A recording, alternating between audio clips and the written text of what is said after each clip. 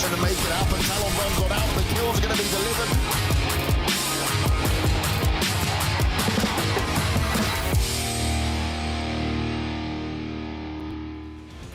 Welcome to day 2 of the PUBGMOBILE EMEA Championships. It's day 2 here, and we are ready to rock and roll again to see our 16 teams go head-to-head across 6 games. It's a long and testing day for many of these teams, but we get to watch all the action unfold and see who will be at the top of the leaderboards today, and will they be at the halfway mark, which is a big deal for all these teams. Now is their time to shine, and 2 guys that always shine by the side of me, maybe just because the weather's hot, is Froz and Matty, as we are here ready to do this once again. And yeah, you're looking fresh as well. I see you just like brush your shoulders off, boy. You know, it's midsummer after all. There you go. Yeah. We're out here in Sweden celebrating it. This is my first midsummer, you know. You guys are used to this. Yeah, I mean, we have the midsummer in Finland as well, so definitely nice to be here in Sweden and, well, enjoy the Swedish midsummer instead of the Finnish one.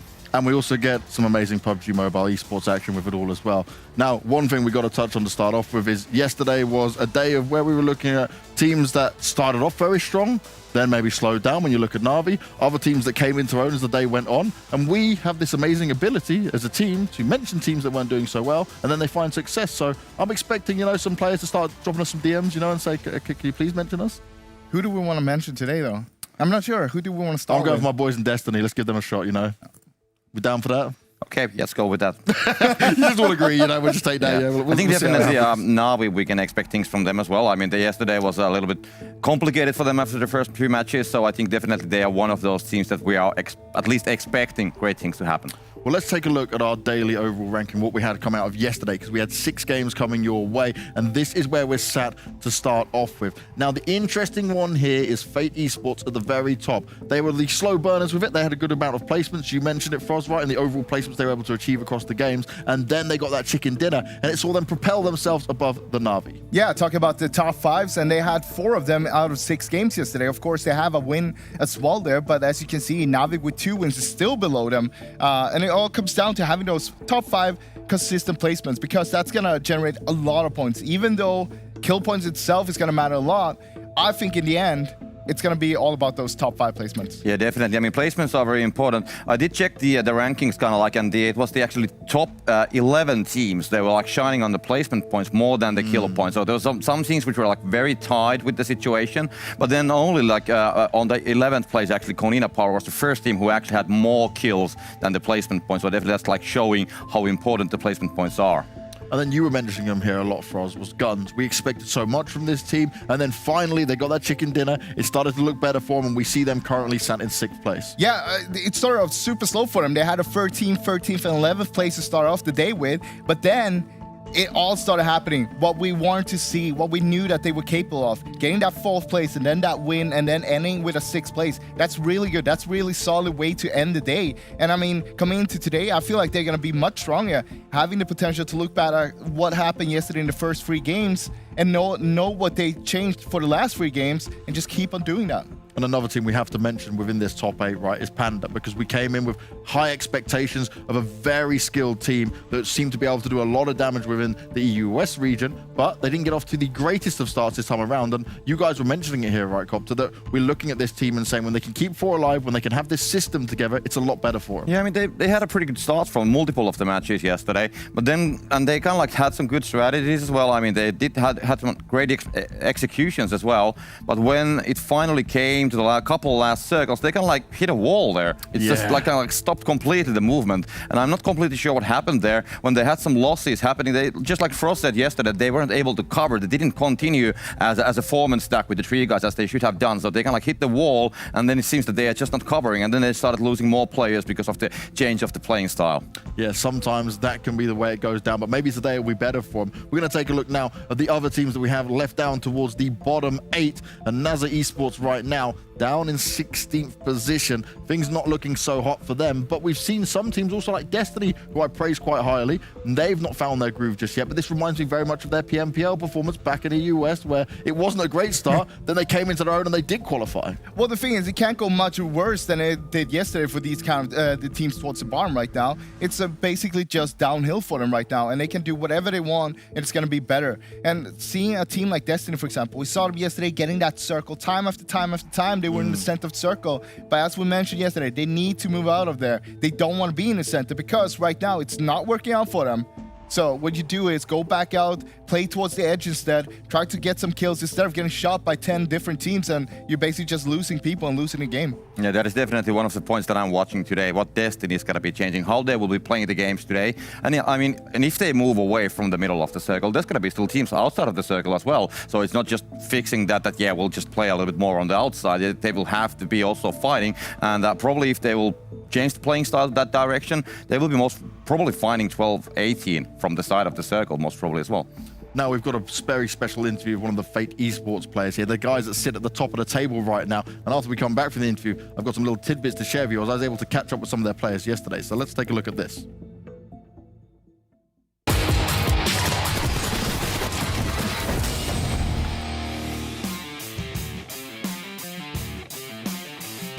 السلام عليكم ورحمة الله وبركاته أعزائي المشاهدين. معانا حريف من فريق الفيت اي سبورتس، واحد من الفرق المتأهلة معانا من بطولة البي ام بي ال اريبيا، ومشاركين معانا في بطولة الاي ام اي اي تشامبيونشيب. حريف خبرني والله كيف إحساسك بما انك مشارك معانا في بطولة الاي ام اي اي تشامبيونشيب وداخل وتتنافس مع أقوى فرق موجودة معانا في الريجنات الثانية؟ أول شيء مرحبا، أنا حريف من فريق فيت اي سبورتس الاي جي ال بالفريق. طبعا إحساس جدا جميل إنه بعد ما تتعب 2.5 سنين لحتى تقدر توصل هاي المرحلة. أنا شخصيا لي 2.5 سنين بحاول وببدل لعيبة بدخل لعيبة لحتى قدرت أوصل لهاي المرحلة اللي هي اليومية. طبعا جهود مشكورة للشباب والعلامة الفارقة كانت اللي هي الكوتش بيل، صراحة ساعدتنا كثير وغيرت تفكيري بشغلات كثير، وإحساس صراحة لا يوصف.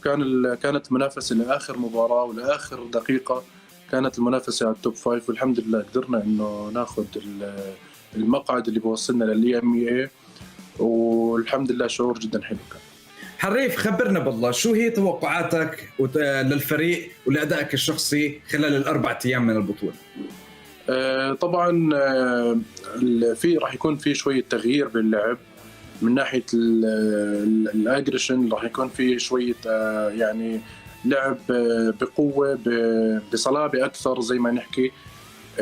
ما راح يكون في تحفظ لأنه صراحة هاي البطولة بتعتمد على الكلات أكثر مش على المراكز، والستايل اللعب الأجنبي غير عن ستايل اللعب العربي، فيها بوشات أكثر، فيها يعني حماسية أكثر.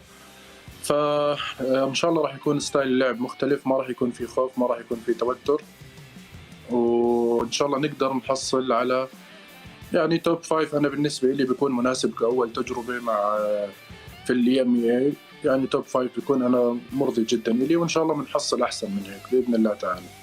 هلا الفيت اي سبورتس لما بنطلع عليهم كانت لهم بدايه صعبه جدا في البي ام بي ال، عدم تاهلكم لاول سوبر ويكند، بس لما شفنا الشباب الفيت من الاسبوع الثاني من البطوله ان كان من السوبر ويكندات لما وصلتوا لنهائي بي ام بي ال اريبيا وبرضه فاجاتوا الكل بادائكم. فايش التغيير اللي صار في الفريق، وهل ممكن نشوف نفس الاداء اللي شفناه في نهائيات بي ام بي ال اريبيا في بطوله الاي ام اي تشامبيونشيب؟ تمام. بالنسبة للتغييرات اللي صارت صراحة أنا رجعت للروستر القديم اللي هو مكون من راجنر، ليث، عيساوي وأنا. الخربطة اللي صارت إنه دخلت أكثر من لاعب على الفريق، كنا 6 لعيبة وصار في تبديلات كثير، وهالإشي أثر كثير سلبيا على الفريق والأداء تراجع وكان يعني متراجع بشكل ملحوظ من الجميع.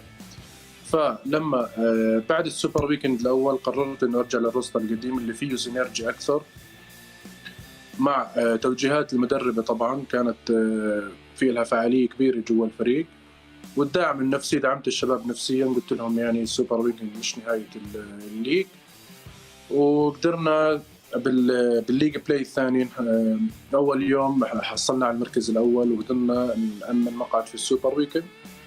ومن خلال هذا الدافع لما حصلنا المركز الأول بالليج بلاي وتأهلنا على السوبر ويكند عرفنا إنه الفيت القديم رجع. فهي شغلة السينرجي والروستر هي اللي كانت سر إنه نتأهل للإي ام اي.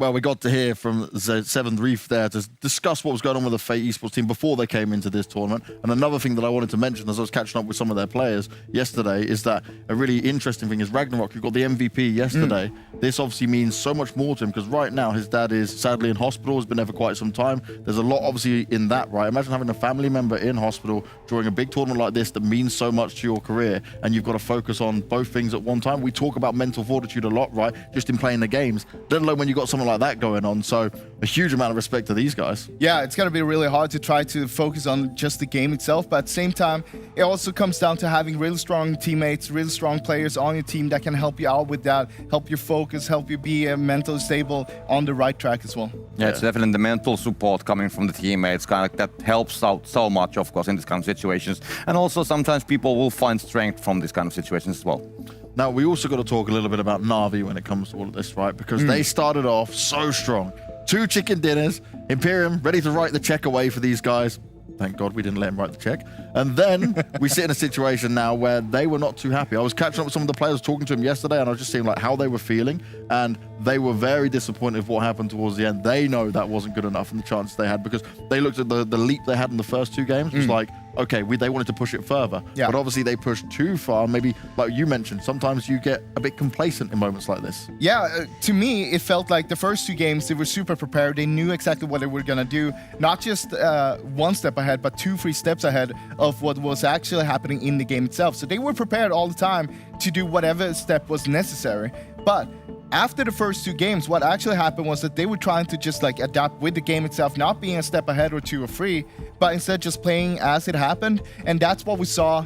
They weren't really prepared. They didn't know what was happening and kept on losing player after player because they didn't do these kind of small steps like scouting ahead, looking what's actually happening. Instead, they would just bombard it straight away and just lose players. I think the first 2 matches which we saw getting the chicken dinners, they had those very long rotations coming out of the blue as well. They actually spent a good amount of time on the blue, and they came on the edge, and they didn't lose any members on the rotations there. So they got to the phase 3-4 with the full stack, not losing anybody. But then on the later matches where they didn't succeed, they were losing players on the first early rotations. And when they finally got to the circle, they found a different team like Panda or somebody who was like very aggressively welcoming them. So definitely, I think the kind of the initial rotations, and also it's about the circles as well. It wasn't just on their side anymore after the first 2 matches. So I'm very excited to see how they will be like getting around this issue. Well, we can take a look at some of the map stats we have here from Na'Vi as well, right, to understand exactly how those days panned out for them. Because one thing you'll find very interesting when you think, was it the 18-point game they had to start off with, right? 18 kills. 18 kills game in there, right, when it came to Erangel. And then in the end, you average out 3 overall because of how badly the other games go. That's a telling sign to how they did drop off for these guys. Yeah, and I mean, that kind of stuff does happen, though, especially if you have a really good start. I mean, a good start like that, having 2 wins straight away, it almost can only go downwards. It's hard to keep that up and keep it going. And because of that, now it's gone down so far, that can only go up again. So we're looking at the roller coaster effect, yeah? Okay. Yeah, I mean, the amount of kills, of course, those first 2 matches, they were just perfect. But then also later on when we had them, well, kind of like suffering those players, there was some good moments definitely on the games as well. I mean, it wasn't only about the bad things happening on the last games, but just missing those couple, 1 or 2 team members on the last circles, that kind of like was the difference. So if they can do the rotations well, if they can get those 4 men, let's say phase 4 and forward, I think they will do fine. But if they will lose players and they don't like adapt on the situation, that they don't have that firepower which they're used to have, it could be a problem. One thing to also remember about yesterday's Erangel game is that the second one was a military island ending, and the third one was actually ending on the north side of military, on the main island. So it was 2 really rough circles to end the game with on Erangel games. The first one was a pretty normal one. So in terms of that, not being able to adapt to that means that it's going to be rough if the circle keeps on going down there and you're one of those teams like Na'Vi being up in North George, starting to loot there. You have a very long rotation route from the start. So you need to figure that out. What is actually going wrong? How do we work that out for today? Yeah, and just like we have Fate on the leaderboard as a first team on front of them, they were actually coping with those circles pretty well. They had the cover and they did find those nice places, and they actually made it all the way to the last circles on the matches as well. I mean, so that's kind of like how the Fate, even though we spoke it yesterday, they kind of like, first they had the circles and then they started the aggression. So it's a little like a vice versa situation with Na'Vi. It certainly is. But when we're talking about Fate and Na'Vi at the top of the scoreboard right now, I want to take a look at a head-to-head we've got here between Ragnarok and Tixi coming in here. Because Tixi, he started off really strong, right? Yeah. We spoke about Old Boy being like the key face of this team. Well, Tixi came through and said, you know what? I'm going to step it up beyond belief early on to show it. But Ragnarok here, right? Not only we spoke about the situation with his dad, but this man got the MVP for yesterday, and you know he'll be looking for that again today. I mean, you can look at the efficiency. Ragnarok has actually a little bit less damage than Tixi, but still has more kills than him. And Tixi, of course, he had 11 kills in the first game, which is just mentally. In total, Na'Vi had 34 kills yesterday. So 1/3 of those kills came from Tixi in game 1. Yeah, usually when you get like double-digit kills, you're gonna be very happy. Like on a one day, but on a single match, getting those 11 kills, that was like a huge performance, of course, from Tixi there. And I mean, this graphic is just showing so well what are of course the strengths and the weaknesses. But I mean, still they are shining almost on the same segments, both of the players.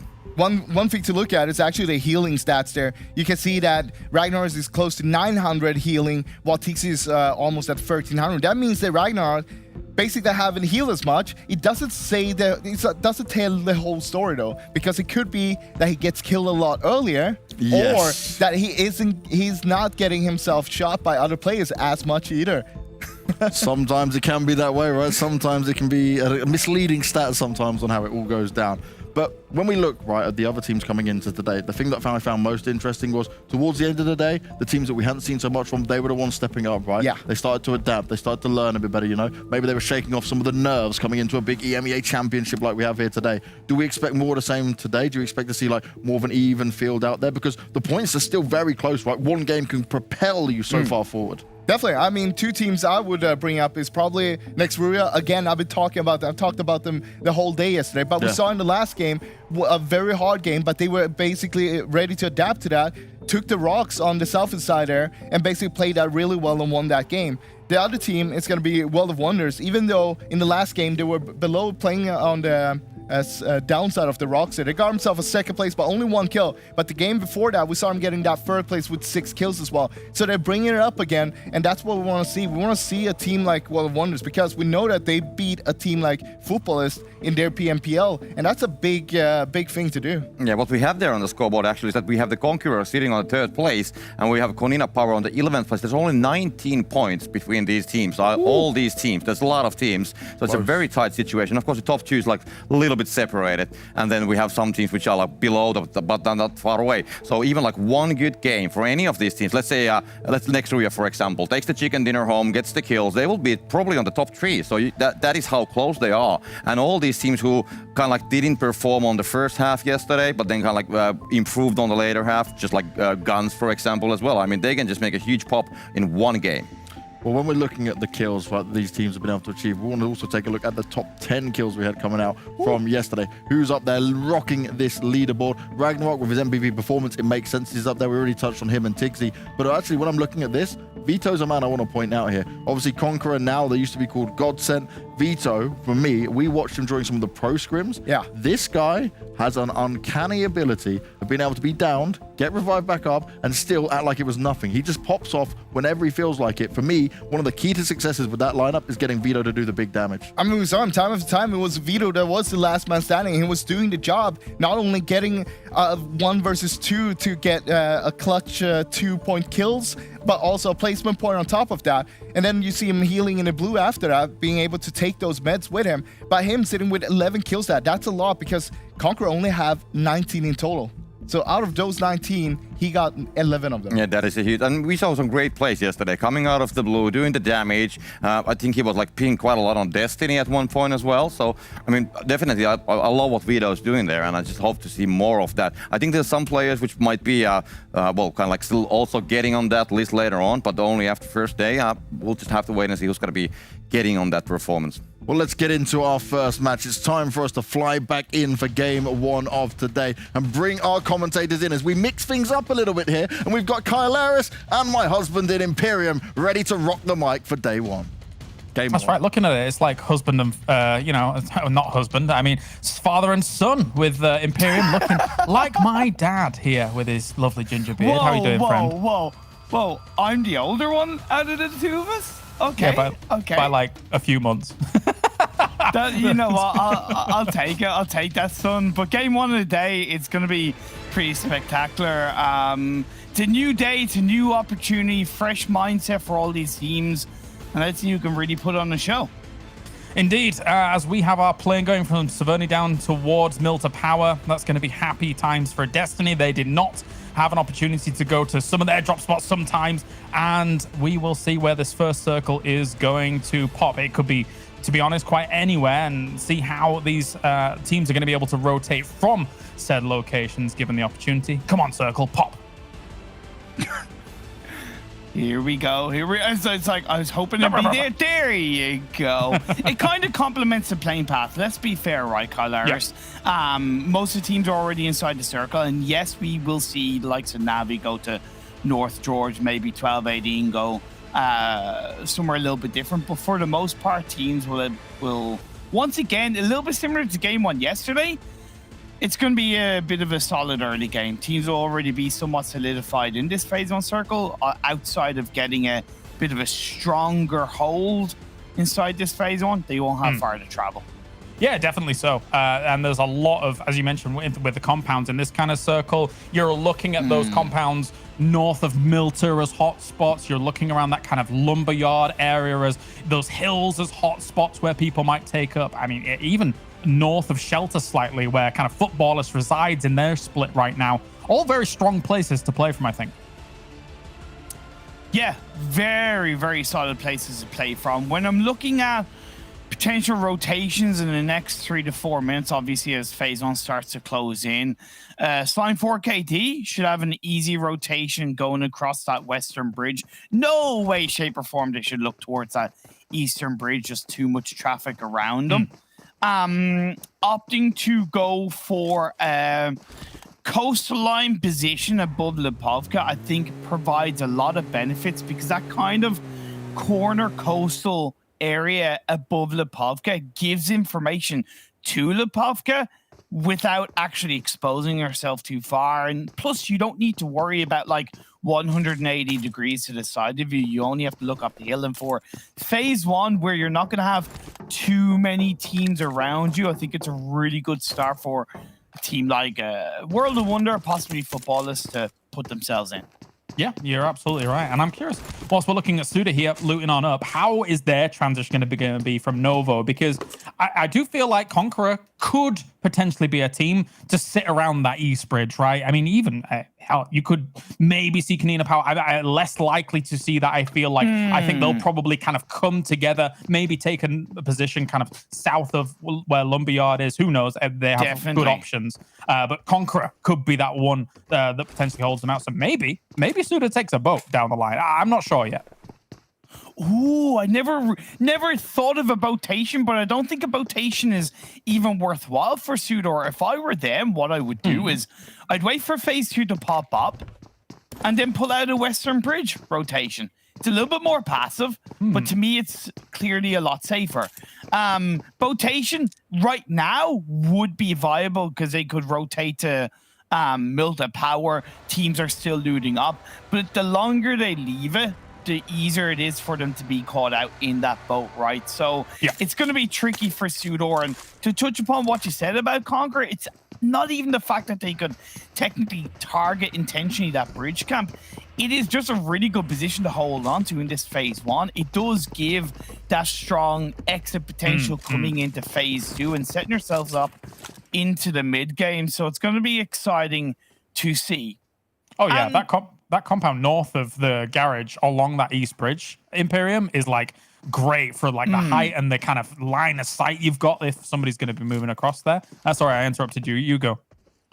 No, you're cool. You're cool. I just kind of wanted to talk about Conqueror a little bit in terms of the bigger picture of them coming into major tournaments. And yes, it's an evolved roster now compared to, months and half a year ago. But I've always felt that with the volatility of their consistency, that they've come into finals of major tournaments, or even major tournaments as a whole, starting off on a little bit of a poor note, taking a couple of days to really feel themselves out, get that consistency on board. Day one of the EMEA finals, third place with a chicken dinner. That's one of the best starts I've seen them pull out in a major tournament. Now, can they keep it up? I actually have no doubt, because one of the things that they're lacking on in my eyes is kills. Only 19 kills. That's 20 below their placement point amount, and it's the only thing that's really stopping them from getting into second. So I really think that they have even more to offer in this lobby against the teams around them.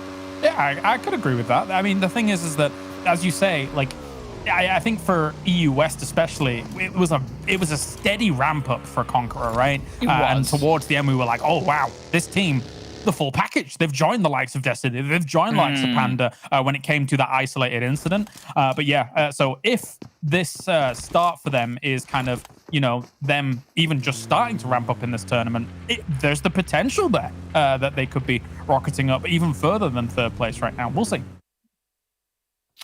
Destiny, they dropped in Severity, their normal drop spot. They're now going for a 2-2 rotation with 2 inside the circle, north of Yasnaya, 2 outside the circle, outside of Kameshki. For Unique, they land in Lipovka. It's really important that they set themselves up as either a full squad 3-1 or a solidified position sooner rather than later, because we're over halfway through the phase 1 closing in. Teams are going to be wrapping in around them. If they're still trying to find a spot coming into the end of phase 1, it's quite obvious they could get caught out, 1 or 2 players alike. So I'm a little bit worried about Unique and how slow they've been to get into the position they want to. The exact position, right? I mean, there's some validity to some of these spots around the sides of Milta Power. I've seen past tournaments where people can actually make that work to their advantage, but unless the shrink is maybe going towards the north of Milta or mini Milta Power, that then becomes a little bit more precarious because rotating towards the west side of this circle with the barrier that effectively a lot of the teams are setting up, yeah, you're right. It can be very difficult. RICO Infinity, going through the north of the river. They dropped outside, basically in between Zarki and Severny. It's a familiar drop spot for them, so the pathing line coming into this phase 1 won't phase them too much. Navi, they went to North George. Similar to kind of a military island kind of rotation. It won't be too hard for them, obviously a little bit easier.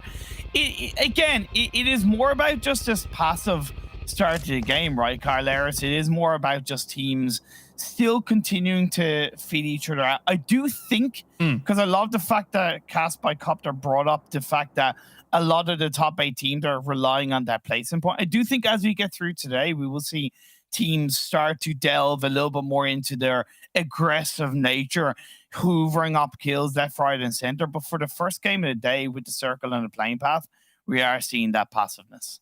And a very favorable circle for the majority of these teams. It doesn't really screw too many people over and go hard east or something like that. So plenty of land to work with. The teams on the west are going to be able to get in quite nicely. And a very relaxed rotation from SUDOR as well, being able to just come over the bridge and chill. Not too much in terms of threats in that regard as well. So this has been arguably one of the most chill second circles I've seen in a long time. I think everyone's going to be able to find a place. Yeah, and I would argue that maybe 1 or 2 too many teams committed to that eastern side of the phase 1 circle, right? Where now they're kind of getting stuck in the traffic of that shift to the west as Conqueror are repositioning, Konina Power are repositioning. SUDOR have been able to benefit based on what you just said, crossing that eastern bridge. Fate are following suit. But the traffic in between Farm and Milta will start to get heavier and heavier as they opt to try and look for the compounds that they want to hold down in this phase 2. Yeah, definitely. When I look at circles like this, I'm always thinking to myself, take the compound that's safe from SUDOR just took, take where Conqueror is right now. These are very, very strong compounds for this start, and there's not, it's quite easy to be able to hold on to them. There is one slight threat to the one that safe is in, which is that if GUNZ take that high ground above them, then that can be a bit troublesome. But you see in SUDOR here, looking to reinforce, looking to secure this location, because it's a very powerful one. Nearly 11 minutes into the game, and we haven't had one single solitary kill. We started this game with 63 players with the full 16 teams, and we're still seeing it right now. It's just a little bit surprising. However much I've highlighted that the pessimist is in play based on the circle and the first couple of phases of circles. And World of Wonders, right? Mm-hmm. They had 6 of their kills in one game, and they're lying on a total of 8 kills in the first 6 games. The only thing I've put on my notebook about them is in all caps, need more kills, because that just isn't going to stand, right? It's just not going to stand. Get all the placement points you want, that's great. But if you're not able to pick up those kills, or if you're not able to balance that out with a hefty amount of kills, you're going to hit that brick wall, right? You're going to hit that plateau. Yeah.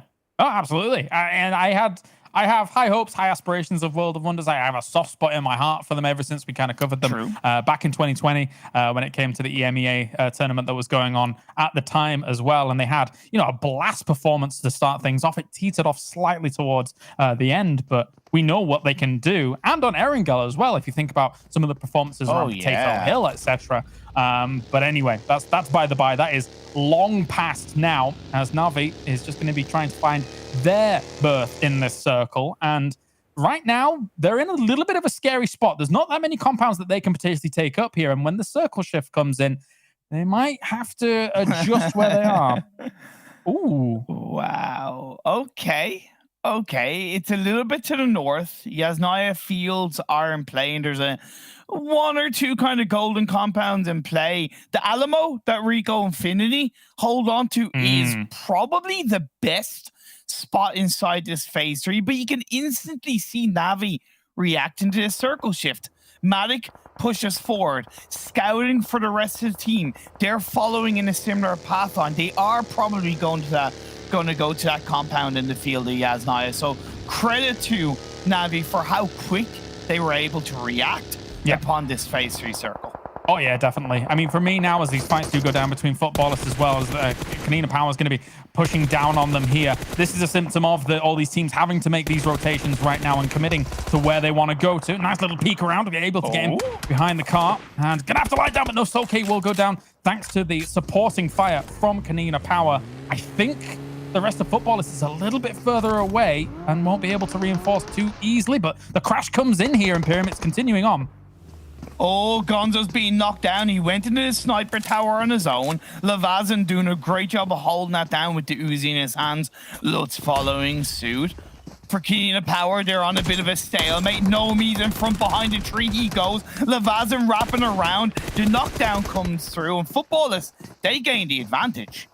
Yeah, they did. Konina Power here. You have to be walking away with your tail between your legs, or you might even lose everything you do. Oh, no. A great little spray coming in to finish things off on towards that smoke location. And even the pickup on Soke. Oh, wow. Futbolist.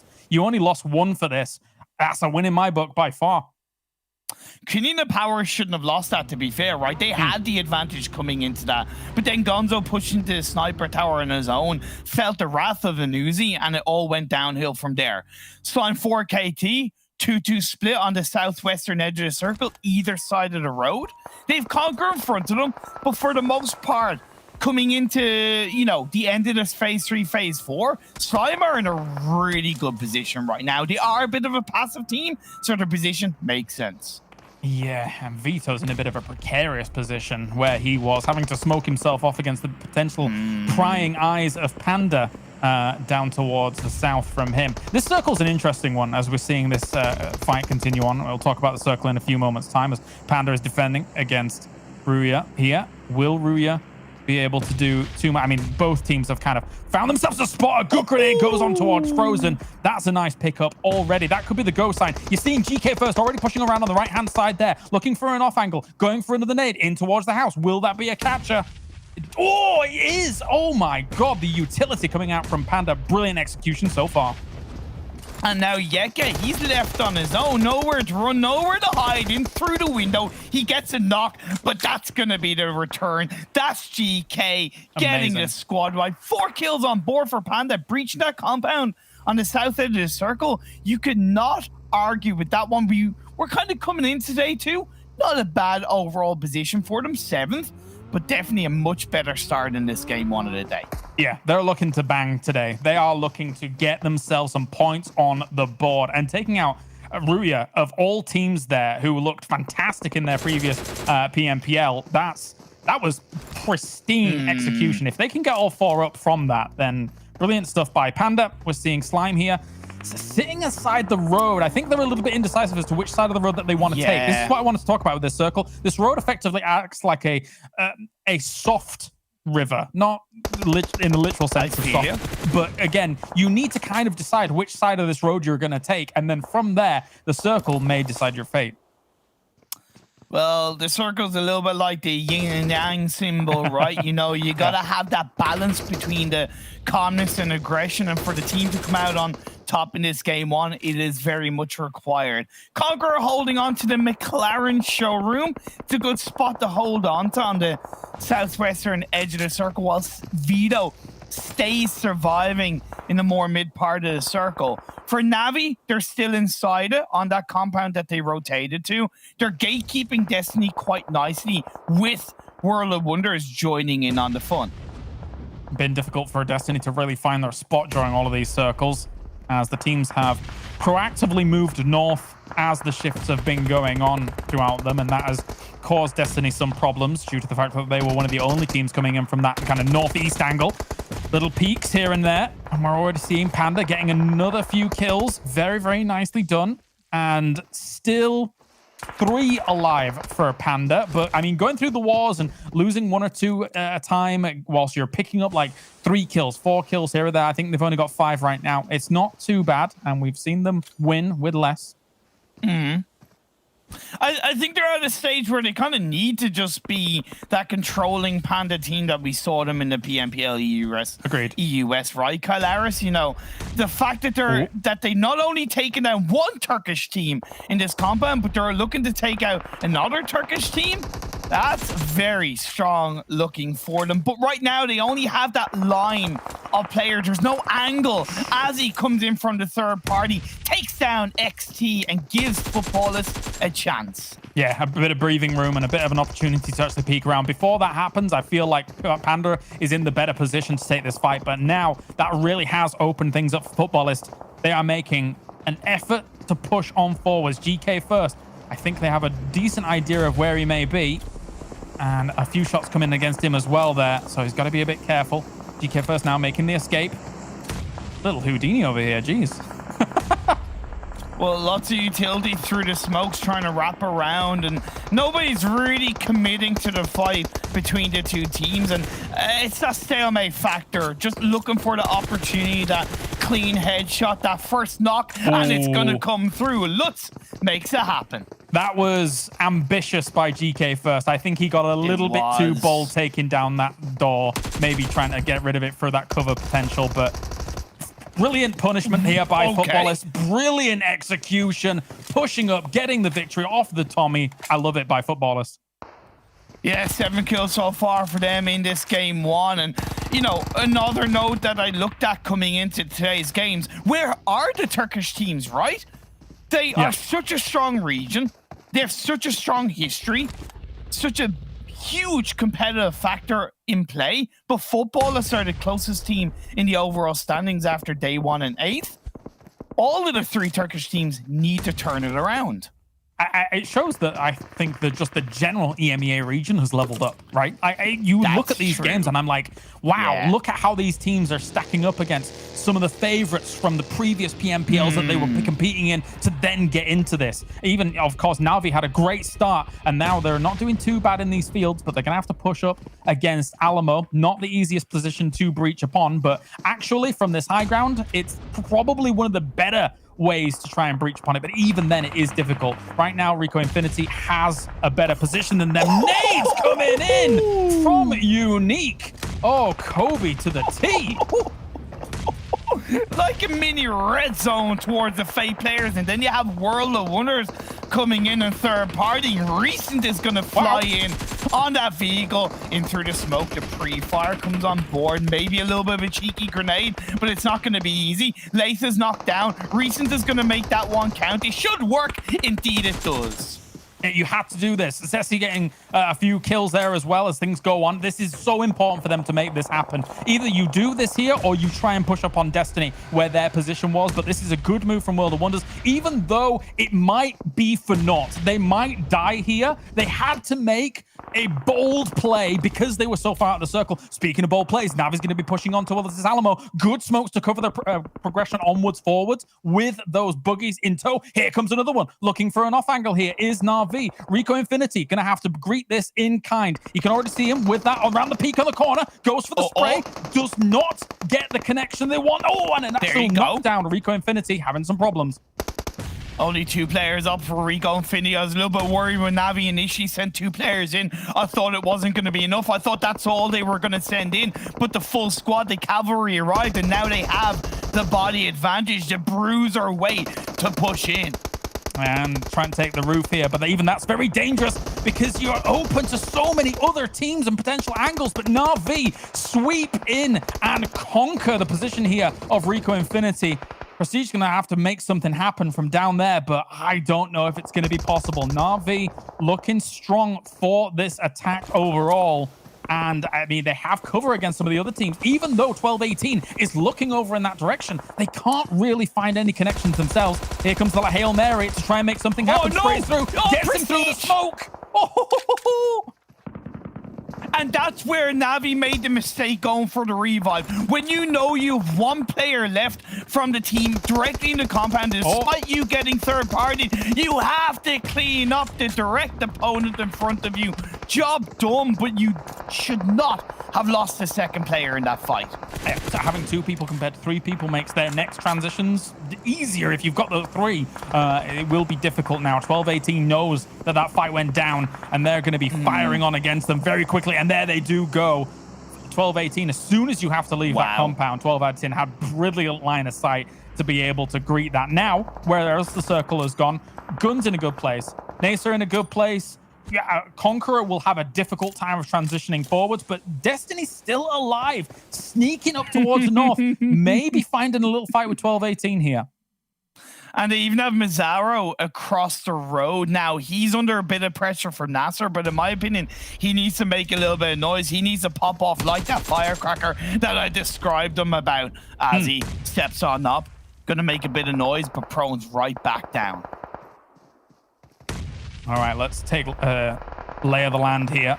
We have a very open downward slope from this road. Smokes are going to be important. Thankfully for Frags, they have a few vehicles still alive, and they're making good use of them, moving them up to that little shack that they did see. And the return fire goes down as their attempt to be shot at. Taking out Conqueror as well. GUNZ moving up. Very, very nice little position that they've got here. If they can hold on to that, it might be the game-winning location.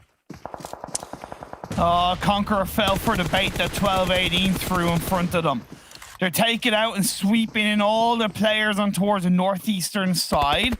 And now as they look to, of course, get across the road, Tulika has pushed in. But is that a little bit too early from 12-18? Is that a bit too much of an early push? Will they get caught out for it? It's a good question right now. Looking at NASR's position, actually, I think that this is amazing for them. They have cover against where 12-18 and Destiny currently are and are able to fire down at GUNZ. Still 4 alive. 12-18 using good positioning of these vehicles once again. Chulik is going to be moving up, moving on towards Destiny. This is big. If they're able to secure this position, this could lead nicely into the next circle. Looking for a nade through the window. Will it? Throw it. It was so perfect before. He didn't know. He goes for it. It catches anyway. And then pushing on against Mizzaro. I don't think he knows he's there. Peeks around. Gets the spray. Oh, he's going for the spray through against Mizzaro. He doesn't quite catch him just yet, though. Mizzaro is still alive. He's still alive. He's still alive. But as the smokes disperse, his position is exposed. The rest of 12-18 are also joining in the backline, even getting the revive onto Zekanafor. That is a little bit bold, but I can't help but respect it. Does Mizzaro have a nade in his hand? Big question. NASR Gonna move on up now here. I think they have to third party this. I think you just get involved once you hear the shots coming in once again. There's the run over attempt and tries to get him. Mazzaro actually takes down Tulika, knocks him down. That's going to force the revive. They do clean up Mazzaro, but now for NASR, it is go time. Bring the fight to 12-18. Tulika's knocked down, Zakanafor's knocked down. It is just one left up, but the revive's being pulled off. Oh, and he's going to go for the extra spray, and that is going to be a very easy cleanup for them. They get the victory. Brilliant stuff. 12-18 goes down. NASR with a good, strong victory, considering that position that they had on the east. There's not that much cover, but the terrain and the way the hill dips up acts as that lovely bit of cover for them to ward off the rest of these teams. Wow, what a way to kick off day 2 of the EMEA finals. NASR Esports, such a rich history within the PUBG Mobile competitive scene. A name that has just bred life into the MENA region. But coming into day 1, there was no life in them, right? 19 points across the first 6 games yesterday. And then today, 14 kills, 29 points in total. How's your father? Good start from NASR. Yeah, if you're looking for a step up, that's the one that you absolutely need. That's going to be propelling them up the standings here. So great stuff by NASR. I do have to say, though, as well, Imperium, for 12-18, I mean, they already had 2 second places in the previous day. So to get another one here, I'm thoroughly impressed by 12-18, who in some of the past tournaments haven't quite been like oomph for me. But this one so far, very nice start. Yesterday's games were, to me, the most consistent across the top 4 or 5 teams, to be honest. The way they pulled out some pretty massive performances. It's games that they didn't do well in were a little bit flat in terms of 0 and 1 pointers. But again, you talked about it. The second place yesterday, the second place today. Keep it up 12-18, and you should be looking for that first. Yeah, they'll be looking for it here with this consistency. Well, gentlemen and ladies, we are going to go to a short break. And when we return, we're back at the desk with Froz, Copter, and Banks. Don't go anywhere.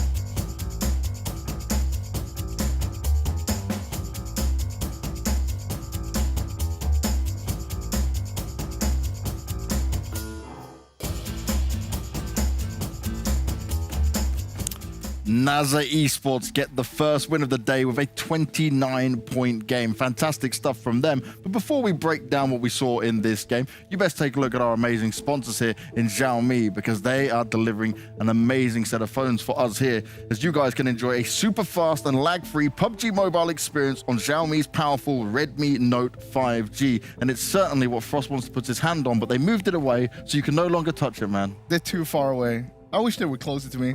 You just like Magneto them to yourself, you know, go on, bring it in. Right, we'll try again not after the working. break. We'll try it afterwards. But you know who did Magneto themselves throughout the game? It was the players on NASR. They magnetoed their way from 19th and probably skyrocketed up quite high. I haven't obviously seen what the overall standings will be for them, but we keep talking about teams down at the bottom, and they're finding success. They're finding ways to get it done. I mean, it was only a downhill yesterday for them, and now uphill. I mean, now it's just downhill for them. Them getting that win, that is super important for them because, as you mentioned earlier as well, Copter, that is just gonna propel them up in the leaderboard because it was super close towards the bottom of it. Yeah, it was good result, definitely getting the, of course, the placement points, but also getting the kills. They kind of like managed to stay, I wouldn't say safe, but I mean, they had like smart positioning on the last circles. They didn't like run into any huge situations. We saw multiple teams getting destroyed on the all the other sides of the circle, but they kind of like stayed in a safe place. They, of course, defended the area as well, but I mean, definitely they had a great game, and it really showed. Well, let's take a look at the overall standings, right, and see how all the teams have done throughout the opening game here. So NASR right at the top, 1, 2, 1, 8. Just below them in their guns now, though. You mentioned again, as always, for us, they're starting to find their form. And Destiny, finally a game where they can start to say, okay, look, this isn't getting so bad now. Well, it's only one kill. That is the problem. But it is a step up to actually get that third place and get those placement points. It is a step forward, and that's what you want to see. And what we did see was also that they didn't just bombard the middle. We saw them when they got the circle, they were pretty close to it. They started playing more of the on the edge side instead. And that's what you want to see because that's when they can start creating something. It's almost like they listened to you guys doing your analysis, you know? They just took it into their game. Maybe more teams should. Maybe. I don't know. But Navi on the 5th place as well. I mean, they got the top 5s yesterday as well. They got the chicken dinners. Kind of like an average game, I would say, more or less for them, but definitely like keeping themselves still there on the pretty good place on the scoreboard. If you look at Tualitino, another second place. This is the third second place they've gotten so far. 1 4th place as well. Still no victory, but again, those top 5s. Yesterday, I mean, without those, without a win, they were still on 4th place coming into today. And if they can keep on doing this, even though they don't get the wins, they still get a few kills here and there. They still get those top 5s. It's going to be good for them. It is going to be very good for them. We're going to take a look at the second side of this as we go down and look from 9th to 16th from Panda, just outside the top 8 this time around, but still able to pick up some kills. And one thing you noted, Frost, was that XTI, he's now into the action. We've seen Kato come out. Yeah, Kato was playing all of the games yesterday, but today we see that XTI is coming in, and it feels like they changed up their playstyle a little bit. We saw them with a super aggressive playstyle early on there, crushing into the junkyard and making sure that they wanted to take control over that straight away. They wanted to have that for themselves, and they took out next Rüya in Circle 2. That is not something you normally see, but Panda, they were determined. They knew that this is a compound we want to play from. We want to hold this. And it doesn't matter if a team is already there. We're going to try to take it. Yeah, the whole fight with the Panda, of course, with the next Rüya. I mean, they were crashing the compound. They had the kind of like, it was actually taking a little bit long time, but still they managed to get that one. But that meanwhile also Futbolist and like scouted that one. We want the third party that one, and they came to the scenery as well, and that was the end of them. But definitely we can clearly see change on the gaming style here.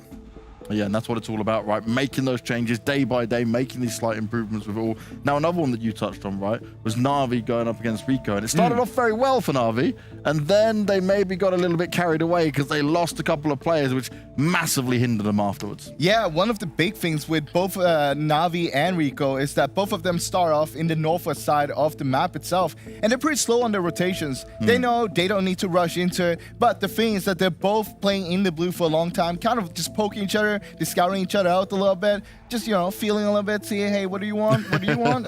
Nothing, not yet. But then we saw, of course, RICO taking that compound. Na'Vi wanted to crash them, and what they did was they crashed it in a really good manner. They did it really good. In terms of what they did was not just forcing themselves from one side of the compound, but what they did was that they surrounded the whole compound, and they herded RICO into one house, and from there they knew exactly where RICO is going to be. They don't need to cover their surroundings, and they just need to focus on one spot. They can start using all the utilities into that house as well, and that's what we saw happening. Yeah, I mean, that situation was definitely very nice. I mean, the execution was good. Of course, there was some changes, and in the end, both teams didn't get away from that location anymore. So I think that the circle shifted at the same time towards the south, so it took a little bit longer time probably than they expected. And then kind of like they lost the momentum on the rotation at the same time. So it was a little bit unfortunate. It was definitely a great try from Na'Vi and both from RICO as well. I mean, there was both teams had a chance to win that fight. But before that, actually, I mean, the circle shift, the rotation, or the changing of the circle going on the south, that was a little bit complicated for, of course, for Navi, because when they kind of like engage on that situation, it was forced because they came to the circle and they needed to go to that fight even to get anywhere on that circle. But then at the same time, when they were fighting, the circle shifted on the southern side and then they kind of like left away from it. Before that, I mean, if the circle would have been coming on the northern side, it would have been a great place to hold for the next circle. Now, one thing I also want to touch on is the fact that 12-18, yes, they got away with the second place, but it was almost like theirs to win. But Mazzaro from Destiny, the solo player, was able to get a couple of knocks in there and really change the game for him and massively help NASR at the end.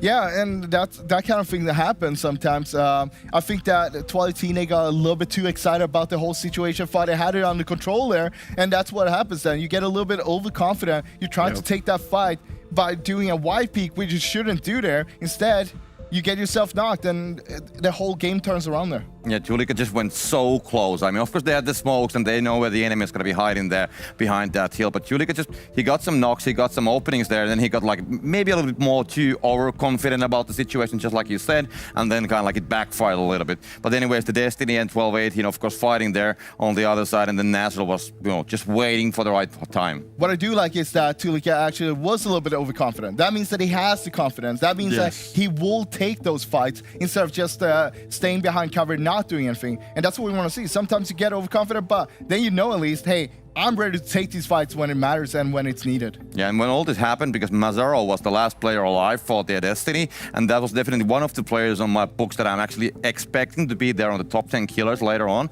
I've been watching that player for a while, and he definitely has like this firecracker moment, just like Imperium likes to call it. So this definitely was one of them, but I still think that we can see more from that player. Oh yes, we certainly can, but I want to know what we want to see more from as well. We've got to start talking about the PMCO that we have here. The PMCO has been absolutely huge when it comes to what it offers here for PUBG Mobile. The Club Open showcases the best mobile PUBG players and squads among the 23 regions across the world. 23 regions is absolutely huge in that. The PMCO is regarded as the gateway into becoming a professional PUBG Mobile competitive gamer. So make sure you sign up together with your team and compete against others in your region. Now, Froz, Copter, we got a 3-man squad here. We need one more player. One more player. Who we getting? How do we get one more player? Easily. I mean, maybe we'll just take Kyle Aris. No, definitely not. No, Froz knows him well enough. Yeah, that's a bad idea. Maybe someone out who's watching? Yeah, maybe someone at home there want to play with us. Someone tweet us, Instagram message us, just hit us up. We need a fourth player to go and enter the PMCO. We probably should check though that we can enter, you know, maybe being talent at the same time, we might be hindered by that. Maybe. They'll be like, no, you can't, you got too much insight. Well, we can play the game and then we can sit here and talk about it afterwards. Yeah. Damn, I was good. Damn, I was good. I got all the insights about exactly everything and what happened. You guys are acting like we're being able to win some of these games, you know. I'm thinking like, we're going to get ourselves handed. Of course we're going to win. I like your confidence. You're always talking about confidence, yeah. You know. You need to have that confidence. It's been a long time since I was a pro, mate. Long time. You're going to be one of those, sitting behind cover, not doing anything. I'm going to be the one over-peeking and just getting myself knocked. And I'm looking at Copter to just like micromanage everything that's going on. I can be the medic. Oh, the medic. Okay, perfect. So you're going to be in the blue healing then. Yeah, Panda mode you're going to go into, right? All right, going into game 2, right? Now we get to see how things are going to pan out a little bit more. We've started to talk about these teams that maybe lower down, working their way up. We got any hot picks of who we're going to look at this time around? Anyone you're putting a focus on going into game 2? I'll let you start, Copter. He's throwing it to Copter. Well, when I was looking at this game, this first game, I mean, 12-18, okay, did get on the top 3, so didn't get the chicken dinner. But I mean, I really like how they approached the circle. They were coming from the western side, like they were actually waiting a long time outside of the circle. I was like phase 3 or phase 4. They were just watching what the others are doing, and they rotated in very late. So I think that with that kind of strategy, it kind of like reminds me from what Navi did yesterday on the first 2 games. So I'm really hoping that these guys can get the second chicken dinner. I'm going to go with Panda. Once again, seeing that aggressiveness coming from them in the early game, that's what I want to see, because they know that they want to take those early points, and no matter what happens, they're going to be able to leave the game with a few points, even if they go out early. Yep. And that's very important, I feel like. Even if you don't get those top 5s, you know, we're not going to have a bad game. But at the same time, you can propel yourself. You can just rock it off and get yourself a really, really nice game. Kind of like, you know, Navi first game yesterday. Yeah, it can go that way. We should also, talk about obviously Fate coming into this, because this first game was less than ideal for them, right? Not the start they would have wanted at all here, but they kind of had a slow start at the beginning of yesterday, so we shouldn't be too worried, I guess, at this point. No, I mean, yesterday they started off with 10th place, 0 kills. So it was kind of similar. Yeah. Maybe it's just fate. Yeah, the circle was difficult for them as well. I mean, they were just holding the southern side. For the first circle, they were just fine. But when it actually hard shifted on the north, was it phase 3? Then they kind of like were having a lot of issues because there were so many teams coming and the whole southern side was definitely blocked. So I think with their usual gameplay, and if you can also, well, starting to get those kills as well, I think definitely they can do huge. Yeah, they certainly could be with it. Now, another thing, right, was Conqueror up here. They have been one of these teams that can consistently get the points in. They're looking very strong overall. But when we're looking at them and what they can deliver in these games coming up, I still want to see more of a change-up. Because what I'm noticing when I'm looking at them is still very much what I saw back at the PMPL. They started off better this time around compared to what they did back in the PMPL for EU West. But I want to see more adaptation. I want to see more change up from these guys. And I think if they don't, coming into, obviously, it's only 4 days, right? They've only got a short amount of time to do it. If they don't, there may be a bit of a struggle coming in.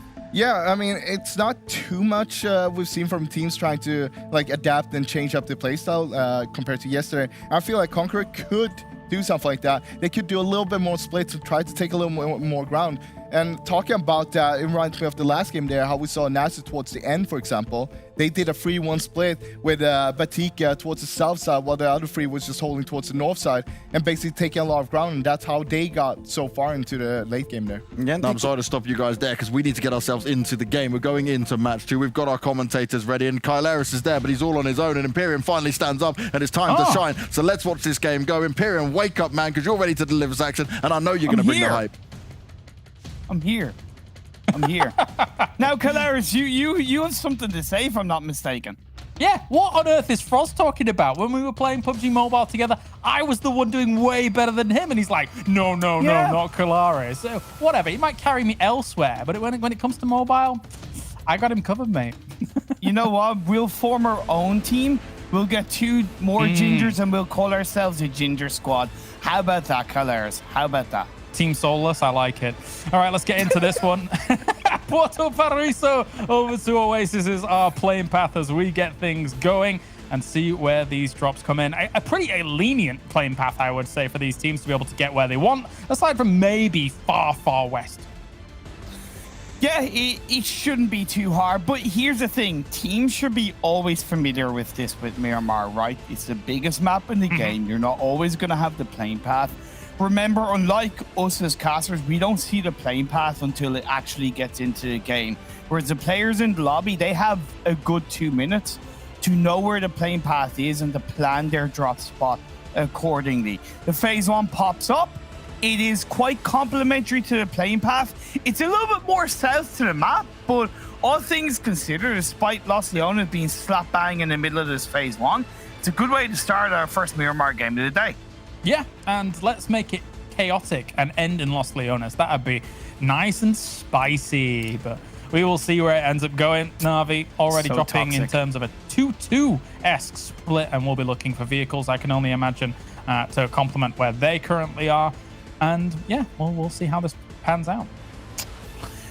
Obviously, teams do have to consider when it comes to later on in the game which side of which half of the circle is really going to be the best way for them to hold on to a strong position in the early to mid parts of the game, because the south half has, to me, higher ground for them to play with, but you can get yourself stuck there if the circles shift up north. So a little bit like what we saw in the first Erangel game yesterday, I think we could see quite a few teams more on the west and eastern edges of this first couple of circles, caveating around that mid part to try and develop that exit strategy coming into phase 2, phase 3.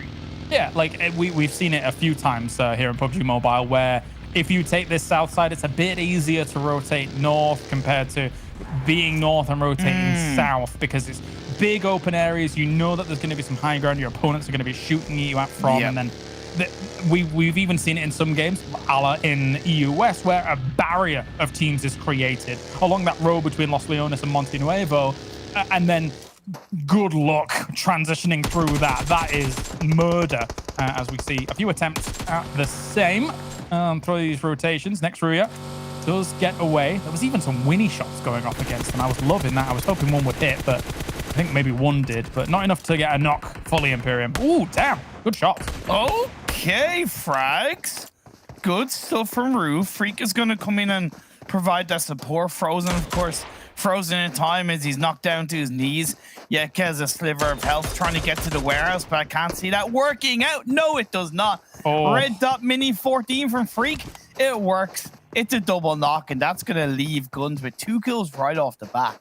Even when you don't have a scope with one of these DMRs, they're still deadly if you've got the kind of control that these guys have. I mean, they're called guns, for Christ's sake.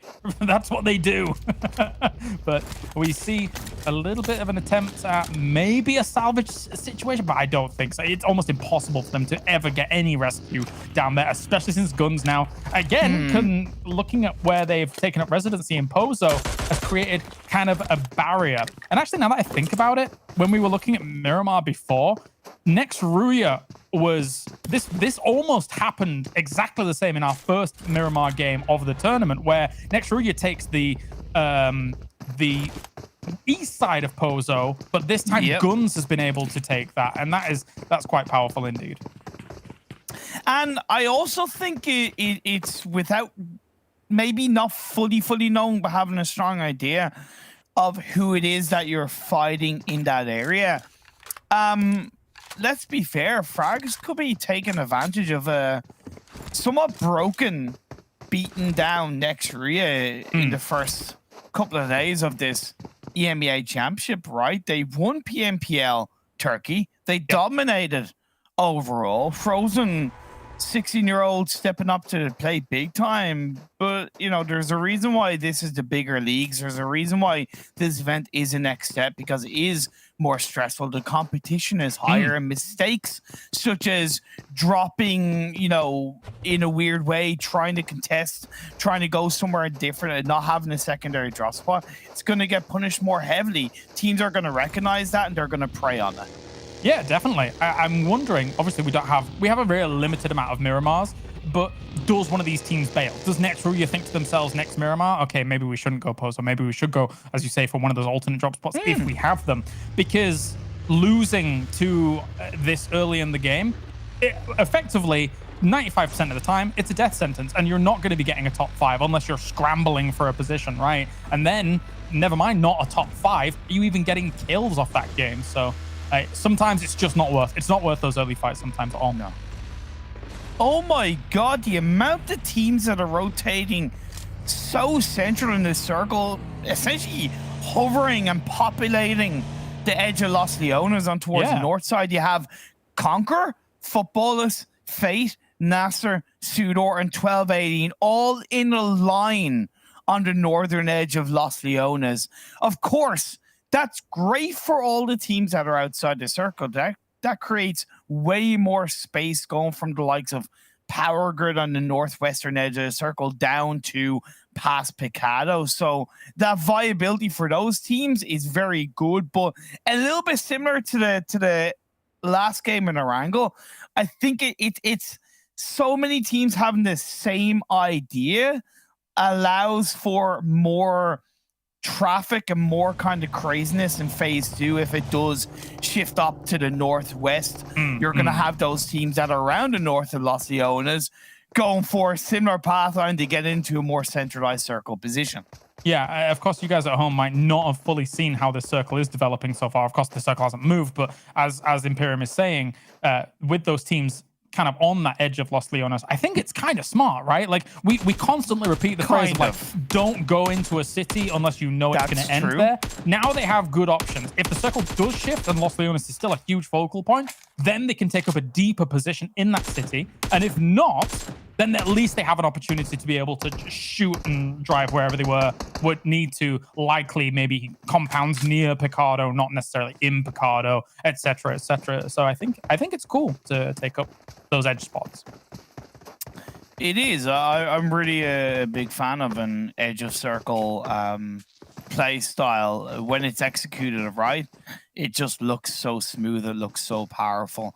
Panda are sitting really nicely inside this phase 1, and it's a familiar spot for Panda on this kind of circle. Going back to the PMPL EUS, they were a team that would go from kind of Valdemar to around this hillside down the south of Vincere. Now, unlike then, they've kind of been pushed away from Valdemar by Konina Power, but by sticking to the same path line, there's a familiarity, there's a consistency so that they can focus coming into this phase 2. As it does pop up, it shifts to the west, and that's the cluster that I was talking about, right? Calaris, that is the craziness now that is on the eastern half of this phase 2.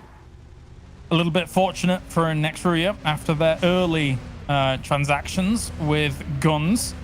RICO Infinity in a good spot as well. And the teams that come out of that Los Leones cluster best, Conqueror and Futbolist, of course, there is still a lot of room to work with in these circles. So I think we'll see some kind of wider moves from some of these teams to get into those compounds, kind of near Picado, etc. But if Futbolist kind of takes up a little bit of a split across some area there, they could control big swaths of area for quite a while, as long as they're peacocking as well, kind of, you know, showing the other teams trying to rotate around who's boss with a few shots. But Smoke goes, next Rüya cannot catch a break. Oof.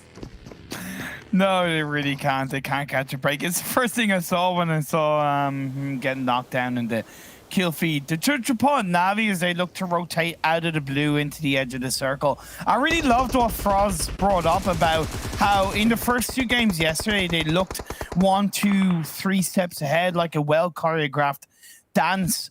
But then afterwards, they were really falling behind. In this game 1, despite not getting the win, they did look a lot more in control of their surroundings, of their position. And if they can carry that forward and add a bit of consistency, that will be happy days for them as Kudor tries to get away. But I don't see that lasting for too much longer. No, indeed. And as you say, you know, with Frost talking about dancing, he knows a thing or two about dancing. Hello.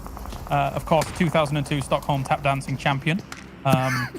As he doesn't like to boast about it. I don't. Are you actually being serious? Oh, 100%. Yeah, 2002's tap dancing champion for Stockholm. He doesn't like to boast about it. I shouldn't have mentioned it on the broadcast, but you know, he sometimes, you know, you gotta give credit where credit's due. But anyway, moving on. RICO Infinity.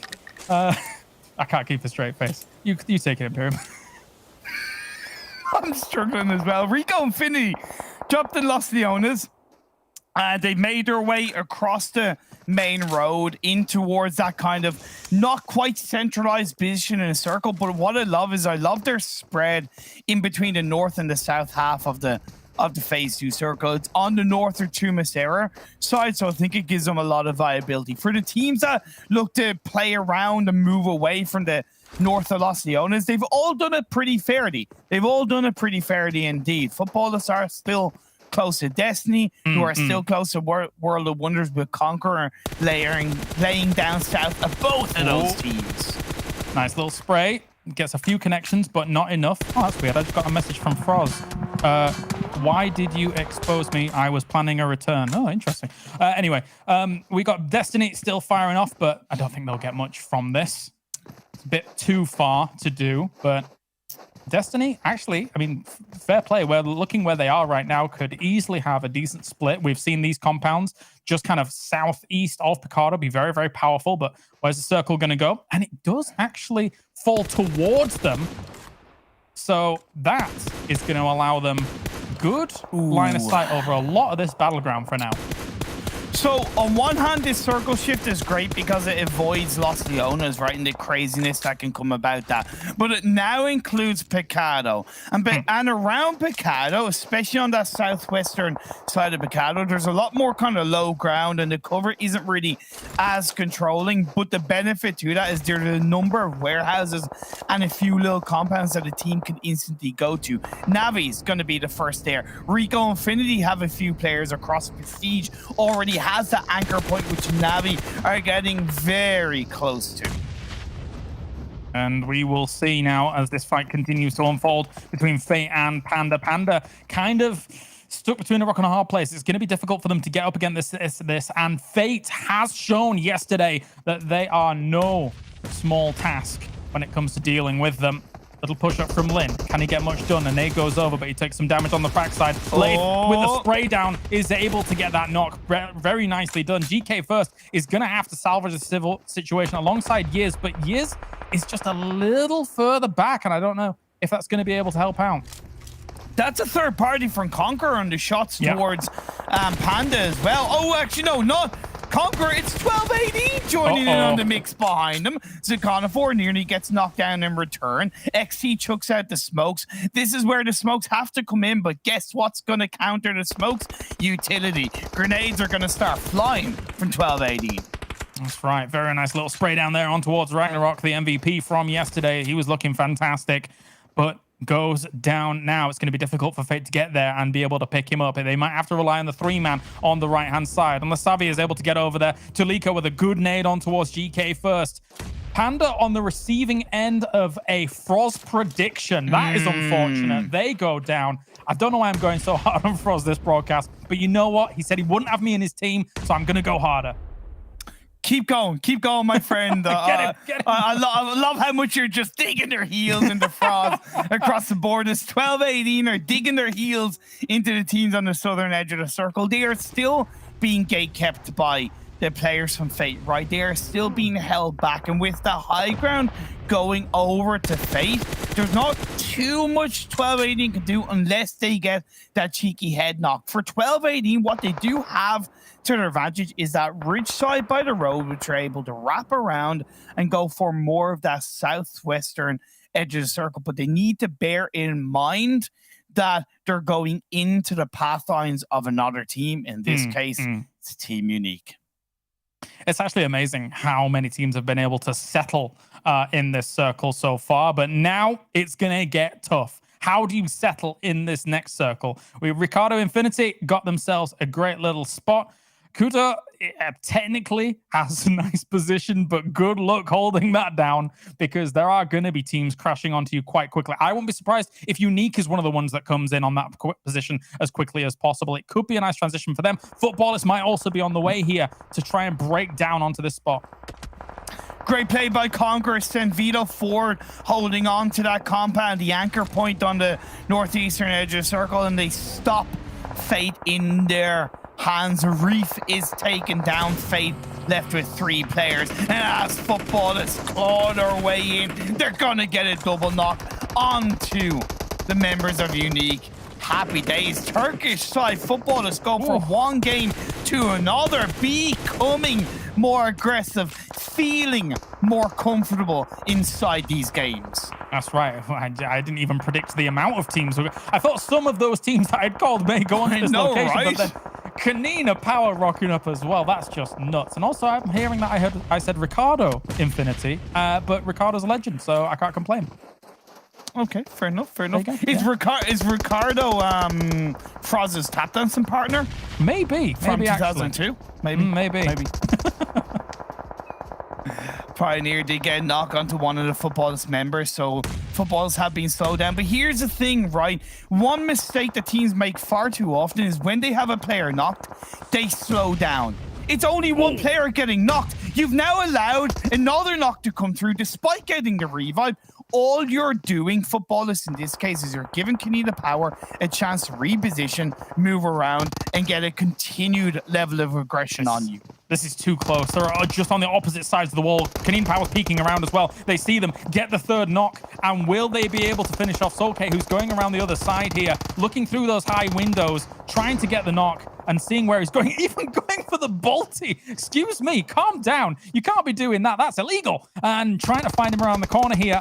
Looking for it. Push together. Don't go for the opposite peaks. There we go. Wide peak. Getting the kill. Bringing down Futbolist. Brilliant stuff by Konina Power. The weird thing, Imperium, is Kuda survives all of this. He's just been a silent mouse in that little building over on the other side. He's a John Cena of this Miramar game, right? Yeah. You can't see me. But for that team fight, it was a great pre-nade coming out from Konina Power. But again, I just have to say, when you get a player knocked down, don't go for the revive. Continue the push. Have the confidence to know that you're still going to close out that engagement with 2 players left up. SUDOR Esports have been eliminated across the board. We're currently looking at Navi trying to take the fight against NASR Esports across the road. But for NASR, they can't stand up, because the second they stand up, Slime 4KT are looking in their direction. Gotta be careful. Definitely careful. It's not the easiest terrain to play as this. It gets quite flat around some areas, and with that, I mean, RICO Infinity still has a good position. Let's see where this circle collapses once again. Na'Vi is going to have to fight their way in. Or, I mean, I'm trying to think, could they make a wide rotate around the east side towards Destiny and try and play that out? Because I think sending it center is just, it's a death sentence, no?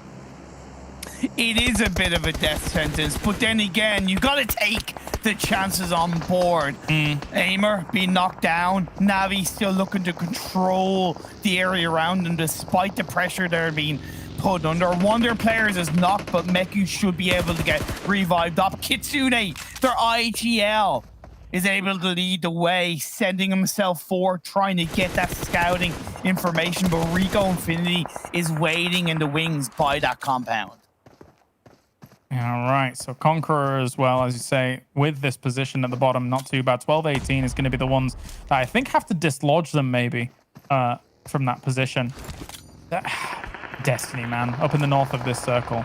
Don't you have this like compunction almost, Imperium, to want them to do well? We saw them do so well in EU West, and it's not quite hit home just yet here.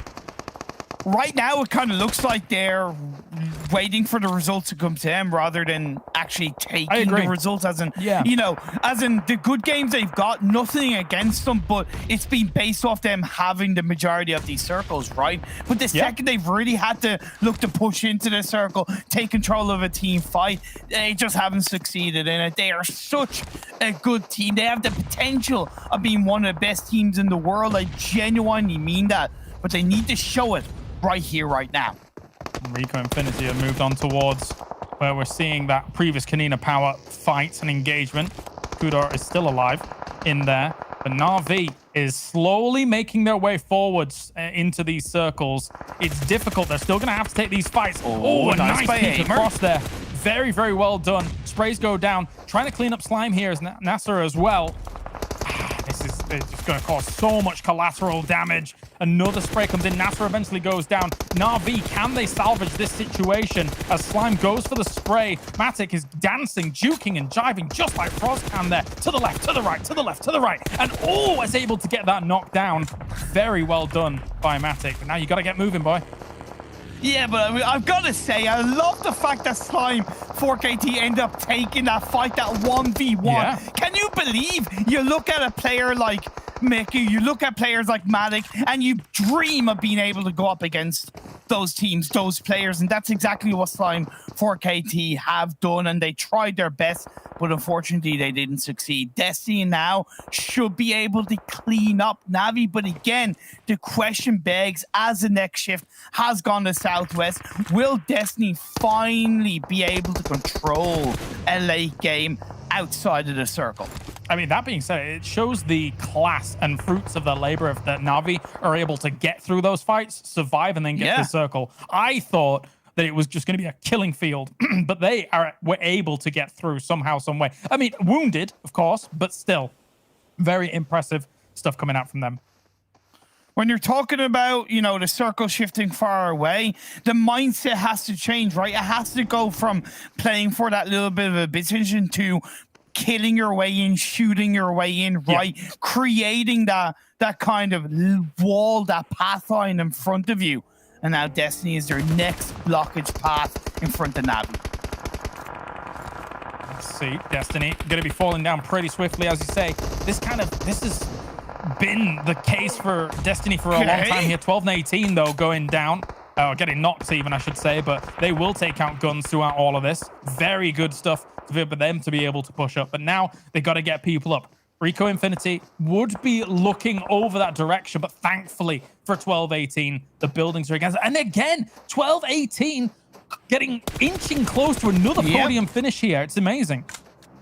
Consistency personified coming out from CIS boys. Looking at the other CIS team of this game, number 2, Navi. They are looking to clean up their players from Destiny. Mishi, who's knocked down, confirmed up. Mazzaro, the only player left standing. We saw what results he could pull out as a solo player, Miramar, in the PMPL EU, but I don't know if it's going to last much longer for now as Conqueror went out. Yeah, RICO Infinity Prestige finds one of the Navi players. Just a little bit too difficult. Tixie in the distance as well. Going to get absolutely blasted from this lobby. And he falls. World of Wonders. Hello, hello. Welcome to the game. Right now, looking pretty good.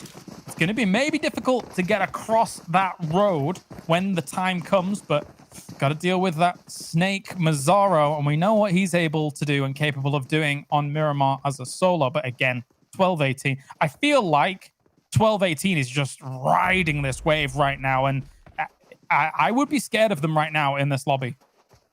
Like, the thing about 12-18 is they don't look spectacularly, like, flashy in the way they play the game, but they just look so stable. And stability in the EMEA Championship, I think, is just that little bit more important, right? Navi started yesterday with 2 chicken dinners, but they fell apart after that, right? I wrote checks that Navi just couldn't cash. Well, it seems like that check might be heading towards 12-18 if they continue with their consistency. You might have been right about the region, at least. Yeah, this is true. True. This is not bad.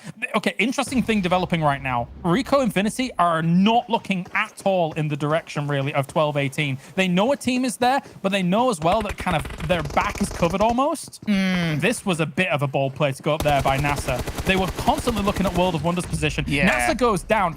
Going to that roof, yeah, you might have wanted a higher vantage point against some of the smokes that were being laid down, but a bit bold, a bit ambitious when you had that easy cover. I'm all for information is power, but the only thing that's powerful in the late game is just getting the kills as World of Wonders go down. Mazzaro's still left alive. We're into the top 3 teams. It is realistically going to be that battle between 12-18 and RICO. I love that all those teams were just, they knew where World of Wonders was, just blast them as they come out the road, because the road was going to be a death sentence for them. And Mazzaro, he might be forgotten about for quite a while here if he's a sneaky enough snake. But that's true. Because the thing is now is that 12-18 and RICO Infinity are completely focused on one another. Destiny actually does end up falling, though, down across that. That's fine. Now it is this fight going down, and I gotta say, I favor 12-18 here, considering the power they've shown. No, this is 12-18s for the win. Prestige is knocked down, 2 players left standing. Unless RICO Infinity can pull off a Konina Power, this is all for them to take over. A nice attempt at a spray there from this suppressed AK. Nade already came in against him, though, and doesn't quite connect. Got to be careful. The pickup on Prestige, not bad. Where are we prepping this grenade? Where's it going? Into the garage at the back. Does it find a target? I doubt it. Didn't go in quite as far. Marmalade going to be prepping another one. Will it connect? Gets himself the Mirado in there, but here's the push. Goes for the peak. Actually gets already caught there. 1-for-1 trade. Good for 12-18. They've got to continue this pressure on now. After getting that knock, it would still be a 3v2. Pushing on around. Prestige going to get lit up, and that will be the game. 12-18. Second place is abound, but you know what? They can finish as well. Scary stuff coming out from them. Man, they're looking so good. They're looking so good. This win was coming. It was bound to happen, right? They were like, you know, the second place team, the third place team, happy days in terms of consistency. But that chicken dinner shows to me that they can finish it out, right? They can really get the job done when it matters. And 2K damage, 13 kills, 28 points. That cushion at the top becomes ever bigger for the 12-18 boys. Yeah, with the second places they got, they were a cat playing with tassels, having a fun time doing what they can, but they just pulled the whole curtain down with this one. This is very nice for them. The 28 points coming on in. And as you said, they were already doing brilliantly yesterday. relative to a lot of the lobby. But now, a second place and first place. Now you've got to kind of make sure that you're not going to have that Navi fall off that we saw yesterday, right? I mean, this second and first coming in here, keep that, well, as Max would say, metal to the pedal or whatever came along in EU West. Sorry, Max, I don't want to do you dirty. Only Froz dirty here for this tournament so far. But I would like to see them continue with this on 12-18. Definitely. And looking at Navi as well, that you mentioned them, 5th place in the first game of the day. I think a 4th or 5th this game too, with a high amount of kills. I gotta say that bounce back from the fall from grace they had yesterday is quite strong. And you know, we shouldn't be surprised, but I still think it's healthy to point out. For RICO Infinity, right, they were coming into today's games down in 14th place. You know, not only them stepping back up to play day 2, but I just gotta say, the Arabic region, so much wealth of ability that they're showing in the EMEA Championship. Very, very proud of all 5 teams participating in these finals. Yeah, definitely. I think that I feel like there was probably even some underestimating of some of these teams coming in from some of the teams like from Western Europe, for example, or Europe West. And seeing how these are played out, I think it is difficult, of course, though, to kind of gauge how things are going to be playing out until those first days. But we're going to go to a short break. When we're back, we answer some very important questions with the guys at the desk. And as well, is the Froz curse real?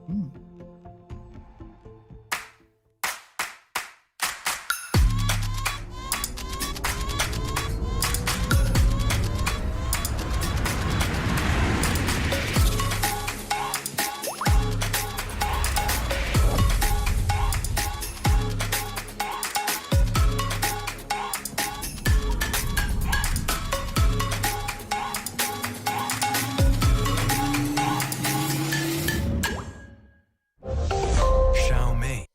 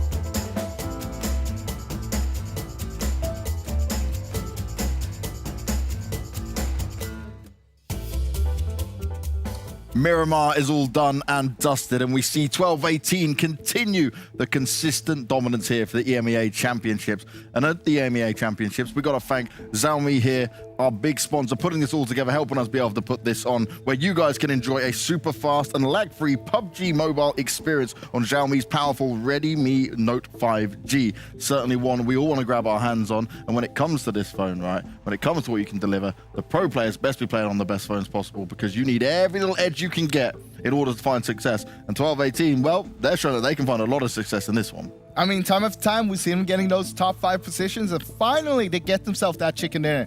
They were totally worth it of getting it, and they played so well towards the end there. I mean, every strike was pretty much calculated. They knew exactly when and what to strike.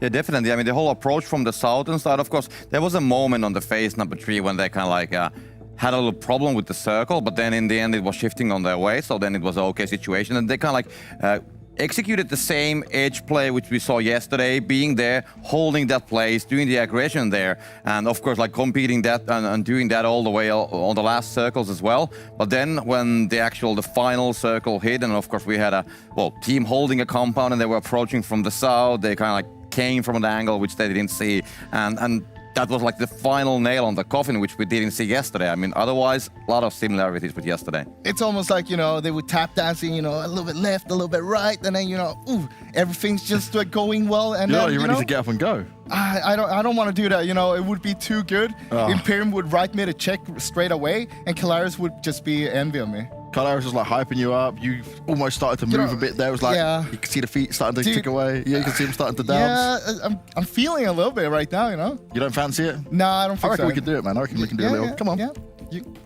Teach me. Yeah, here we go, Froz. This is it. Yeah, that's how you go. I like it. Yeah. I'm just gonna watch it from the side. True champion. Sweden's lucky to have you, man. Yeah, I know, right? So first of all, you were good at tap dancing. Now you've killed it in PUBG as well. You've carried Kalaris through to success. Time after time after time. I don't know what to tell you.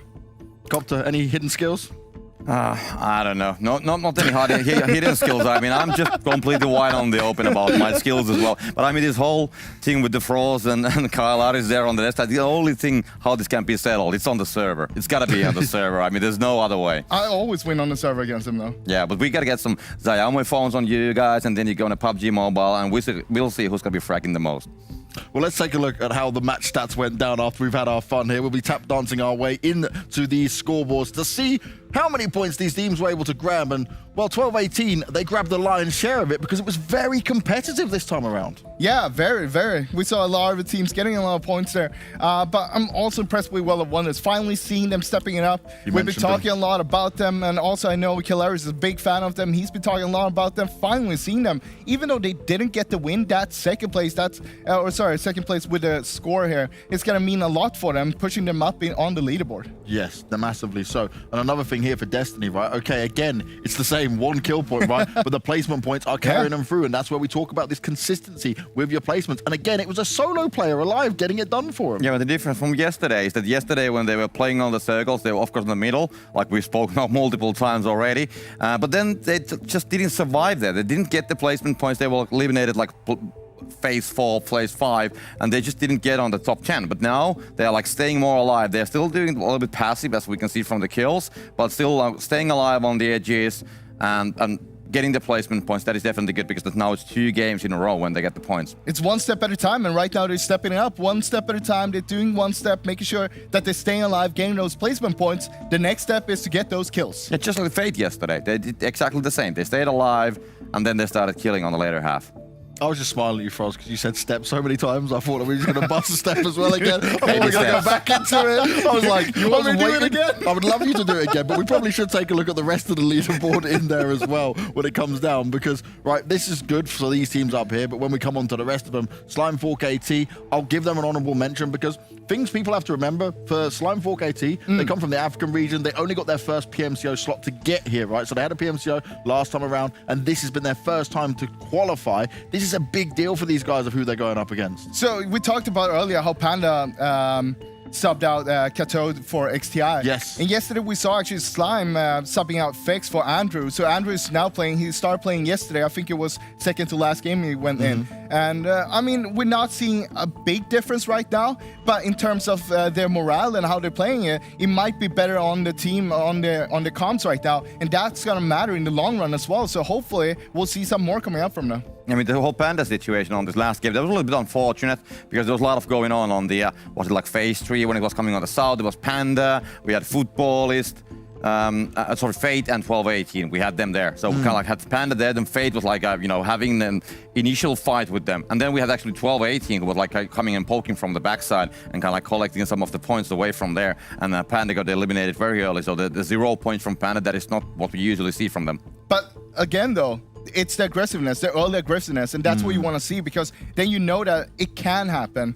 It's all about taking a risk, high reward, and they are doing it right now. They want to have that high risk, but they also want the high reward. Right now, they're getting 0 reward. Yeah, I think the whole situation was kind of like under control until 12-18 came up because they were like fighting with Fate. It was like calculated move more or less, but then of course third partying is always third partying, and well, sometimes it just doesn't go the way you want. In one of the last games, right, that we had from Panda during the PMPL for US, they were sat there and they were already in first place. They were well in and no problems at all. It was Erangel. You know what they did? they just went on an absolute killing spree. 17 kills, didn't even get high placement points because they just went outrageously aggressive. And this is what a team like Panda can do. So when you see them here on Miramar and go out early on, I'm not too worried about it, but I will say Miramar was something we saw them have a lot of success on. And things do need to turn around for these guys if they do want to sit here and be within the top positions of the EMEA Championship. But you also got to remember, when stuff like that happens, that's when you're sitting in a very comfortable position. You know that you're basically through. You're already sitting really good on the leaderboard.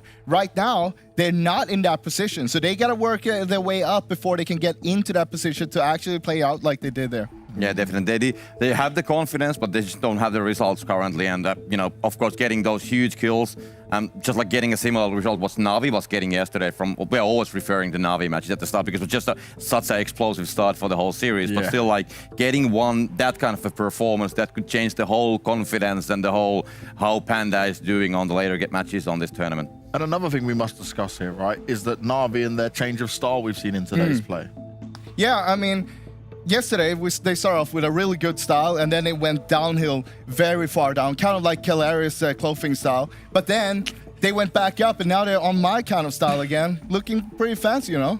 Yeah, I mean, the Navi rotations this time, I mean, there was the first couple circles, it was a little bit similar to what we saw yesterday on those matches. I mean, it started the same way, but then like forward from phase 3, then the whole situation changed more or less, and then kind of like they needed to do some more work. But still, very good play, more like more aware what's actually happening around, and not so fastly going into situations. Of course, unfortunately, they got eliminated on the, was like phase 6 or something, so that, not sorry, phase 7, but still like they got the 5th place, but the game which we saw before that, the ultimate fight on the end, it was good gaming, and you know, just getting a little bit more players on the end, we could see some very good results as well. Well, 12-18 obviously had the win here, so let's take a look at some of their stats and what they were able to pull out when it came to this game, because this is a team that have been consistent throughout it all, putting up some big damage in there as well, and also obviously having to pull off a decent amount of heals to take them through that far. But the most impressive thing is when they went into that end fight, when they were the last 2 teams remaining, there were still 4 alive for 12-18. Yeah, they had 4 men alive, and one of the things was that they were up against RICO that had that compound. And you got to remember, having that compound means that you have a lot of cover. Yes. While 12-18, they were in the open, they had to fight towards the teams on the eastern side there as well. They had to take care of everybody, and we're taking care of everyone one by one, step by step, taking it just by the book. Yeah, it was a little bit different. I mean, 12-18 was doing all the work there, and then RICO, who was like was holding the compound, wouldn't say like completely sitting there, but still they were more like you know, taking what's coming towards them and trying to survive from it. And 12-18 was more like, let's get these guys done. Oh yes, that's what I always liking to do. Now, another thing you mentioned, right, when it came to this, Froz, was Futbolist and Konina. They were coming in and meeting each other a lot of the time. Yeah, we saw them yesterday. In the previous game. It feels like yesterday sometimes. It feels like yesterday, but I mean, in the previous game, they were up against each other as well. We saw them just on the east side of the prison there, and this is something that we see keep on happening between those 2 teams, and it's because they kind of like to play the same positions. They also know each other really well, so they know where the other one is going to be playing, and they try to counter that, but in a way they're countering each other. They're like going around. It's like a constant circle, right? Yeah. Run around, chase each other, a little bit of tag. And one thing, right, when it comes to that, do you think when you see teams that like match up, they can also kind of look at each other's style when it comes to these fights? So they say they're going up and they go, yeah, okay, we're looking and we know they're going to be close by. Do you think they're also going to be learning patterns in how each team likes to engage and have to focus on them smaller details when it comes to it? I definitely think that there was a lot of information on Konina's side on that fight, because what actually was when the final moments came for, it was only 2 guys pushing from Konina towards them on the concrete building. And to me, it seems that they were like pushing very heavily inside from Konina. So I think that they actually knew that Futbolist, they will be reviving on that corner. They knew that they were holding the place. And even though they had 2 guys alive, one was being revived, still they made the push. They knew that this is going to be happening. So I think there was a lot of information and experience behind that push. These are 2 teams that have been playing on the international stage for a long time. They've been playing against each other, not just like against here, but also against with a lot of the top teams in the world itself. Yes. So they're very experienced when it comes to playing against each other on this kind of level. Yeah, it was a good execution. I mean, I just enjoyed when the Konina actually went inside, and there was like a lot of smokes inside. Probably we didn't see that angle, but I guess there was so many smokes outside, so there's gonna be smokes inside as well. And they kind of like, you know, they just went to the room, they got the guns blazing, and everybody down. Well, let's see some more guns blazing as we move into our third match of the day. It's time to get back with Carleris and Imperium. My lovely husband is sat there waiting, and he has to deal with Carleris and his tap dancing moments, his bad fashion sense, and everything else alongside. So, Imperium, can you help him out? Hey, no, I just gotta say, I love the fact that, you know, Froz was flexing his fantastic tap dancing skills, because it's funny, when I was talking to Copter before this EMEA Championship Finals, he actually said to me he's the 2014 freestyle breakdancing champion. Did you know that, Carleris? I did not know that. Now that you say that, I hope he's going to break out some of that breakdancing on the desk, kind of similar to, you know, some of that insane tap dancing that we saw from Frozen Banks, I guess. Yeah, like, hey, look, no pressure and all that, Copter, but I just thought I'd put it out there because, you know, I didn't want Froz taking all the limelight, right? It's important that all the analysts get a time to shine, so to speak, as these teams are going to have a massive time to shine in this game 3 today. We're heading over to Sanhok. Carleris, it's a brutal map to deal with. Yeah, we need some of these teams to shine, unless 12-18 has got anything to say about it. Right now, they're on a roll with the second place into this first place. I think the one thing that does triple up a lot of teams when it comes to that kind of wave that you can ride, like we were mentioning here for 12-14, is the fact that there is so much difference between these battlegrounds, right? And when you go into Sanhok, it's very different to how Miramar plays out. So if 12-18 could keep that going into Sanhok, then they are machines at this point. They are like a well-oiled machine at the moment. They really are. Their consistency across the board, when you look at yesterday's games and when you come into today's games, their average points per game right now is 13.5. Second place, to give context, Navi, not too bad. They're currently at a 10.4 points per game. So that gap in not only average points per game, but then when you lead it into the total, 25 points. Just, again, it's all about that cushion. Because let's be fair, as much as the consistency will shine, you can have that slip up. You can have that poor game. So when you create that cushion, that poor game really helps to cushion that blow. Yeah, no, definitely. For Navi, of course, they had that at the beginning. It kind of slips a little bit, but I'm actually very surprised at how they were able to kind of salvage the situation in this previous game. The circles were not kind to Navi in this game, and yet they're able to take out teams on their move through to the circles and somehow salvage. Maybe it was top 5. I can't quite exactly remember the exact positioning, but just very, very well done by them. And we will be getting on to Sanhok now to see how all of these teams fare. And once again, you know, when we look at how these playing paths work out, it's looking very even for these teams as we get into the game number 3 of the day here, Imperium. Yeah, and it tends not to really matter with Sanhok because of how small the map is. But it is still nice to see a very clean, straight through the middle diagonal passing line in Sanhok, because it really gives that extra level of freedom for teams to go to where they go. And one thing that I low-key noticed with Konina Power in yesterday's Sanhok game is I think they were intentionally, not in a massively bad way, but I think they were low-key intentionally targeting Slime 4KT on the eastern side of the map in the early parts of the game, because not only did it allow them to play a little bit more of a passive early game, but picking up those maybe potentially easier kills allowed them to then focus coming into the edge of the circle. Now, as it happens, I don't think it really worked out the way they wanted to, but I think there was a level of intention there, which, not that they need to do the same today, but I appreciate what they were trying to do. Yeah, it could definitely be that case. I mean, the fact that you can effectively buy yourself extra room is a brilliant strategy to employ when it comes into one of these kinds of tournaments. If you think that eventually that team might bail from that situation, not dissimilar to the way we see Miramar play out currently with, you know, GUNZ and next Rüya. But anyway, moving into this Camp Bravo. What am I talking about? So moving into Camp Bravo, you can see that Slime's going to get nicely geared up from this location. And then there is that potential that Konina Power, with the current split that they have, could try and collapse on them. Now, I'm not as keen on a 3-1 collapse. I would rather a 2-2 collapse onto a position. I agree. But they could make it work.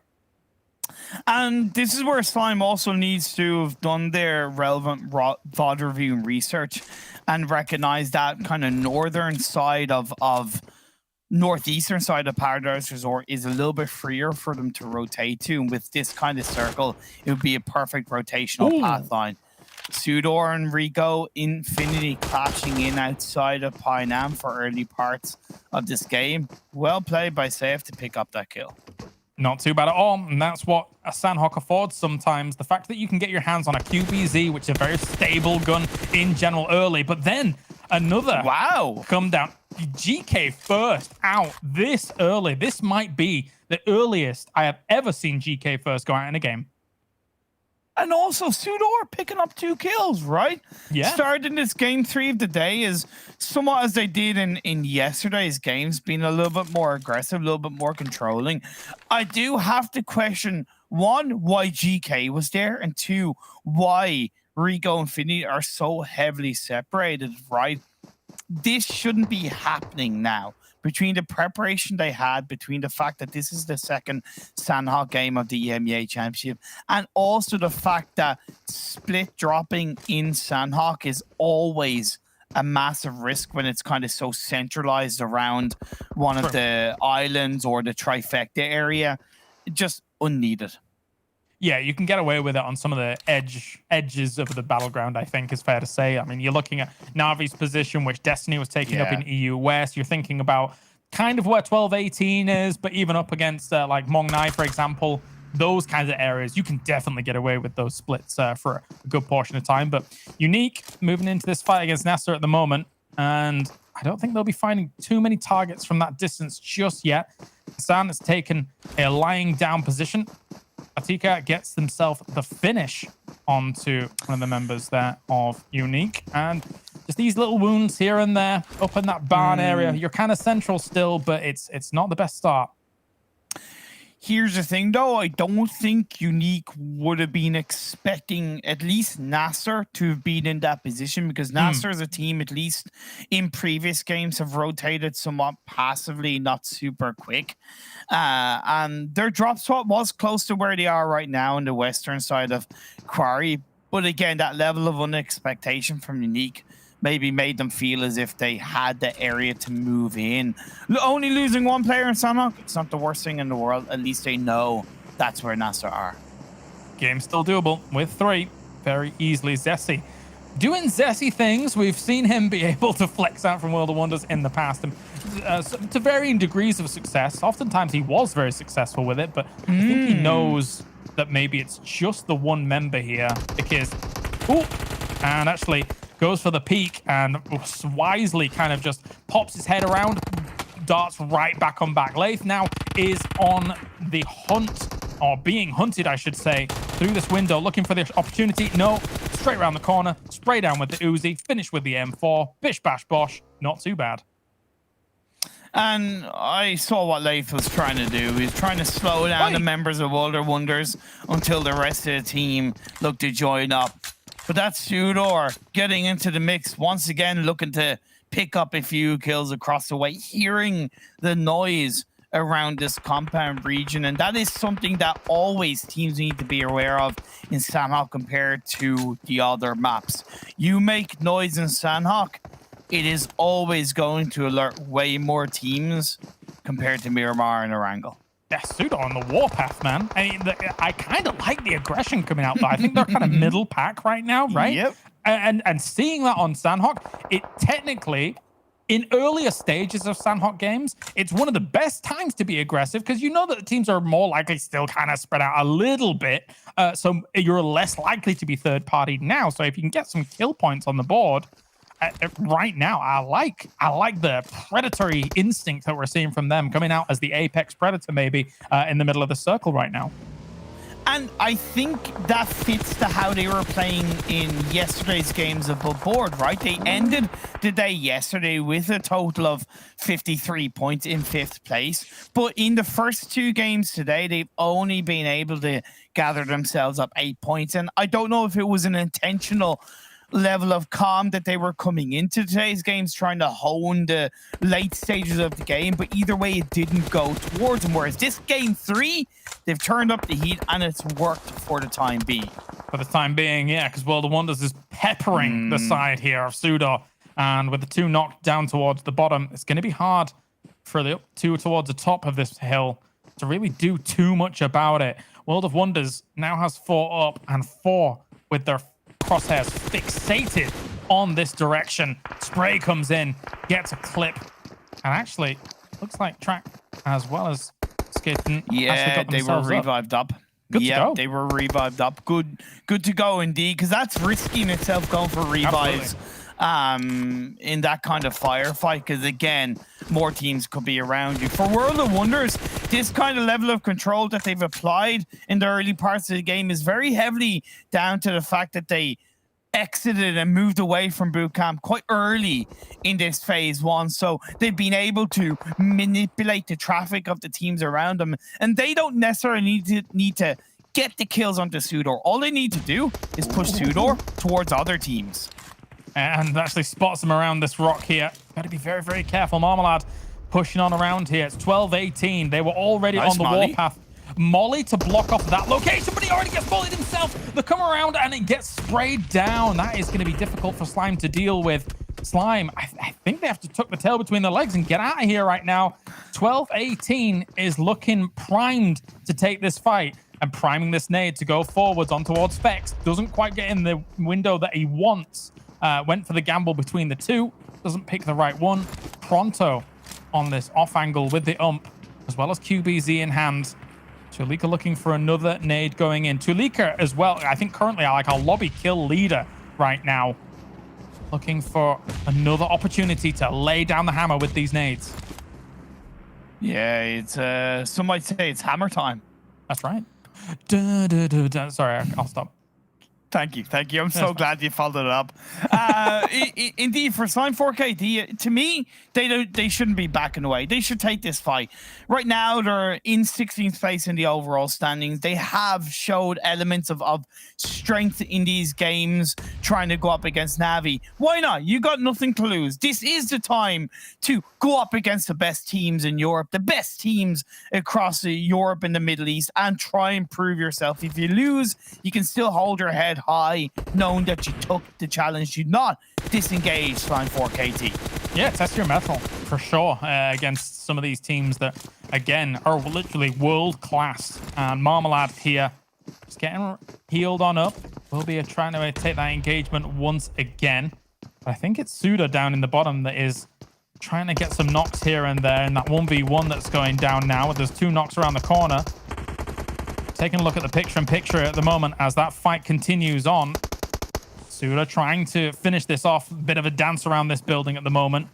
Standoff continues between Slime and 12-18. Will that kill go down? He's so close. He's actually mollying into that room. And he gets the knock as well and gets the full kill. SUDOR with another big win against RICO Infinity.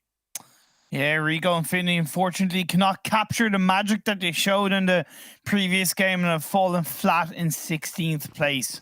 As you look at the phase 2, that did go up a bit at north, but more importantly, it stayed in the mainland. There's no, oh, is it going to be this island? Is it going to be that island? All the teams can be more confident of the fact that they can play for a position across this mainland. Conqueror are getting extremely close next to Rüya and Paradise Resort. However, I've got to ask the question, why are next Rüya still in Paradise Resort in phase 2? The circle is very much around Paradise Resort. They should have disengaged in some way out of that region. Now they're going to be pinched by not only Conqueror, but Fate down south, 12-18, and possibly Slime to the west. It's not going to look too good for them if they stay there. Yeah, Conqueror's bringing the fight there, it seems, and actually already got a knock on towards it. Again, as you say, it could be a symptom of sticking around a little bit too long. Slime, though, now going to be taking this fight once again against 12-18, trying to find an angle along this wall. There's 3 people there for the peak! Oh my god! And instantly brings him down. Sorry, Slime, but trying to deal with 3 people wide peeking against you, unless you get the most insane spray, Yeah, 12-18 just had that one in the bag. Again, just like a well-oiled machine. And here's the thing, 12-18 are not disrespecting this team fight. They're not disrespecting their opponents. You can see by having those 3 players together wide peeking, they're aware that they can still get knocked. They are human at the end of the day. They're not immortal, but they're playing this game as if, you know, as if they have the strength to become immortal across the board. Conqueror on 2 kills so far. They've been able to punish the lackadaisical decision-making coming out from next Rüya in this Sanhok game. Yeah, and doing well with it. Moving on to Paradise Resort. I mean, there's a lot of angles to try and take into account when pushing on Paradise Resort. And next Rüya is not getting the favorable trade at all so far. I mean, it could still change, as I say, because there are so many angles, you could potentially find yourself a spot to be able to deal with it, but the circle is shifting away from all of this. So even this fight is not super worth it. You see next Rüya now bailing out. Yeah, and the circle is shifted towards your favorite part of the Sanhok map, the ban area and the hillside around it. I know, I had to say it. I never forget, my friend. I never forget the callback indeed. But it allows Unique, that is on that kind of hillside to the west of ban, to control that area. They do, however, have SUDOR, they have Fate, they have I forget who it is as well around there, Konina Power. Either way, there's a cluster of teams looking towards them, so they really have to be careful how much noise they actually make. Yeah, definitely. I appreciate the call, but I know you're more used to casting with Max, man. I'll try, and you know what? I'll try and make you feel comfortable. Imperium, who's your favorite Yu-Gi-Oh character? Mine's Charizard. Haha. What do you think? Does that sound like Max, man? Perfect. Can you say oh my god, Shindaru? Can you do that? I can say Baka Baka, and that's about it. That's idiot, right? Okay. Yeah, that is pretty much the antithesis of Max. Overall, as Navi are getting stupefied at the hands of Panda. A double knock, 1 kill confirmed. Kitsune and Meku, the only 2 players up. They've got to Datakai right now as the fight is very important. Nades go down the hill on towards Na'Vi. And they are kind of bunched up right now. A little bit un-Navi-esque, to be honest with you. Not really too many angles being taken. You can already see on the left-hand side, a Kitsune going to try and take one of those off angles to open up this fight a little bit. Because with Lin raining down nades, mollies, everything on Navi's position, and then switching sides. Oh, actually haphazardly gets caught by one of those grenades. Meku, will he be able to finish this off? He's pushing on around. No. Get him done. He's gone down. He tried to get a heal off in time to get him up to 75% health. It wasn't meant to be. Navi make the numbers count. They push and they get the knock. Panda's still up as 1, but I appreciate the fact they look to take that fight. Definitely so. Reeves now finding the fight on towards Fate. They really want to get rid of Fate here. They effectively may hold them out of this circle when a shift comes along. And, I mean, technically speaking, they could try and rotate around the north. It's not out of the realms of possibility. Exactly. But a reposition from Reeves. And technically, the north is freer. I think heading towards Fate on that western side is risky in itself. Doesn't hurt to try and tickle them, but to me, they should look to commit towards more of that north position on the edge of the circle. They should be aware that this is probably Fate that is in front of them based on the drop spots, the passing that both teams look to take across the board as he snaking his way through. We head on over to the fight that's going on between World of Wonders and SUDOR, and with that next circle shaping up, it's centralized quite nicely, still with Unique in the center of the map. World of Wonders here, coming off the back of a good situation on Miramar. What can they do here on Sanhok? Going up against SUDOR, not the easiest fight in the slightest, but right now already having that 1 knock on one of the players in close proximity to them at least will make things a little bit easier. Depends on how much Navi's going to do. Navi will get safe down and done. Shots coming down on towards Tixi. He knows which direction they're coming from. Maybe Destiny as well, who Destiny right now are controlling a pretty big swath of land. It's just not really in a great position to control the circle, but it does afford them position to eventually transition into the circle. SUDOR is done. They are SWAT team down. Oh, hook, line, and sinker. Take care of them. Bye-bye now. Two teams that we have to talk about, though. Still in the blue, fighting on phase 4. GUNZ and Futbolist. I don't know what's going on there. Where are they? Oh, yeah. Yeah, they're down by Campon. Oh, yeah, I know. I only noticed that now. That's an interesting play. I guess, you know, sometimes when you get caught in those stalemate situations and you just like, no, you move. No, you move. No, you move. Just like, who least Lord as well as Hemori got actually out of that situation and are close towards the circle. But yeah, that is brutal for Futbolists. Conqueror losing Swave earlier on, yet they have done what I kind of suggested, which is played on towards that northern side outside of Paradise Resort, and then they've come in on towards the edge of the circle. However, 12-18, they slowed down a little bit too much, in my opinion, and that's allowed Conqueror to get a little bit more of a control. Keep them on the edge of the circle, plus next Rüya, they're two players that are left standing off the back of losing 2 early on, can have an impact in this game. Definitely so. Na'Vi here still struggling to find their footing on this side of the circle. I mean, they've done a good job of racking up a few kills here and there. Oh, Destiny is Destiny is a shadow of their former selves when it comes to this tournament so far. I'm not seeing any of that flair, that pizzazz that made them a scary team on the edge. And I mean, to be fair though, they're meeting an edge team that, for all intents and purposes, is superior in terms of legacy, and that's Na'Vi. Tixi going for the blast on me. He's trying to spray through the smoke as well. You may see him on that left-hand side of the smoke in a moment if he's being observant. Maybe the bush is covering him. But unfortunately for Futbolists, they're losing people to the blue as well. Tixi finishes off Mihi.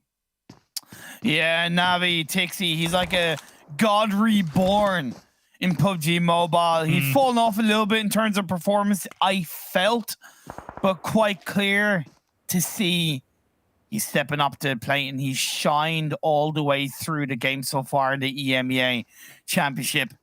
They may be struggling to really gain control as the circle is shifted once again over to the east. But when you're talking about the edge of circle, 4 a.m.-esque playstyle, Navi are setting that up as Tixi finds Zessie. Going for the blast once again. Imperium, look where the circle's gone. I don't like it. I know. I don't like it.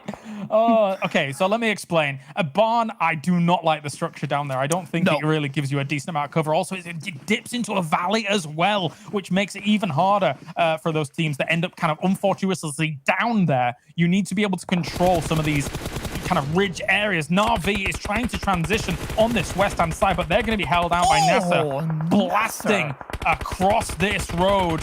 Miracle going for the shots. Tixi's gone down, and Na'Vi is gone. That was a hard rotation to make, and they can't do it. Oh, man. NASR send Na'Vi back into the lobby like Team Rocket, blasting off at the speed of light. They surrendered now, and they prepared to fight, and they lost that fight indeed. World of Wonders are also eliminated. This is where Papa Blue comes into the mix. Phase 5, Phase 6 onwards. Conqueror are taken down. We have 7 teams left, 20 players alive. Konina Power, they've been quiet on the western front. Well, quiet on the eastern front, but they've made their way down the hill into the center of Ban. And they're in Barn. Yeah, if they win from this position, there's going to be egg on my face. I'll tell you that much. Right now, they have the best position, technically. I can't believe I'm saying this. They do. Oh, they do. Imperium, save me. Oh, no. Sorry, man. It's too late. We just can't be saved in this game. It's a fight for the death. Konina Power looking to conquer. Harif steps up. He gets a knock. It's a knock in return. NASR also working wonderfully as Hassan has the gonna lowball that molly, but it's not gonna work out. It does work out because the support comes in, and NASR get the squad wipe onto Fate. There's a situation here where Konina Power could win this game without even taking massive fights towards the end. All these teams at the top might end up killing each other off before Konina Power even has to get involved. Meanwhile, Panda, once again, in the blue, employing the healing strategy here, trying to make that work. We know it was the usual go-to for them as a salvage situation, but no more meds. Looks like you're going down, XT. goes for the spray, but dies to the play zone. But I mean, gets decent placement off of it, I suppose. NASR in the distance against Konina Power. All they have to do is hold them out. Look at the lay of the land here, Imperium. They have all the control. 8 players up. They have 4 of them alive. Futbolists go down. 12-18 are healing in the blue. And can I just say, once again, a top 5 finish for the leaders of the lobby. 12-18. Monsters, man. That's going to be scary for all these other teams trying to catch up. But Konina Power, I mean, to my defense, they haven't had to take a fight here, so they haven't even really had to rely on some of that cover or kind of those nade traps that do exist in there. But this has been... It's all Konina Power. They are dealing with a few solos, healing in the blue. Hassan cannot do anything on the edge of that circle. Once he moves, the off angles are going to be brutal against him. Unfortunately, like Sanhok has become in terms of the meta, a little bit of an anticlimactic finish, but Hassan gets one, Freak gets another. It's not looking so rosy for Konina Power right now. Not at all. Will die off with GUNZ, so getting themselves a 4th position there, but even just that little knock could stunt the growth here of Konina Power. They'd still, though, technically have this in the bag as long as they're not too overzealous about pushing on towards Hassan, kind of waiting for him to come to him. 12-18 goes out up on the north-hand side. But still, Hassan making waves. Can he do this? He hasn't got any heals. The nade's being cooked up. He's gone. There's no way. He's going to go. Oh, it doesn't connect. Will he get it? Goes around the corner. Goes for the peak. No! As we will see Konina Power running away with this win like the stallion in their logo. Good stuff by them. Not challenged that well at Barn, but Hassan made them work for it at the very end there, Imperium. Those cheeky blue zone players at the very end do make Konina Power sweat just that little bit more for that chicken dinner. But like you said, the Stallions rise up. We'd seen 12-18 come into the mix, right? Being like the well-oiled machines. Navi looking a lot more consistent. And now Konina Power show us what the CIS region have to offer in the EMEA Championship.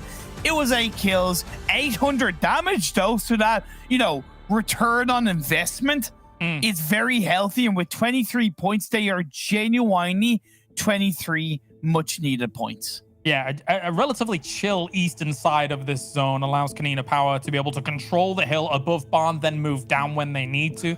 A lot of damage going on that western northern side, again, which kind of causes those solos to just exist in those areas, I suppose. And Konina Power's like, oh, yeah, we'll take it. I'm okay with that.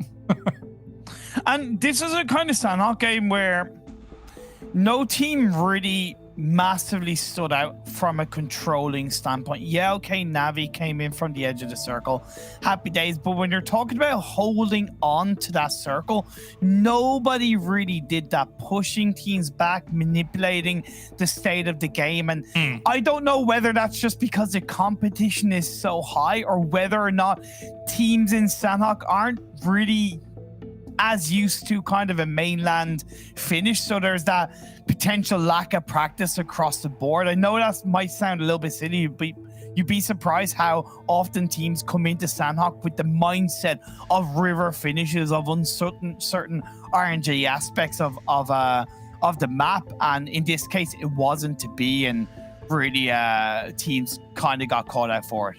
Yeah, you got to walk that fine line on a map like Sanhok when things can get very dangerous very quickly, I think is fair to say. But anyway, we are going to a short break, and when we return, it's the boys on the desk to break down after 50% of our games have concluded for the day.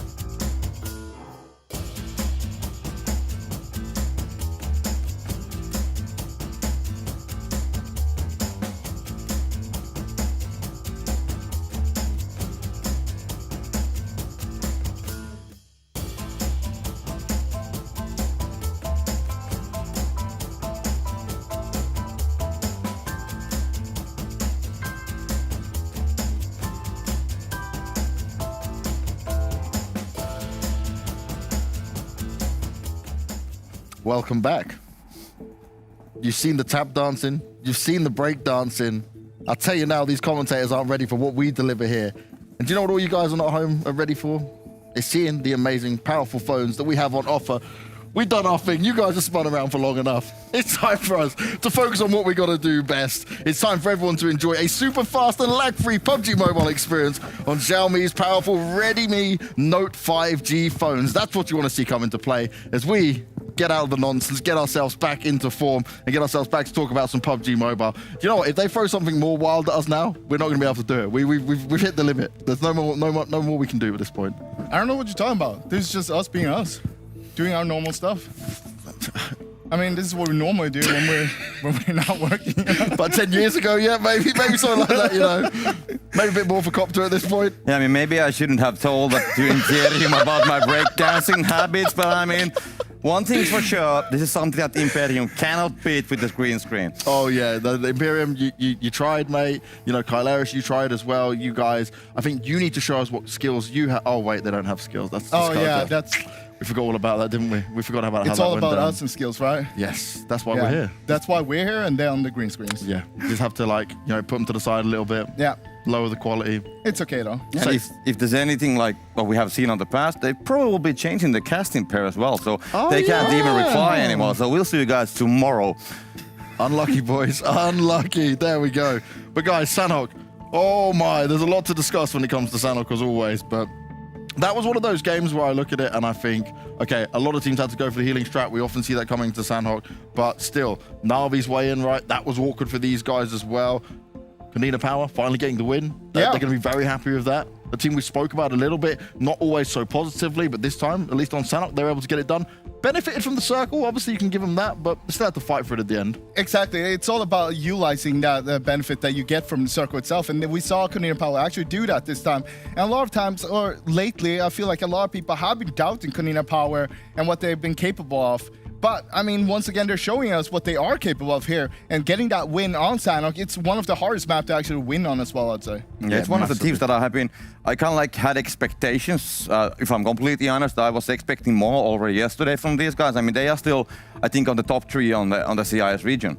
So they definitely didn't have the showing yesterday that we were expecting. And but this is definitely a good game for them. They're kind of like getting back to the play. They have been kind of like there on the scoreboard, like we spoke on the starting studio, that they were holding the 11th place, not that far away from the top 3. And now when they get the chicken dinner, they got the kills. So they will be definitely, well, getting more higher up. And I think they are ready to challenge anybody else as well. Well, let's take a look at the overall standings for our third game of the day of Sanhok. And let's see how these points were distributed. 23 up there for Konina, 12-18.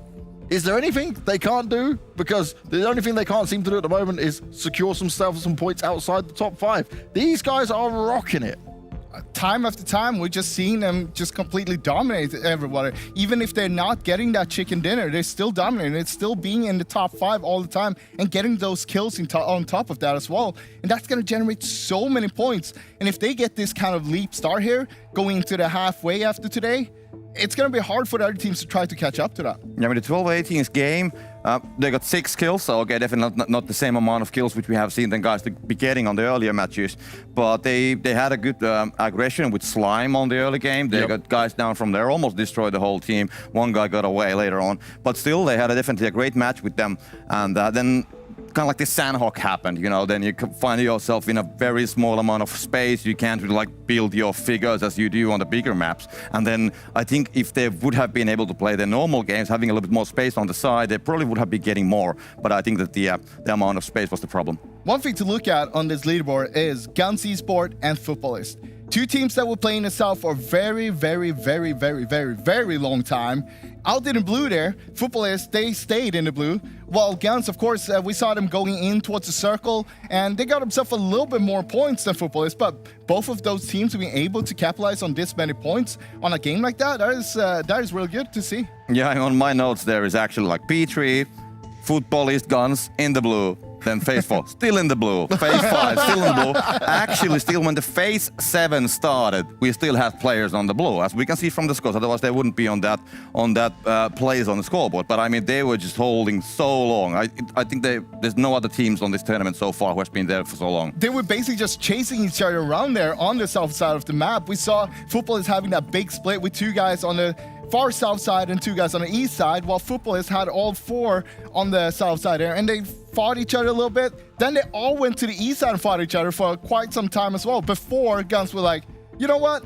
This is not worth it. We'll just go, we'll head towards the circle. You guys just stay here, okay? We'll meet each other in the next game instead. There's a certain amount of time, right, where you have to go, do you know what? We need to back away from this fight. Disengage is certainly needed. We're going to take a look at the next set of teams, though, as we come further on into the match rankings for this Sanhok game. And here we go onto the lower side of things. And a sad day for Slime and Rüya in that one, not getting any points with it. Destiny this time around only picking up 3 points as well. And Conqueror alongside him just to be able to grab 4. This is one thing, right? The names I'm looking at here is SUDOR and Conqueror, because yesterday they did have good days overall, but now things are starting to look a little bit more dicey as teams start to catch up. So yeah, that's one of the big things in the start of a tournament like this. It's going to be easier if you go very aggressive from the start, try to utilize that everybody else is passive, feeling all the other teams. I feel like that's what happened with those 2 teams, what we saw from them yesterday. Now coming into today, the other teams are adapting more. They are feeling a bit more secure here on what's actually happening around them in the surroundings,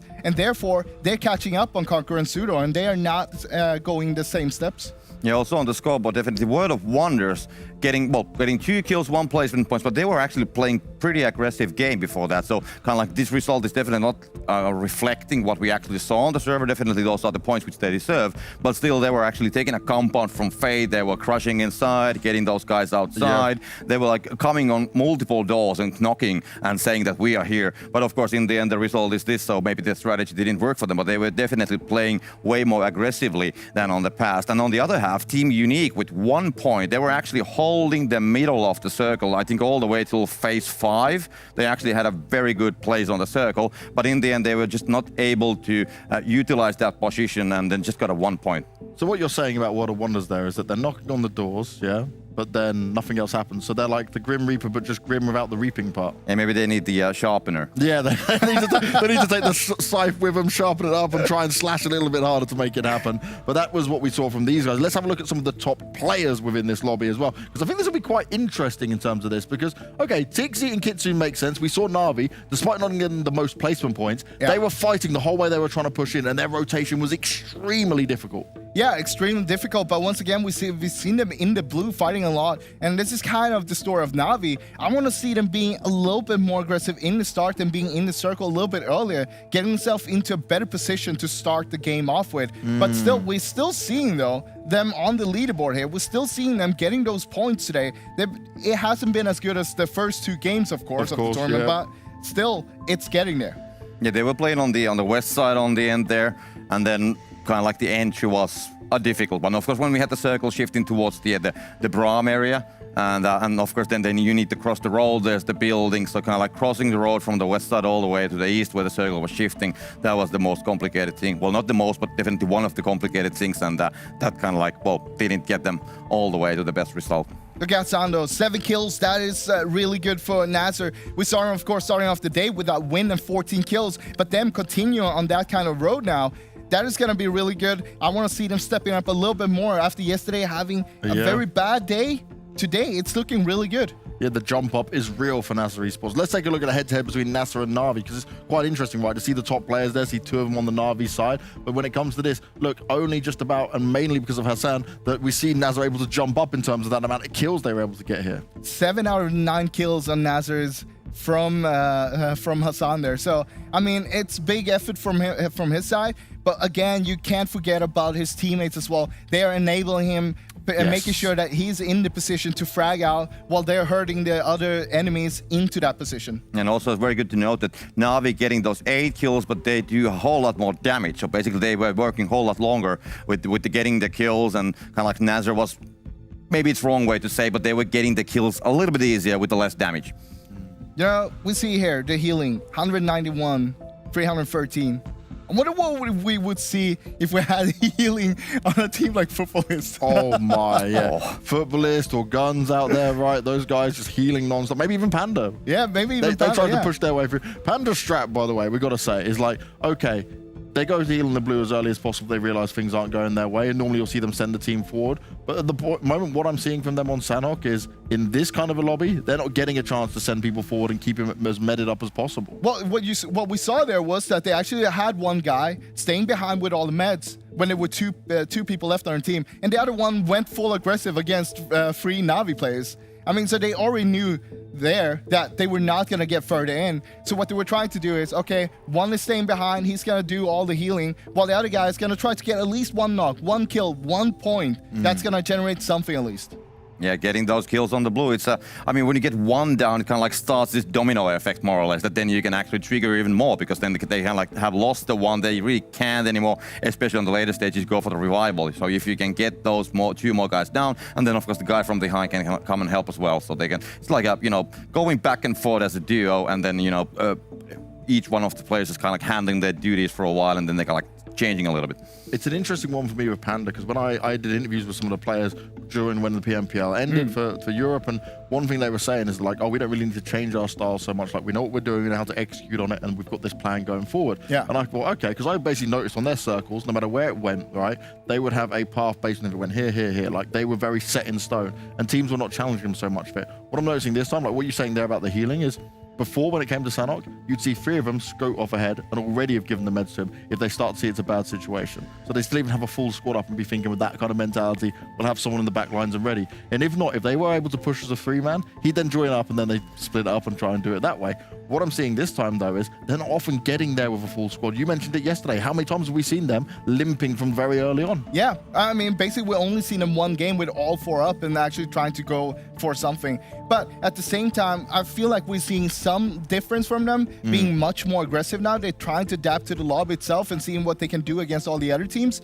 And maybe they're just feeling out and they're going to come back soon. But they're running out of time to try new things right now. This is not the time to do it. This is it, right? We are running out of time. But you know what the time is for now? It's for our next match to come on through. It's game 4 of 6-4 today. We're going to be back with our new commentators this time around. We're going to have the wonderful Span Cargo and my weeb little brother, the man I love more than anyone else out here. It's Max, man. Why are you making that face, Max?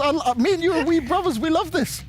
Okay, you know what? You turned it around in a way where I can take it as a compliment. Thank you very much, Max. I don't know how to feel today. I'm not gonna lie. I've been bullied by the desk because I cursed teams. Then Kalaris made fun of my anime references. Imperium got rid of me. And we had to do a rock, paper, scissors to see who was gonna cast with me today. And Span, unfortunately for you, you lost. So you're casting with me today. How are you doing before these games?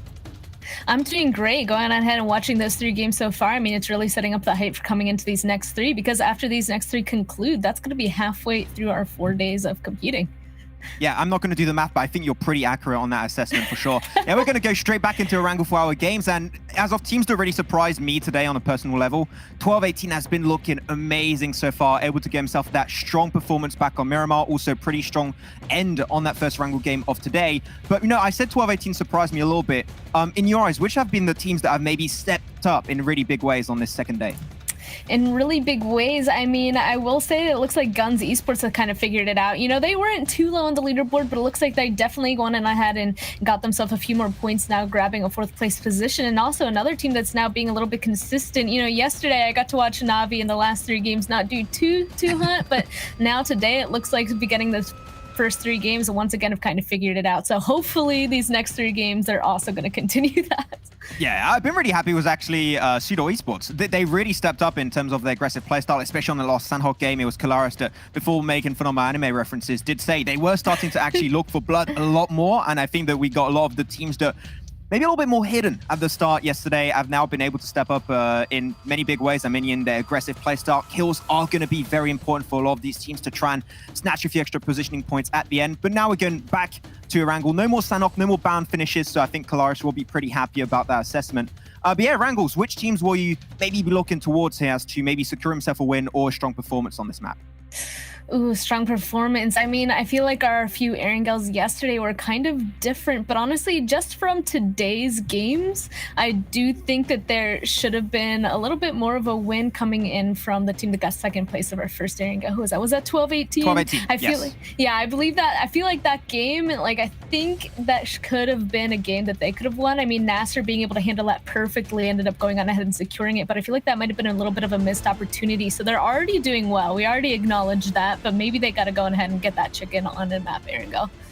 Got to go even further and beyond. But you know what? We're going to go high and high into the air for our fourth game of day 2 of the PMPL EMEA Championship. Back onto the good old grassy pastures of Erangel, as Kalaris would like to say. Pretty eastern playing path. Not going to be too fun for a few of the teams that like to drop towards the west. I'm thinking especially Na'Vi. They like their northern George Paul location. But other than that, teams typically, they are very aware of how to play around this map, and even if the playing path is not going to be too friendly, they should be able to deal with it all together. So, of course, SUDOR, they're going to go for the very instant drop onto Novo. Though, if we're talking about teams here, we talked about the teams span that we saw doing potentially really well. I still want to see that step up of Futbolist. I'm sorry, I've talked about this team a little bit while we were watching those games earlier, but where's Futbolist? Like, come on, guys, you need to try and step it up in these games. I mean, they're doing okay as of right now. You're right. They're like right in that middle range. They're not doing too hot, but they're not doing amazingly as well, or amazing. You know what I mean? So yeah, this could be an opportunity for them to go on ahead and start building up as well. Another team that went on ahead and really came out strong today that we didn't point out is Konina Power as well. They were a little bit on that lower side, and now they've been able to go on ahead and really come back today so far. And uh-oh. There you go. I saw that for a few seconds. I guess I'm a little bit ahead, but yeah, Eastern Plane Path was a west of phase on circle, so that's going to be forcing teams to, especially Na'Vi, as I just mentioned, to actually maybe elongate that drop location to make access and way into the circle very early on. Though, here we go, Military Island. That is going to be military base already under assault. As Slime 4KT going to be in that position, taking a fight versus Fate. But we saw, as of recent time here, Span, that Fate has been looking like the better team. And Slime 4KT tend to struggle a little bit with the early skirmishes, so maybe not to their advantage to really take that one, and Fate apparently just going to let that one go under their feet. This is surprising because this is Fate's drop, isn't it? So it looks like Slime, they just wanted to go ahead and take it for themselves. I wonder if they were really committing to an early fight. Maybe they decided that that's what they needed to do in the situation where they are on that leaderboard. But unfortunately, or fortunately, I mean, Fate, they're just grabbing their vehicles and just leaving. They don't want to commit to that early fight, which I usually think is the better option because that gives them a higher potential to actually gain some points. Yeah, Imperial and Kalaris touched upon it earlier. I think it's special on that Miramar game that even if you take early game fights, you might get a few kills, but if you lose one player, 2 players, that makes it a lot harder to get into that late game and enter the circle if you are forced to take those fights. So I think that's a good call coming up from Fate that has been especially showing since day one. They are a very strong team. They're currently in 3rd position, 78 points, 6 points ahead of Conqueror in 4th, and quite a few more ahead of GUNZ that are currently standing in 5th. So yeah, I think there would be clearly almost the surprise coming into this tournament. People were expecting GUNZ to be this big staple team of the Arabic region. But I'm happy to see that they're not the only one performing well from that region, and actually having Fate do so well on the first day and also a little bit coming into the second day is a very big surprise that I'm happy to see. Yeah, I mean, Fate, they were on my radar as kind of like that wild card team, I guess I'll call them, because they're a team that, you know, like I saw the potential and they really went on ahead and came back hard in Arabia region. And now coming into this, they're really, really doing well. I mean, I agree. I definitely expected GUNZ to do well. Fate, I was kind of unsure of what was going to happen and them doing well. I mean, I'm excited to see that board kind of shift up coming into EMEA. That's going to be an interesting one. And with Ragnarok too, he was the MVP of day one. Intrigued to see he might be the MVP of this second day. I think I've got a few potential players in mind. We'll have to see if the games keep on going. We're only halfway done for the second day of the PMPL. So things going to have to try and wrap up. World of Wonders, as we're seeing them currently in Yasnaya. Also, really happy of their current performances today. It seemed like they're willing to go for kills a lot more. And I think that Imperial mentioned at the very start of the show that he written on his notebook, go for kills. And I agree. I think the World of Wonders definitely understood that they need to try and step up in terms of kills in total. And they've been doing it so quite decently. Like, they got themselves 9 kills that last game. Well, not last game, sorry, the one before that. So back on Miramar. So yeah, I think that there's the right change of mentality from World of Wonders. They know that positioning points are not enough for a championship position on the rankings. So they're trying to improve on the little bit dark aspects of their gameplay, which was the aggressiveness. And they feel a lot more comfortable in that sense for sure. That's definitely good because at this point, I mean, I already said it, after these next 3 games, that's really going to be at the halfway point of this tournament. And honestly, I feel like if these teams aren't at least at the halfway point of the leaderboard, I don't know if they're going to be able to come back. I will say that all the points still are pretty close together, but anything that they could do to go on ahead and actually just achieve those few top spots, I think they really should go on ahead and like aim for that for these next few games, because at that point, it's already halfway over and you kind of have a feeling of what to expect for the rest of this. I mean, maybe we'll still get a little bit of surprise, but usually it goes on ahead and sets us up. Yeah, should be working out just fine. I'm happy though, coming to these games, that Panda tend to play a little bit less split, a little bit more grouped up, especially in Roshok. We saw that happen, especially, I think it was last game where GK first died instantly, which they typically like to go for a little bit of a wider spread onto the western coastal line of Sanhok, but I think they understood it doesn't help them, and they're not a team that typically does well early game. If they are forced into a fight, is not something that they're used to doing. They like to take mid-game, late-game fights if possible. So I like the adaptability coming out from Panda in this PMPL. Not to forget, this is their very first time that they're playing on something of this scale versus this team of this caliber. So I'm really intrigued to see that coming down through.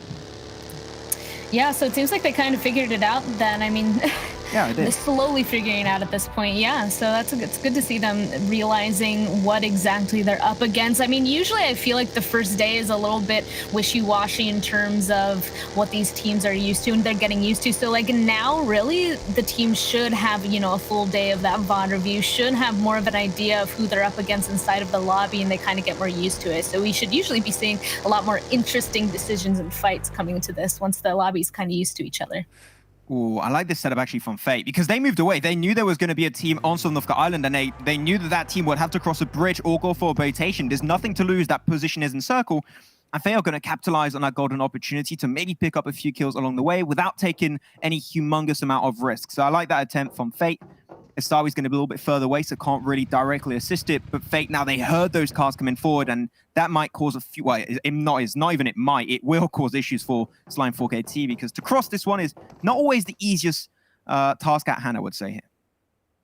No, honestly, and taking a look at this, it looks like they're definitely in it for a little bit of revenge. They're like, how dare you take our spot? We're definitely going to go on ahead and attempt to hold you guys out. It's only, I'd be a little bit afraid of another team going on ahead and getting involved. But as of right now, everything's quiet. We'll have to wait and see. But Pronto might put a little bit of a wrench in things. He's definitely the one that's trying to figure stuff out. And if he spots out Ragnarok, it's not going to be good. But it looks like Ragnarok's standing up. He's realizing that there's somebody underneath him, and the shots are already starting to fire.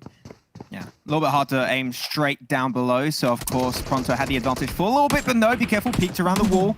They got such good awareness of what's happening below and also on top of this bridge. Fate do not want to allow anyone to make it out alive of this position. I don't know, personally, if I was Slime 4KT and I see myself in this kind of situation, is phase 1 circle can very easily take that tick damage. I don't know what you think, Span, but I would just go back, maybe look for a boat and go for the rotation, because there's so much water in the west side circle that's in play. I think that would be the easiest option out of this fight with Fate.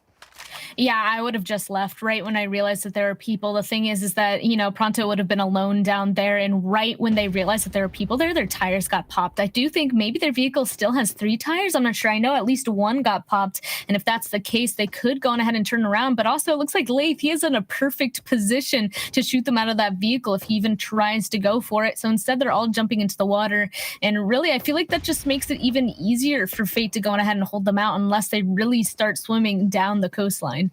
Yeah, I don't know what's the plan for Slime 4KT here. They just want to try and potentially turn this to fishing simulator for Fate Esports. Though, back onto another fight that's currently going to be happening in Gatka Field. So 12-18, they had an extremely wide spread. One way out of that one is, if you know you're getting pushed, just disengage and try and get back as a full crew. I like that from 12-18, not trying to go for the more aggressive approach. TT Sucks did try to extract himself away of that equation, but does get caught out by Lin, as we can see on our kill feed and on the screen. So 12-18 down to 3.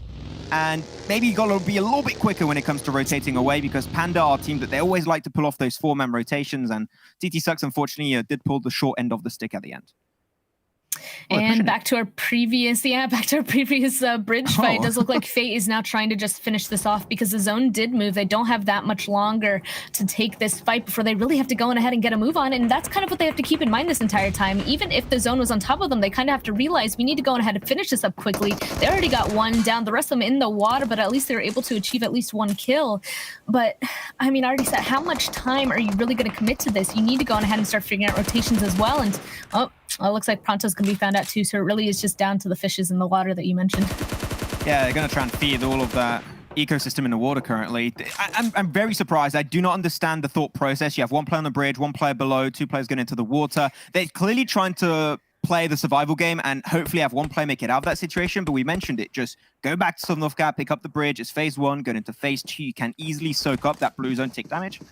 Didn't quite go that way, so unfortunate. And Slime 4KT still got 2 players in the water. Might be able to get a few little points here and there, but it's not going to be an opportunity for them to secure the win, that is for sure. As Na'Vi popping into the kill feed versus Futbolist. Those are 2 big teams, very clearly 2 favorites coming into this PMPL.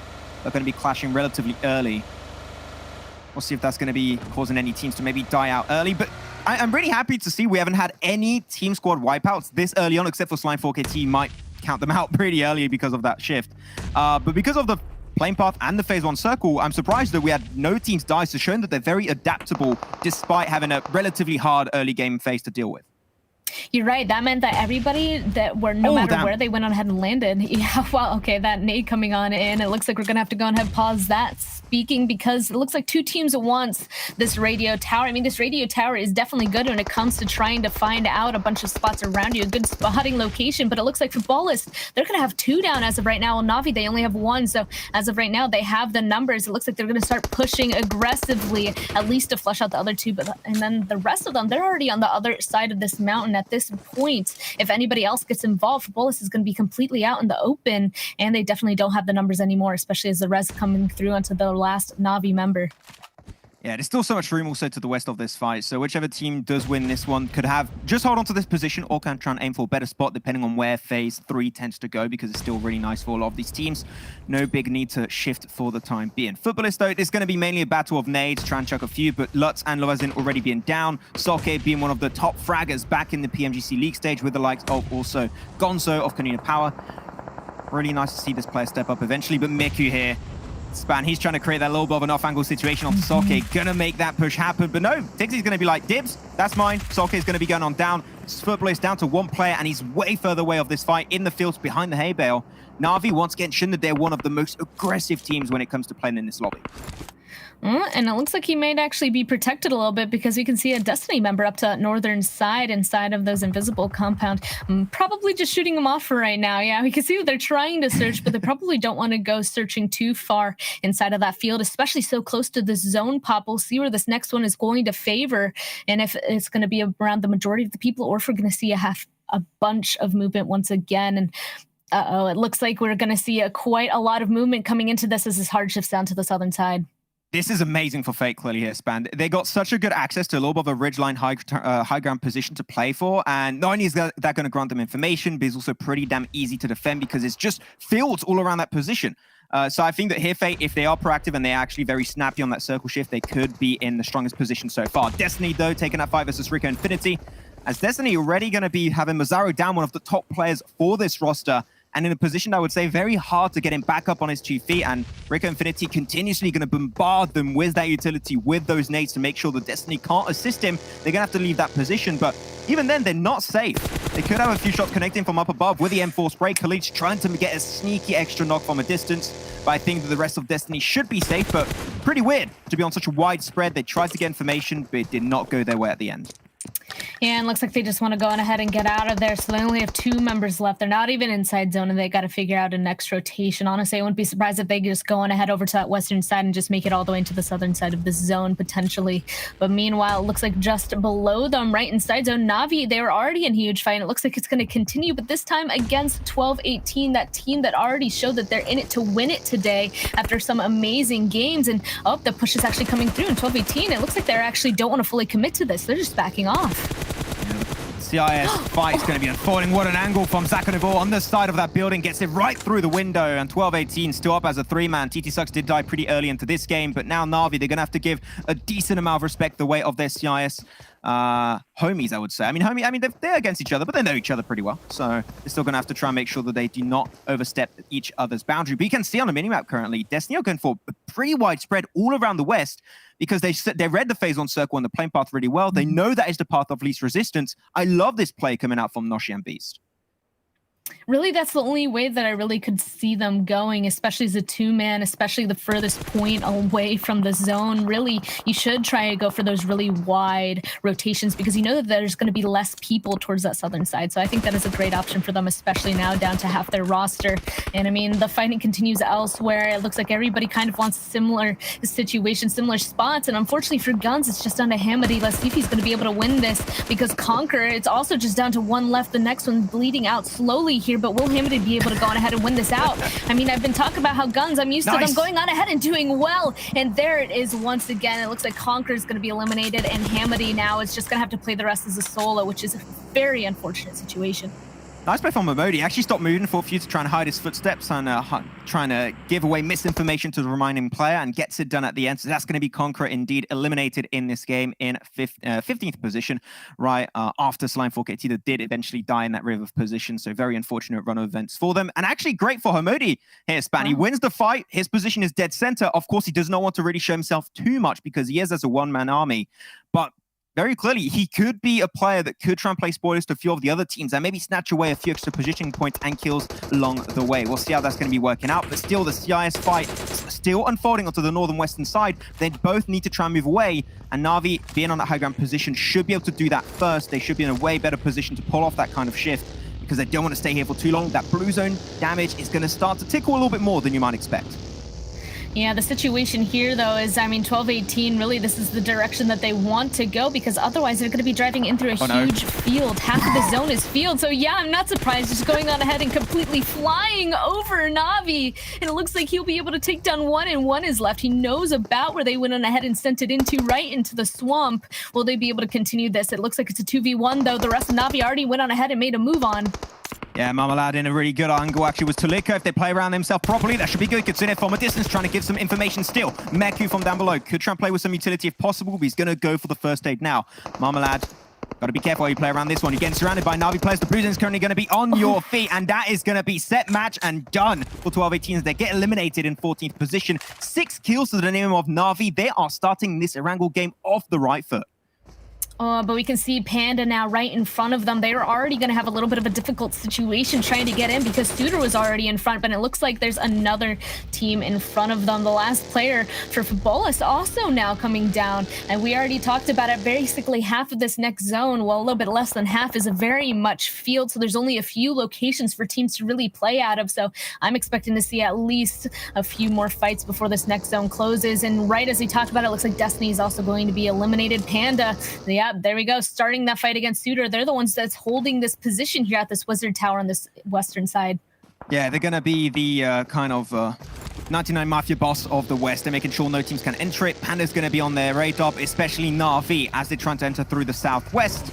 That it could be a little bit of point of contestment between these two squads, so we'll see how things are going to be rolling out. You still got a really strong compound, and that's so strong because Fate, we talked about it earlier, right, Span? How they had such a good overlooking position. They knew exactly what was happening in the center of the circle. They saw that compound was free, and they struck while the iron was hot to try and get that position under their control. Though SUDOR, they got spotted away by Na'Vi, and they're going even wider down south to make sure they don't have to take that fight head on. I like it from Na'Vi. They're not taking the risk. Objective, get in circle, then they can look to take fights later on.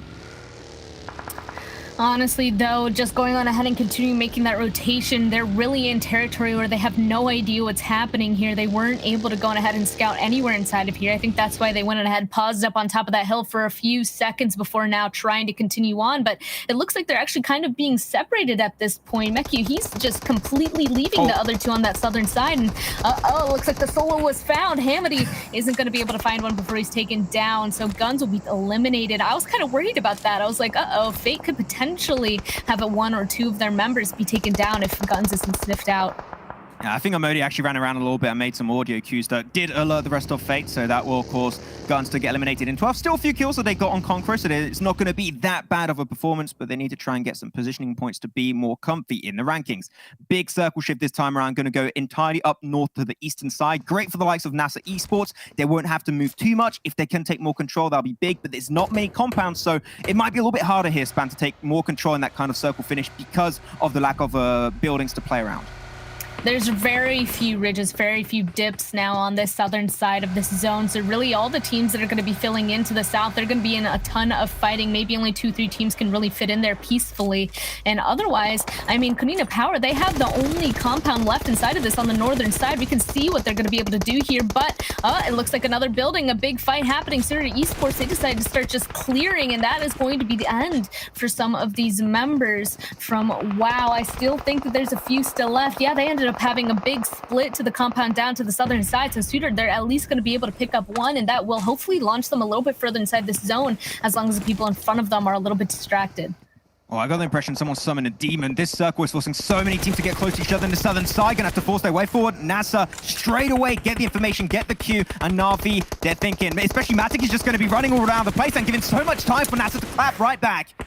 Meku trying to make that way a little bit forward, but he's also getting engaged from the backside. That is World of Wonders. As you said it earlier here, they were on a little bit of a spread, but you know what? It works out great to third party that fight between NASR and Na'Vi. They're going to be in the blue in just a few seconds time now, but Na'Vi, this is looking like it's about to be GG for them. As the utility is going to be traded back and forth. Kitsune, the new IGL for the team. There's winning a little bit of a 1v1 on the Sun HP. That's going to be his head blown right off.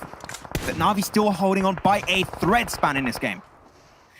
Yeah, even if they finish this up behind them, though, they still have a huge threat up to their northern side. So let's see. It looks like it might be solo as of right now. Zessie's just tossing over a bunch of nades, seeing if he can catch him out, but unfortunately not just yet. Meanwhile, other teams are falling because we already said that the southern side is going to be a complete aggressive showing, and it looks like Kitsune will be able to win that fight, but instantly NASR, the team that was waiting for that to happen, is going to be taking them down too. Yeah, while that fight was unfolding though, north side, we had a very, very important fight that was unfolding. That was between two other CIS teams. That was Team Unique versus Konina Power. Team Unique just lost their entire roster, as now only Konina Power remain in the compound right down south of Chopsticks. So they can play around that position really easily, but the circle, if it goes over the road, that might be hard. But currently, they are controlling most of the northern side. Only RICO Infinity Ragnar will be the one to contest it away. The SUDOR Esports going back in their aggressive nature. They're not a central circle team, but once they get access to the late game, they tend to perform extremely well. As now they're up against Fate, one of their contenders also from the Arabic region. We'll see which will be the best Arabic region to come out on top of this game. I will say SUDOR, they're known for being really aggressive, and honestly, Fate at this point is as well. So SUDOR will be able to see how they're going to be able to perform here. Usually that's their strength, you know, being able to take these team fights and really start chain fighting their way on in. But right now they're kind of sandwiched in between two teams, so we'll see how that goes. And yeah, here we go. This is the compound that we were talking about that Konina Power got in a big fight, and it looks like they took huge casualties, only half of them left. And RICO Infinity team sending one person over. It looks like he's trying to play a little bit of a spoiler position, a little bit of a situation to keep tabs on the rest of Konina Power, especially as the zone now kind of pulled away from them. Just a little bit concerning now because there's only one of them there versus two other people. And obviously those numbers are not too good on the side of that one RICO Infinity member. I would agree. You know what? 2 is indeed bigger than 1. I think that's a very good point. Bringing up right there, Span. Hey, Matt. Hey, man. You're going to be the math engineer on this duo. That's for sure. SUDOR trying to trade off a little bit of utility back and forth. The smoke wall will be coming on through. Ragnarok got himself a nade in hand, potentially could get the advantage. Shave, great push, does take a lot of damage though, and that will cause him to go down just milliseconds after getting his very own knock. 9 kills already for Fate. Arif and Ragnarok still in the running. Let's not forget Ragnarok, the MVP of day 1 of this PMPL, to still make things work out. But I jinx it for him. I'm sorry, mate. It's going to be fine. But Fate only having Arif left standing to go. And RICO Infinity, they're going for the third party. They want to take down their counter mates back from the PMPL in the Arabic region. SUDOR Esports track 2 still up and ready to go. The utility will give them a little bit more breathing space. But next Rüya, they're sitting there from a distance. They're not moving into the circle, but they are absolutely raining bullets and hell onto SUDOR Esports. Yeah, and at huge cost, you can see it's actually working here. And right into the vehicle they go. They know this is something that they want to capitalize off of. They're going to start pushing this aggressively. Meanwhile, that blue zone is slowly on the heels of SUDOR Esports. We can see he has barely any HP left, and RICO Infinity is going to spot him out as well. At this point, everybody is trying to get involved in this because these are the final fights now happening. We can see next Rüya. Here comes NASR as well. They know that they want to get involved. Yeah, next row, if they can keep on pushing forward, they might have a strong position to play for. There's a little bit of a plateau where they're on the southern side, so they won't be instantly vulnerable to the likes of Konina Power in the northern edge. But Konina still have a small portion of their compound in the circle. If they do not move and let all the teams negate themselves each other in the south, they might just get themselves a few extra kills and extra positioning points along the way. Though, fight still on coming. That's going to be next row, trying their best to dislocate themselves away from the southern edge. But they're surrounded. There's going to be SUDOR, there's going to be RICO Infinity, and also there's going to be NASR Esports. As only 3 are still up. Kuda, Nihat, and also Yekta. There's got a little bit of an overhang, a little bit of extra positioning information with that third-person perspective. Confirming the kill, that's Miracle gone and out of the game. This is only going to try and go for the res. That's too long. You've got to stop the res now. You've got to take that fight with the Uzi. Get himself almost one knock coming his way. He's trying to jump around that car and maybe get a 1v2, but he's completely overwhelmed by the Turkish powerhouse of next Rüya. And that is 7 kills to their name, as now only 3 teams remain in this game here, Span. Yeah, and we can see that Konina Power, they finally realized they can't stay inside that compound any longer. They need to start going on ahead, venturing out, getting on the side of that hill, because if they stay inside that compound for too long, that means these other 2 teams are going to be able to spot them out. It also looks like RICO Infinity team is the team with the numbers. They have at least 3 up, while the other 2 only have 2. So we'll be able to see how that goes on ahead, comes into play. They've already have, what was that, 7 kills for next Rüya with the 3 members? I think so, yeah. 7 kills to their name. RICO Infinity have 6 also to Konina Power. Fates, despite going down, that's still 13 points coming their way. Wow. They are looking extremely powerful, and they want to reclaim back the #1 position in the rankings, though. Axa, despite not having his teammate nearby, he's still going to take that fight a little bit overzealous, in my opinion, and that will cause him to go down to the hands of Kudu. Next, Rüya going to take a little bit more control with the 9 circle. RICO Infinity is currently the team that is leading and dictating what happens in this circle, and they are trying to take everyone down as Konina Power lose Axa, as he does indeed get confirmed. No more information, go in the way of Nomi. Yeah, it looks like he's definitely going to have a really hard time getting across. This is what I was talking about. If you don't leave that compound quite fast enough, everybody else is just going to hold you out. So it looks like, Peter, he's definitely there in the position to be holding out Nomi. He only has this little tiny half wall to provide himself some cover. There he goes, slowly moving on forward. But I mean, next year he knows exactly where he is at. So this is going to be a difficult situation for them. Meanwhile, RICO Infinity team, it looks like they're pushing even further. Oh, there we go. There he goes. He gets taken out, which was expected to happen. And now it's down to the last 2 teams. There was no way that was going to work out for Nomi. Still a 3rd position after clearing out Team Unique. That was an expected decent result, a top 3 podium finish. So still good on the CIS powerhouse. But now is going to be Arabic team versus a Turkish team. Next Rüya down below, got himself first out of their PMPL. So they are trying to live up to the expectations set by the Turkish community. RICO Infinity, Presti's going to be knocked down. Khalid and Nasa still going to be up and ready to go into this fight. Nihat's going to be taken down. That's going to be a few more players remaining on both sides. Going to be a close one for sure. Kudo just able to barely survive. He's got himself the DP, trying to go for the pre-fires to make sure that they cannot get overwhelmed from that high ground position. NASA, can you make the 1v2 dream become reality? Still a decent amount of HP. The pre-fires coming through. Picks up one. Now a 1v1 happening coming his way. We've got the heal happening onto the other side. If it comes through, we're back into a 1v2 and he gets the res. Nihat is back on his 2 feet. And NASA has no information as to what is currently happening.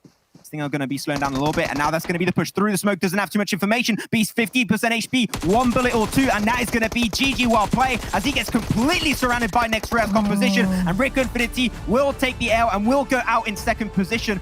But next, Rüya able to actually get himself their 2nd win in this PMPL, really living up to the Turkish expectations. That was a huge res coming in through from them. I really thought for a second that NASR was going to be able to finish that off. Honestly, maybe waiting a little bit too long at that tree there. And honestly, that crate being positioned where it was absolutely huge. We saw him trying to spray into that smoke, trying to catch them out to make sure that nobody else was going to appear. But unfortunately, it just didn't work out. 2,000 damage coming away of next Rüya Gaming with 11 kills also adding up. They're going to be jumping pretty heavily in these standings, and we're so also early. We're not even 50% done with this PMPL, and it's still to the point where you're going to see a lot of back and forth in the rankings, and teams can jump a few positioning points off the back of one simple game.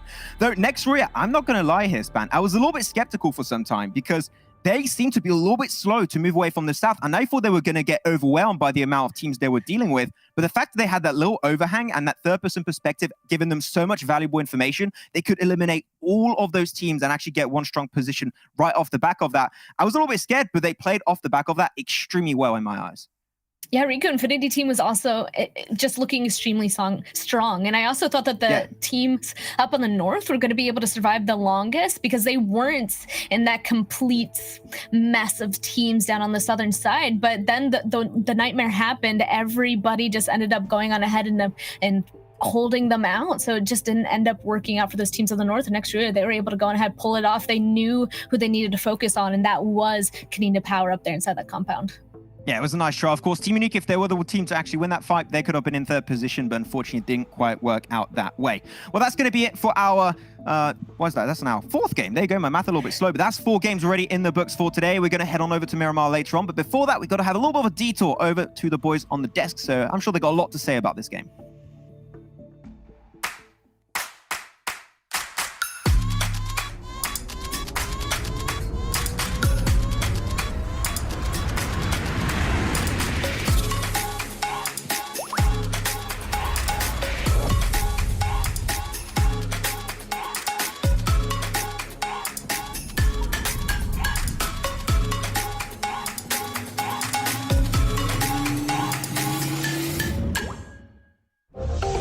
Xiaomi.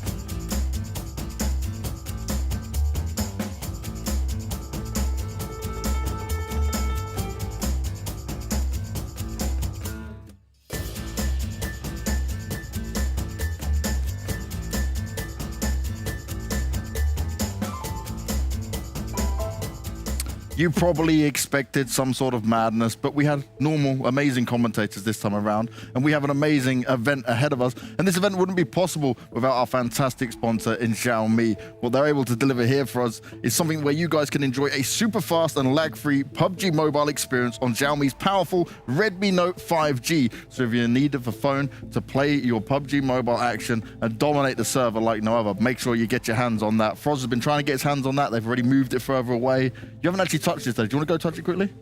Yeah. Go. Just go on one time. You got to have your day. There we go. Ooh, feels so good.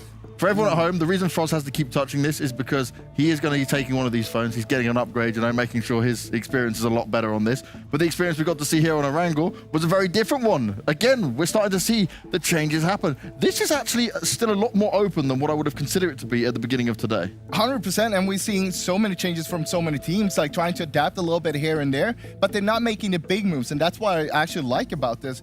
Because making those big moves is going to be hard for you, but making those small moves, you can just a little bit at a time, feeling it, all right, it feels good, yeah, keep on doing it. Yeah, definitely. I mean, small moves is definitely the way to go this time. Then, of course, you don't do anything that major that you can like back off on the next game as well. You're not going to be, if you make some big moves, you might be also ending up giving space for somebody else, like adjusting the area way too much. But yeah, this time it's going to be, well, next to Rüya, getting the second chicken dinner for them, and also being the second team who's going to be making so. So that's definitely spicing up the top battle. Well, let's see how all the points got distributed throughout this game and who was at the very top. Obviously, Rüya getting away with the win will be sitting quite pretty, but then the rest of it got interesting towards the end. That three-way fight that we had between Rüya, RICO, and Konina could have gone really either way, right? There was one point where we're looking at this where it was very hard to call. Yeah, it was really hard to call, but one thing we need to talk about is how next Rüya is the second team to actually get 2 chicken dinners so far here. And we saw them yesterday having a really, really rough start, but they ended the day with that win. And then coming in today, it was a little bit rough, but once again, they're getting that win. But we need to see more consistency from them. They can't just like bomb out straight away on 15 plays or get a win. They need to be consistent, get those top 5s. Yeah, it's exactly the same what Navi did yesterday, getting 2 chicken dinners and then, well, they weren't on the top of the leaderboard. But anyway, definitely a great game from them. Also RICO, we have to point out RICO. I mean, they also, second place, getting 20 points, definitely a great result for them as well. Of course, they had a very good situation there on the southern side, but still, I mean, this is definitely going to make some changes on the leaderboard. Now, we spoke about Fate a lot in the pre-show, right? Now we finally see them grab themselves 4th overall in this match ranking, grab them 13 points across the board. They'll be very happy for that, considering they've been slowly but surely dropping down across the day. You know what I saw from them, something I really like to see more of? It's how they were playing a 1-1-1 split on the Cat Hill on the south side there. We saw them early on doing that split, making sure that they had so much control. The circle went away from them a little bit though, but that's the kind of things you want to see. You want to see the teams doing that kind of stuff, making sure they have that kind of control, and also owning it. Knowing that if anyone gets close, we know how to deal with that threat straight away. And we saw them after that going, of course, they had to go a little bit more north to get inside the circle, and they did a pretty good job, I'd say. Certainly, dude. Now let's go on to the second page and see where we're at for the rest of the results throughout this. And again, Panda, I know I'm putting a lot of focus on Panda, but it's because I saw so much promise within this team and I know what they can deliver. But right now, I'm starting to feel nervous. I know we're not even at the end of day 2, but if we come into this kind of performance coming into day 3, they're going to need so many points that I think even Panda are going to struggle with it. They need to make some changes, and it needs to start to happen now, surely. Yeah, it's also good to remember it's the second day, so it's the halfway of the series after this day. So it's of course 4 days is a long time, but a few days done almost, and that's the half time. I'm not really sure how they're gonna bring this back, looking at how it's going for them right now, because I'm not seeing the potential of them actually being towards the top. Sure, they could get towards the middle of the leaderboard right now, but right now what they're doing, it's not working, and we're not seeing too many changes. The aggressiveness, sure, it looked good on paper for the first time, but right now it's not working out at all. They need to change that up. Do you know what I hate in moments like this? It's like when we've sat here and we've bigged other teams said these good things, not only do I feel like, okay, you've slightly cursed them, but you also feel like I'm just lying to all the viewers out there. We promise you, I'm not lying. We saw them do this before, but this just shows how competitive and how tough this lobby is, right? This shows the difference when you see some of the best teams from each region. And you mentioned it, right? You've got teams that have played against each other before because they come from the same region, but that's only a factor of it to a small percentage. The rest of it, you've still got to be able to work out and deal some serious damage. And right now, that's what Panda's lacking.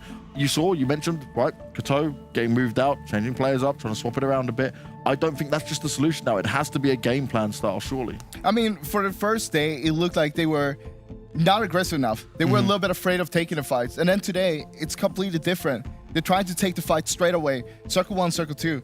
And I like that kind of stuff. But you got to make it work, though. If it's not working, you got to change it back up. You got to know, you got to figure out what is going wrong and how do we fix this. Yeah, definitely. I mean, the lobby is different, and that is one thing for sure. I mean, the lobby is different. So we saw them doing great things on the qualifiers when they got here, but the lobby is different. There was only 3 teams getting from that region here. There's basically another 13 teams who are not here, and also this is the top 3. So basically, there's 13 teams who are, well, not getting the same results as the top 3 who made it here, and it's the same for the other regions as well. It's the top teams are actually here, and the strategy which they implied on the qualifiers, that just doesn't work here definitely, because the quality of the lobby is so much better. So you just can't go the same way as you did on the qualifiers, going to go for the kills, you know, trying to like dominate all the situations.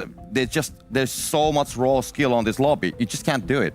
Well, do you know what, right? There might be some people at home, and I know there's plenty of people at home that will be saying, you know what, I could probably do better than these guys. Well, you guys should look at the PMCO. This is the PUBG Mobile Club Open, which showcases the best PUBG Mobile players and squads among the 23 regions across the world. That means so many of you have a chance to enter this. And the PMCO is regarded as the gateway in becoming a professional PUBG Mobile competitive gamer. So you yourself can sign up together with your team and compete against others in your region. And if you can be the best within your region, you can qualify further, get yourself maybe on the PMPL. Maybe one day we'll be talking about you here on the EMEA Championships, which would be something incredible to see that kind of story and the rise up of new young PUBG stars. And that's what we do want to see, right? That's what we're here for, the future, because this is still such an early time in PUBG Mobile Esports. Yeah, and I mean, if you don't have a team right now, we're still looking for one. Yes, we need our fourth. We don't want Kyle Harris. Yeah, not only can we dance and break dance and tap dance, you know, we can also play PUBG Mobile and open cases. Anybody who wants to apply for our team, we need to have some break dancing videos as a proof. So that's going to be one qualifier. So let those videos be coming in, and then we're going to be deciding who has the best moves, and we can decide who's going to be joining the team. Question though, guys, how do we rate it? Do we put PUBG Mobile skills first,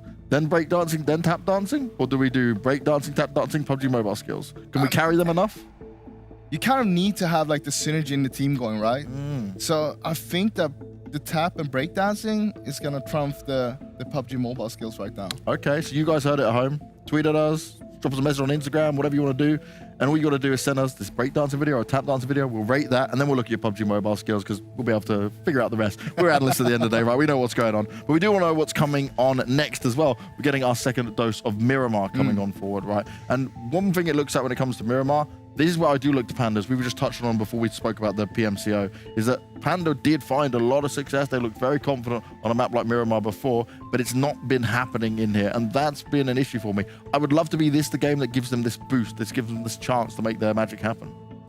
I wish it would happen, but right now I'm not seeing it. Sadly, I'm not seeing it. I'm trying, I'm hoping. I was really hoping as well, but seeing the results so far, I don't see it happening. I really want to, because I want to see them actually thrive in this kind of lobby as well, not just in the PMPL lobby, but we know that they have the potential to actually thrive here as well. We know that they're working so hard, they're trying their best, they're even subbing people out to try to get there. But right now, it's just not happening. I gotta agree with that. I mean, Panda has been definitely like showing sometimes like small glimpses of great success, but then in the end, on the larger scale, it just hasn't worked. And also, I think Miramar as a map, it's maybe one of those maps which is not best suitable for that kind of playing style, which they try to like do here, because when you go with the kills, you go with, let's say, with the closer action with the teams of Miramar, there's so much space on that map. So I don't think it's the best map for that kind of aggression, which they are doing currently. What I'm really looking forward is how 12-18 is going to be playing on the Miramar, because they can like have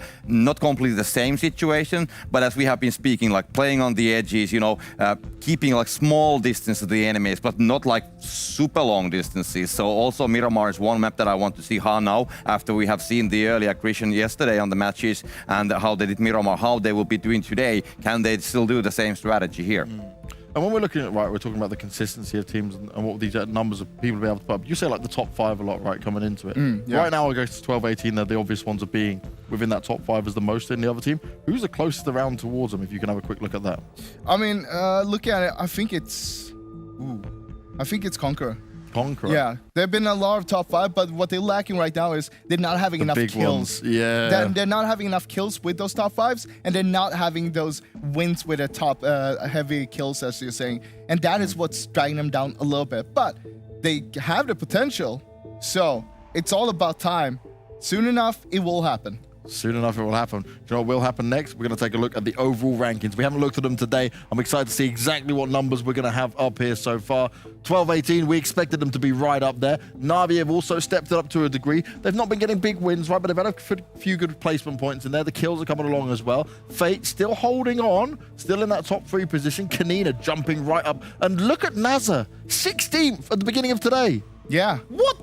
They've just gone 10 places up, and they're actually not that far away from being able to overtake some of the other teams within this. I'm impressed. That was what Scopter was talking about in the start of the day. It was so even between all of the teams that just one win, a few good games, that's going to propel yourself up on the leaderboard. And you can see that with NASR right now. Yeah, they had 19 points when we started the day, and they were holding the last place, so getting that amount of points, getting all the way up to the 6th place, and that's a lot of points. That's like a well, my quick math maybe are not as good as what Frost was doing yesterday, but still at 65 points, so that's a lot of points getting only on this amount of matches what we had so far. We'll quickly look at the second page in here as well. Ooh, we're not going to look at the second page, and I saw it over there. I was thinking, cool, I might get a chance to look at it, but you know, we're probably getting too close to that game going forward. There is, there we go, production. I do love you. Sorry for throwing you under the bus. Slime 4KT is what I did want to touch on, right? Because I see this in comments and stuff, and people are watching on the streams and watching it all go down. They're like, oh, why is that team here? Like, they're wasting a spot. You guys got to remember as well, like, for a team that's coming from the African region, this is a huge opportunity to learn to play against some other teams within the region, official games and stuff like that, right? This is a team that's getting a good opportunity to be here on the I guess, almost international stage in that sense, right? And they've got to make the most of it. It's a big learning curve. It's a big gap. Exactly. This is one of the first times they're playing on such a big stage here, being up against some of the best teams in the world, not just here in the EMEA region. And they're doing a fantastic job so far. It's all about that experience. They'll get a lot of experience from playing here. No matter what results they get, they'll bring that experience with them. And next time they come back here, they're going to be just stronger. Yeah, that also applies for multiple other teams as well. I mean, there's so many teams who have their first shot on the international stage now, and this is definitely, for many teams, it's going to be the best learning experience they can have. And you know what best learning experience we can get? Is listening to two wonderful voices in the style of Span Cargo and Maxman. Max, are you happy with that? No shade was thrown your way. Span, just protect little Max a little bit. You know, he does need this kind of mothering every now and again. I used to do it for him. Imperium did as well. Now you're in charge. Ah, I see, I see. Well, he's the one that's, you know, kind of in charge doing all the intro stuff and play-by-play. You know, I'm here learning from them, really, in this situation. I'm really excited to be here. Anyway, talking about learning, I've learned how to play the game really well. And earlier, they said on the desk they were trying to put up a team, and they said you wanted to try and submit a dance. I've done Tectonic for some time. You know, I was pretty bad at it, but I did do it for like 5 years at some point. So I'll submit something. But how are your dancing skills, Span? How good are you? Are you going to submit something? You know, when I was younger, I did take dance. I did contemporary and lyrical, but I don't know about anything like... Okay, you win. More breakdancing or anything. You know, I'm more of a music person. You know, I do percussion. I don't know. I'm bad at dancing. That's cool. Hey, you know what? You'll do the music and they'll be dancing on the side. So, okay, you know what, Banks? When you guys are back on the desk, I think you got to try and prepare Span to join the party for the next PMCA because I'm sure she'll be rocking it back on PUBG Mobile. I thought I was pretty good. I guess I'll be a sub or something, or maybe a coach, but you don't want to follow my math anyways coming into this. But you know what? Here you go. Another game that's going to be on the menu, and it's going to be our second Miramar of the day. They talked a little bit about Panda here, and Span, this is one team that is seen as extremely strong on this map of Miramar. Are you expecting them to do a little bit better here? Because they had a decent position last Miramar game, but it just didn't result in a great finish for them. You know, they talked about that. They said that, you know, previously they did do really well on Miramars, but coming into this one, you know, they're not doing too hot. And I do believe them. I mean, it does just come down to what kind of lobby that you're into. I mean, if this is their map, they should go on ahead and potentially, they're probably trying the same things that they did last time. But if it's not working out for them, then obviously they have to go on ahead and try to find something a little bit different. So maybe at this point, they've realized that their usual strategy isn't working. They might try something a little bit different. So, I mean, the potential is there. But definitely, I think, not with their usual playstyle. Yeah, I mean, one thing for sure about Panda is that they changed their drop location. They used to always drop in Valimar back in the Western European PMPL. Now they drop around the likes of Trumacera from time to time. That's where they like to play because Konina Power, pretty aggressive at the early stage game. You don't want to give that one a shot. 12-18 though, they like to drop in Puerto Paraiso. They played path, not going to help them out tremendously. So they might have to try and stretch it or go for a secondary drop spot. So that's where Konina Power were on last Miramar game. So they're going to go for that position. But this one is a lot more forgiving, I would say, than our first Miramar game, where it was very focused around the east. This one's going to be a little bit nicer for these teams. That is going to be a certainty coming into this. But we got a lot of teams then, and I'm surprised. We were looking at the rankings earlier, Span. 2 wins to next Rüya, and they're still on the second page. Yeah. I find that very, very surprising for the #1 team of Turkey in their PMPL.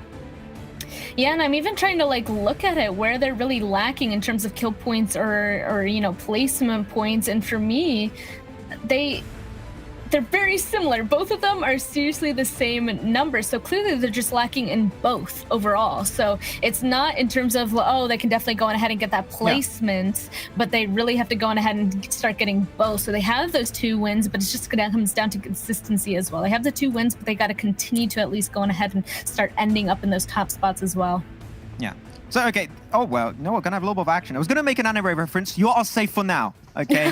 we'll bring it up later on. You're going to be okay for the time being. So, what do you mean, say? Okay, I'm offended by that. But Ragnarok, though, once again, MVP of day 1. Going to take a mini 1v1 versus track 2.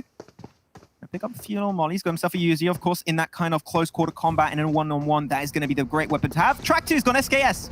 Let's say here, Span, not the best weapon in this scenario. SKS versus Uzi at this range, I think the Uzi wins. Definitely, but it does look like SK Ton has now arrived to try and help out, but we can see he's taken down super low, now trying to heal. He spots out Ragnarok as well. He's trying to catch him out. That was probably called that he's low, but now they're both together. It's a 2v1, and he tries going for it, and unfortunately, he's not going to be able to get it in that situation, which I'm not quite surprised about. There's just too many people. That was just a basic trade right there. Yeah, cheating, man. You got to take the 1v1, okay? You got to make it happen. But no. They get himself the backup. SK Ton joined up with a UMP. Very meta weapon once again in the Chinese kind of tournaments we've been seeing happen as of recently. But now the fight's over. Is anime reference time? Next Rüya, of course, you mentioned it. They got to try and step it up in terms of kills and also positioning points, because most of their points come clearly off the back of those 2 wins. They got one yesterday. They got one today. It's like One Piece. I don't know how familiar you are with One Piece, but Luffy currently, you know what? Gear first, get himself a few wins. Now you've got to try and pump it up, go to gear second. Gear fourth, you're going to use that on the end of the tournament. You've got to try and potentially get yourself into that one later on, because next Rüya showed it. There's a lot of potential coming their way, and they clearly got a lot of support. I was checking out the YouTube chat. A lot of people saying, hell yeah, let's go Rüya. Didn't check out the Twitch chat, but I'm sure it was full of keck W's every time I got my calculations and arithmetic wrong. But this is a team that is coming here with a lot of expectations, and they have been able to perform on a few of these strong games. But other than that, we're looking at consistency. We're looking at what, for example, Fate has been able to do. The games where they do not get a win, they get a few extra points here and there. They middle of the table most of the time, and that solidifies themselves in those positions in the rankings, which is unfortunately something next Rüya has not been able to do so far. Exactly. It really just comes down to being able to perform every single one. I think I said this yesterday. It's, you know, teams are allowed to have like 1-2 bad games, but otherwise you really have to go on ahead and continue to be consistent, continue to get up on those top spots. You need to be aiming for like, I don't even know, like at least like maybe 8 points to really keep yourself in a running at this kind of a level. You can't go on ahead and go out with anything less than that, because otherwise, we already talked about how we just saw how close a lot of these teams were on that leaderboard. Just one game could go on ahead and completely change it, completely jump one team from like a bottom or more middle situation to all the way up to towards the top of that leaderboard. I just saw Kalaris in our private group for this PMPL saying, what is One Piece? I got my blood pumping right now. Just a little bit, okay? I'm a little bit offended, Kalaris, but that's He fine. said the wrong piece too, yeah. Yeah, I know. He's really he's trying to get to me, okay? It's something that Kalaris does. You'll know the more you work with him. He likes to get things wrong on purpose just to try and trigger people. I got used to it, so it doesn't work on me anymore. So we'll see. You'll see eventually coming out. Bronto, they're going to be picked up for Slime 4KT and still struggling. But as they rightly said on the desk right here, this is one of their first tournaments at this level, and they're clearly struggling. But also, this is a great learning experience, I would say, Span. Oh my goodness, it definitely is. I mean, I'm going to bring in some personal experience like I did yesterday as well. You know, when I try to go on ahead and play, really, there's like a huge difference every single time you go on ahead and go up a little bit of a tier, go on to the next level, the next situation, next tournament, next league. Every single time you qualify for the next thing, it's completely different. You can't expect the same things because those teams, they just play the game differently. They like have, it's like, they have the rhythm down. They understand it. I can say that it is pretty difficult to go on ahead and get used to. So this being their first one, I mean, honestly, it's amazing that they got here, that they're able to play inside of this. And this is going to be absolutely huge for them. Even if they don't go on ahead and do well, at least they're learning. And in my opinion, that's real success. Yeah, this is the first time we've seen a team from Nigeria at this level. And this is the very start, not only for Slime 4KT and also the individual players, but of the region as a whole. They only had one spot from the PMCO. You never know, in the next seasons to come, maybe not this year, but maybe 2022, 2023, they'll get their own PMPL with their own broadcast. And I think that is just so hyped to see it evolve, because you got to think a while back. Europe, they started where they only had themselves a PMCO, and then we only had EMEA League, which was not even a PMPL, was a lot of regions involved. And Europe is growing, and I think that we're slowly but surely going to have that happen also for the African region. So it's good to see. African region is very mobile focused, and PUBG Mobile, they're just starting to begin their adventure. This is their very first chapter, and I'm just really hyped to see how things are going to evolve for them in the future. There we go. That was the entire segment on Slime 4KT with fun stories. I think they're a pretty interesting team to talk and mention from time to time, but now it's time to focus on this circle. We did see it here, Span, pretty northern. Shouldn't be too hard for any of these teams. They're pretty aware of how to play this. This is something that happens quite a bit, and in the recent tournaments that I've had the chance to cast, it happens so much that they should hopefully not see any teams get eliminated early on. It does already look like there's a little bit of a tiff happening here. Futbolist against Team Unique. It looks like they're kind of split up. And by kind of, I mean definitely. It looks like Sulky, he's definitely going to have to try and play a little bit of a sneaky snake position here, seeing if any of the Unique members run down here. Maybe he'll be able to get a little bit of a jump on top of them, because otherwise I don't know if he'll really be able to make it to the rest of his team. It's definitely important for him to be holding that hard cover as well, but it looks like he won't be able to leave anytime soon, because Team Unique, they spotted out that vehicle and they're trying to destroy it now as well. Yeah, gonna have to try and move away from that one. I mean, Soke being alone away from his team. It's Soke. He's gonna do Soke things, so doesn't need the backup for now. But I like this. Unique gonna try and move away. A little bit risky, then that car is currently fuming. Just a few extra shots, one more clip, and that car is blown up to pieces. So they'll make it out just fine. Slime 4KT still very spread away from each other. Storm is going to be the one trying to make sure this compound is free. They're not going to have to take that fight, but Destiny are just going to be right ahead of their position. But this is great for Slime 4KT Span because they're in a relatively central position, really high up north. You know there's going to be no point of contestment up on that northern position, so they should be fine if they get rid of Destiny, which Destiny right now, you see Noshi with that Car 98, he is ready to take that shot anytime. Yeah, I saw immediately where they were, and honestly, this is one of the best situations that they could be in all the way up here, because if they win on ahead and spread out, they're going to have eyes on seriously every single direction, except to that northern spot. At this point, it looks like Destiny is in fact looming in the distance. This is really the only direction where this compound could become dangerous, where a team could go ahead and push up onto them, and it looks like they're not going on ahead and spreading out either, so they're not quite going to go ahead and get that knowledge right as this next zone is going to pop. So hopefully it's on top of them. It looks like it is. So for right now, they can go on ahead and stay there for a little bit longer, but hopefully they're starting to look even further inside this next zone. Yeah, not too bad. I really like where SUDOR currently standing Hacienda del Patron. I don't know if that's something you do, by the way. Do you say every compound in Miramar? I know with Imperium we do it from time to time. Do you say the compounds in Miramar with the accent, you know, the Spanish accent? Or is that just me and Imperium? I do not. You do not? Oh, okay. Okay. I guess it's just us Imperium, man. We're alone. We're alone in the world that's saying it like that. It's fine. It's fine. We'll find someone that can do it with the accent again.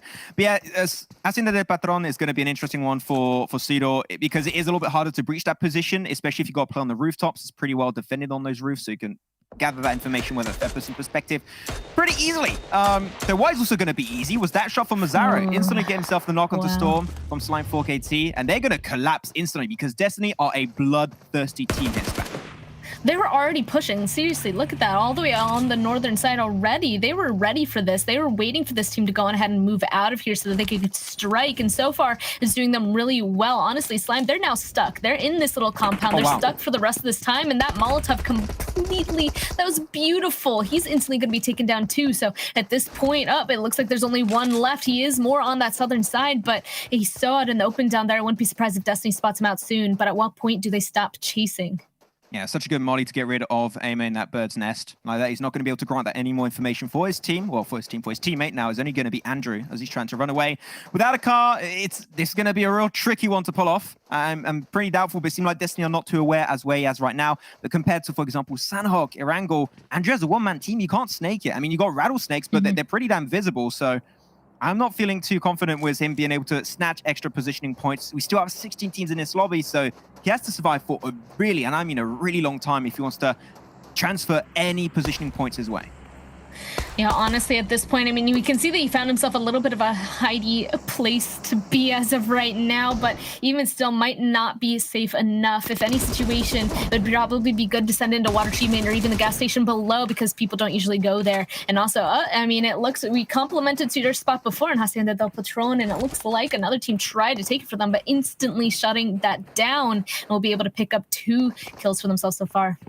Yeah, a little bit surprised. I said that the Patron is not an area you want to push all willy-nilly. You want to have your team there to back you up to make that push happen in the first place, and also because it is so easy to get the information when teams are trying to contest that location. And yeah, SUDOR played it properly. They went for the 2-man push on one player, and World of Wonders lose an extra. Though we haven't talked too much about what's happening in the circle right now. We are currently in phase 2, about to transition into phase 3.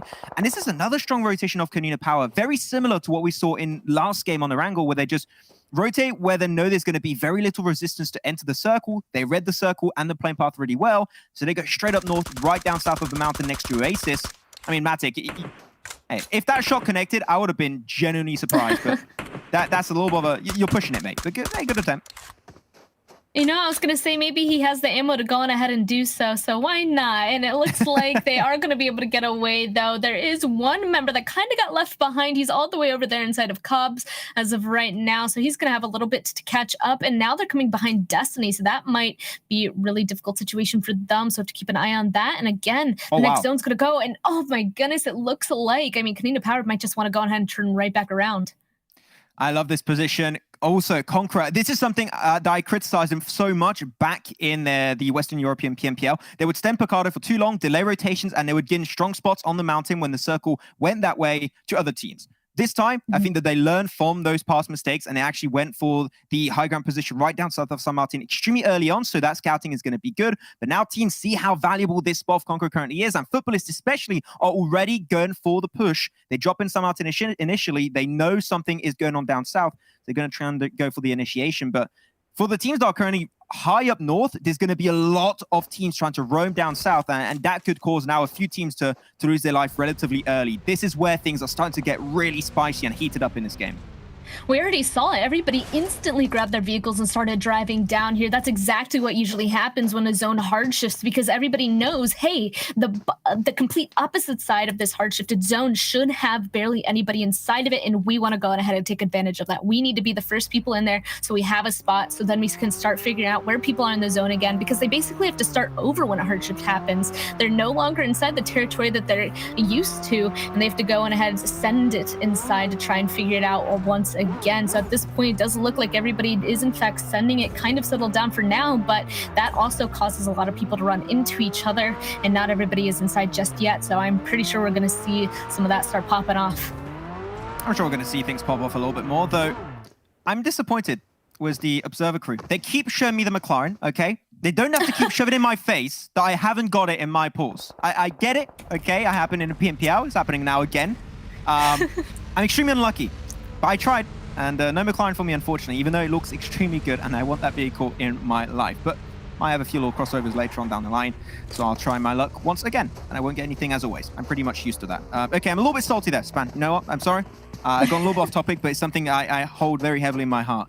My luck is just very poor. Though, I mean, does I'm always so, I got nothing on value. I got like the worst skins in the game, I think. Okay, Gonzo trying to do a little bit of something just like Copter would be doing, a little bit of dance over on the plateau. Moves his way forward, but no one is going straight for the position of Conqueror, which I like. They know it's a strong position that's really hard to take teams away from. So I like the amount of respect, but if the circle centers up on Conqueror, this is going to be a real hard one for the teams on the edge. It's going to be really difficult because, one, they have that huge plateau that they're on top of, and everywhere else is kind of out in the open. And on this western side, we're kind of keeping an eye on it. We saw GUNZ going ahead and pull up there earlier, and now it looks like Navi is trying to do the same thing. Unfortunately for Hamity, you know, he was the last one for frags last time. He's going down this time, and those insane nades coming on in. The frags, they just got fragged there, and now Navi, they're starting to make a rotation on in at frags. I mean, GUNZ, they're just down to 2 people left. From Tixi and also Kitsune. That was pinpoint accuracy. Love to see those nades coming on through, especially from such a big distance. Normally not the easiest thing to hit, especially on a ridge, but they were perfectly cooked and perfectly aimed. Ralph, I don't know if they know exactly he's in that position. They're going to scout because they know those were only knocks. There's still players remaining in the surrounding areas. They need to clear it out so they can have full control of the West. That's what resulted in them taking the 2 wins on day 1 because they had full control of the West. Ralph picking up a 1v2 against Self Spray with the Scar, but there's nothing he can really do in that kind of situation. He did have himself a knock coming his way onto Tixi with a headshot, but really this is not looking good. Though Freak is giving it his best shot, trying to get a little bit of an upper ground position, maybe get a few utility chucked in direction of Na'Vi, but he's getting the hell out of here. And you know what? I respect that. You don't want to take that fight, but he gets instantly backstabbed by Kitsune, and Matic will be the one to actually close off that kill. GUNZ eliminated in 15th. Wow, yeah, now Navi, they have a go on ahead and have a full-on entrance inside of this next zone. Meanwhile, it looks like up on our northeastern side is now very congested. SUDOR trying to take this position of Futbolist. One of them instantly going down. It looks like they didn't quite spot out another team already in front of them. And then they sent one up a little bit early. The rest of SUDOR, they can go ahead and potentially drive around, but we already know that that's going to be tough for them as well, because there's teams absolutely everywhere along the edge of this next circle ahead of them. Well, I see Mihir as a Groza and a kill feed. That's going to be a dangerous weapon in very dangerous hands, so definitely going to be a dangerous combo to go up against once Destiny starts to get even more involved in this game, especially versus Futbolist. That's where the breach is happening up northeast. He's going to be having a little bit of an overlook over those ridge lines, and Futbolist wants to go for the res onto Socket. Oh, those shots actually connected a few in the air. Luvazan has to jump out mid-air off of that bike. He does not want to get hit by that Groza. But Destiny, now they saw them actually move away closer to the circle. That might create a little bit more of an opportunity for them because the front line is going to be a little bit easier to breach from this on forward. And they know that this is really the only place that they can go on in. They're holding on to their nades as well for a little bit, as long as possible at this point. I mean, Destiny, they got to start being really aggressive on this, and it looks like they're trying to start the push with a bunch of utils so far, working out for them a bit in terms of damage, but not the next knock that they're looking for just yet. Yeah, you're on a dip. This is so hard to play around. What an age coming out from Mazzaro. That's going to be a double whammy coming his way. Rom and Lutz on their knees in submission, though. Socket was able to get res back up earlier by Loverson. So they're going to be able to now be the second line of defense for the Circle. The thing is, they can't move away. If they try and extract themselves away from this equation, Destiny are going to go for the backstab play. This is a fight that's extremely hard for Futbolist to try and move out from. So they are fourth in this position. SUDOR talked about them having a good shot today. Unfortunately, this game not going to go their way whatsoever. Out in 14th.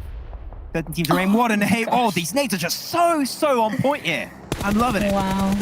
They really are. They're so good. Each of them catching exactly where they want to go. And honestly, every single time that happens, I already talked about it. Util is so strong. If you know how to use it, you got to use it. And now Destiny, the blue zone is coming in. They're not in a good position whatsoever. Futbolist, you can see this huge ridge. They're just going to be able to stand here and hold them out until they're completely overtaken by that blue. Just one more left. I don't know if he's going to be able to survive this. Maybe he'll just start healing inside of there, hoping the Futbolist will just start leaving him alone.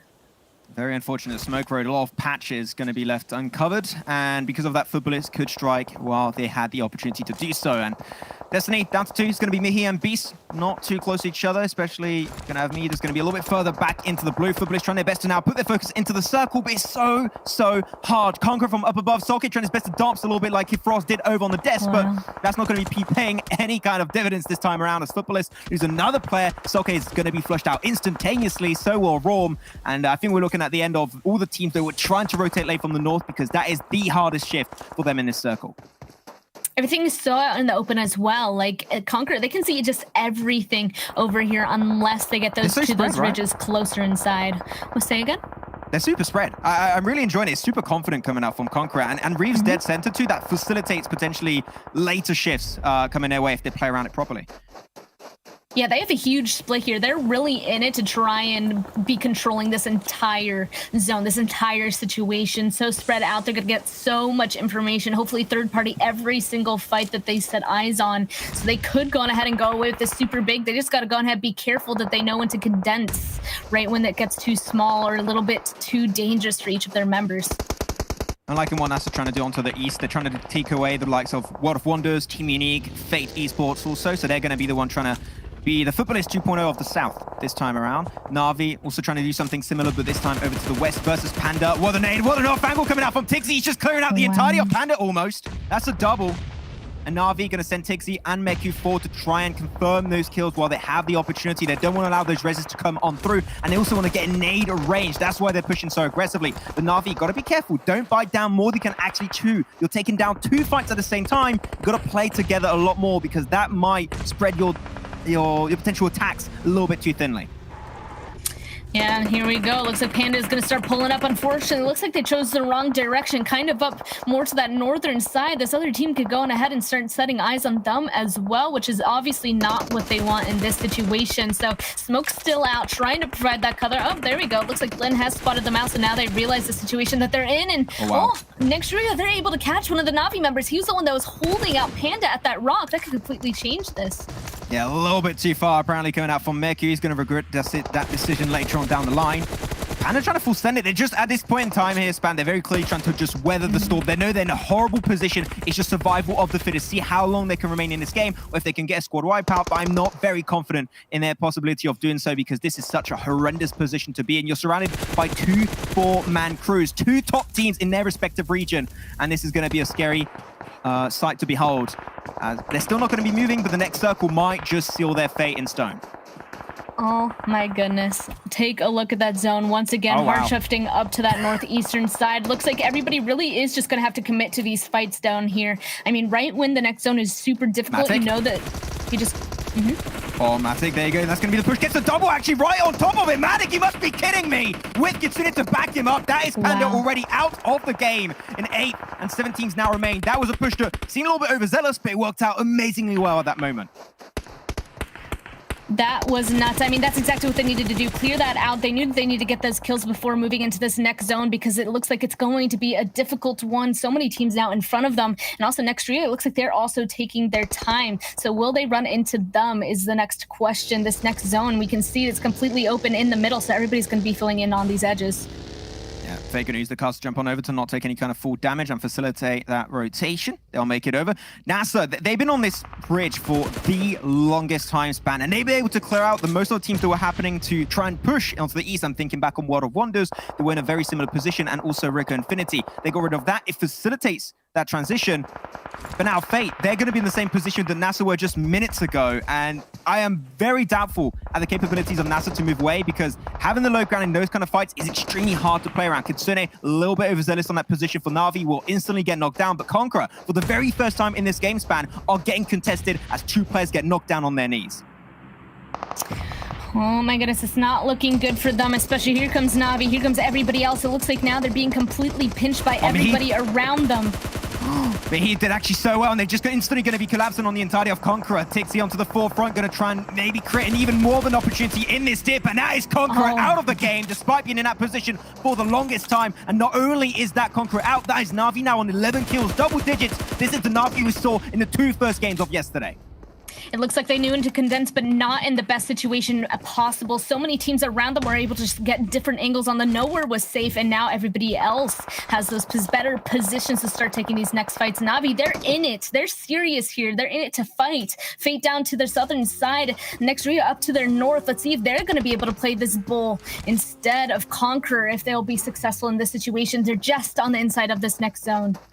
One thing I can tell you, they're in it for the win. That is an absolute certainty. Neki and Tixie going to have try and peek a little bit of information over that ridge line. The reason why they're not in the center is because they are known, they know that they're going to be prone to take a nade damage and any kind of utility damage from that, especially with mollies. So they're trying to play onto the outskirts a little bit more and play around those smokes. And I think that's definitely the best course of action for them, though. Having the overlook, the oversight, that's going to be next Rüya as they rotate all around Na'Vi. They did not want to get gate kept, and they found the path of least resistance. Now they get themselves in utility range onto Fate, and Fate, they're just going to get rained upon. This is going to be turning into a mini red zone potentially, as Na'Vi, Meku from the other side of this little shack position is going to be raining it down onto Fate, as Rom of Futbolist is still alive and trying to cap a few opportunities to get extra points along the way. That's a great molly onto Lathe, actually. Big elbow of damage, I believe. No, actually, Lathe is not going to be inside it. He's trying to crawl his way out, but Futbolist might be able to play spoilers for a few of these teams. I think everybody on this eastern side isn't going to be surviving much longer because the zone hard shifted over to that western side, so everybody's going to be trying to hold them out unless these huge fights start happening in the center here. Oh, NASR, this is unfortunately a call of desperation. They're trying their best to push their way up. They know they're not going to be in circle for longer. So they're trying to get themselves back as a two-man. Next Rüya, they know they have to go downhill very soon. Not going to be easy. Lathe and also Rom survival of the fittest. Trying to see who's going to be playing the survivalist game. But this is looking such a good opportunity for Na'Vi, but I do believe they're getting actually pushed over a little bit. Futbolist is going to lose Rom. That's going to be an extra kill over to NASR Esports. Their second, actually. Despite being in such a strong position, I thought they would have a lot more kills than that, but it seemed like they were not able to convert in the way I was initially imagining. Yeah, I assume not. I mean, there's so much action over there. I guess they just weren't able to be in a good position to really start closing stuff off. And, oh, is next Rüya, they're actually being aggressive towards Fate. Where are they going exactly? I mean, this road, I wouldn't want to be on the southern side of this road. What is going on right now? I'm not a fan of this one. What just happened for next Rüya? Well, they tried to send it one by one without the utility. I guess they didn't have any utility. Otherwise, they would have made a smoke road logically to make that happen. But next Rüya, that's going to be the end of their adventure on this Miramar game onto the dunes, eliminated in third position. Now, only 2 teams remain. And NASR were indeed able to get the res. They just survived behind that little ridgeline, avoid detection to steal away a second spot from all the teams who were fighting for position.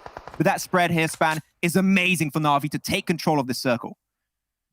I'm really looking forward to see how NASR is going to go on ahead and traverse this, though, because now they have this huge open road ahead of them. Na'Vi, all they have to do is kind of wait for them to push over that hill if this next phase pulls towards them, and it looks like it is, in fact, going to do so. So NASR, they have to start figuring out either getting a knock or starting to use some use hill if they have any. Not easy. Not easy. That's going to be a certainty. How are Na'Vi going to try and approach this one? But NASR, they got to try their best to move out of this position. And without any smoke, I'm not going to lie, this is almost impossible. They still have some. I thought that they used all their smokes earlier. Maybe they found a few extra crates from the few pushes of the players right on the northeast. So I guess they were able to maybe cap a few more their way. But the utility is put in such a weird position. I think they're just trying to use that as a distraction in some way. But you can see this is just a call of desperation. They know that there's no way out of this one. You need the utility, and they're going to try and get a little bit wider. Yeah, the only way that they'll survive this is if they somehow get right underneath, and it looks like Nabo, he's starting to make the move. Let's see if he's going to be able to make it, but we can see that Navi, they're holding every angle. Yeah, trying to make the push currently happen, but it's not going to be coming on through for NASA. Unfortunately, only Hassan is going to be left alone. And I think he's going to try and move out. Okay, I don't think that's how you get your driver's license. But I respect the attempt. You know what? There's some pretty decent dancing in the car, and he is going to be indeed picked up at the very end. And there you go. Na'Vi from Game 1 and Game 2 of yesterday are back on the board this time, Span. And what a game it was. Controlling all of the West, pushing aggressively, taking control. That is the Na'Vi that we know and love back in this PMPL EMEA Championship. That was a great showing from them. And honestly, NASR as well, they were playing that really, really well, including this past few games as well. So them going on ahead doing well, I'm not surprised about. Woo. And also taking a look at those stats there, Maxman. Big stats, big numbers. I like big numbers. That's what we're looking for most of the time. 15 kills coming their way. I want to see how many ticks he got. Because I think he was fragging out a lot in that game. But Kitsune too. I think Kitsune's not talked about enough when Kitsune actually plays into this one. Once again, if you guys are not aware, Ada changed name and now is called Kitsune and is the IGL of the team and has been stepping up in really big ways with the likes of Old Boy, that was the old IGL of the team. 2,340 damage on the Miramar game. That's a big number for what normally isn't the most aggressive of maps. I think definitely the terrain that those last few circles went into really allowed that to happen, because it kind of was more of that normal terrain and that it was kind of out in the open, only very few ridges to really go on ahead and play. There was a lot of visibility coming into it, but really it just came down to the height advantage in the very end. They were just able to hold that situation. That road was just too big of a barrier for anybody to really traverse. I mean, we even saw next Rüya try to make some sort of rotation down to that southern side. And I'm like, oh no, why are they going down there? Because there's no way that that road is going to be able to be traversed later on. Yeah, it was going to be a very hard situation to play with at the very end. But Na'Vi, what I also like so much about this team is that they always take situations one by one, step by step, not two step by two steps, as Froz would like to say from time to time, but they're just going to approach every situation as its own individual situation. And that's how they got ahead. They took fight by fight. Every time they clear the fight, they get themselves in a stronger position and they keep continuously clearing those spots to get into the late game stage. And it worked out amazingly at the very end there. So I'm hoping to see if this was once again just a one-time showcase from this team, or if we can expect them to be a little bit more consistent throughout this last game and hopefully the 2 days to come. But that's going to be it for myself and Span for this fifth game of the day. We still got one more to come. It's going to be on Erangel, but before that, we're going to do a little bit of a detour over to the desk with the boys to see what exactly I have to say, because there's a lot to break down on this game of Miramar.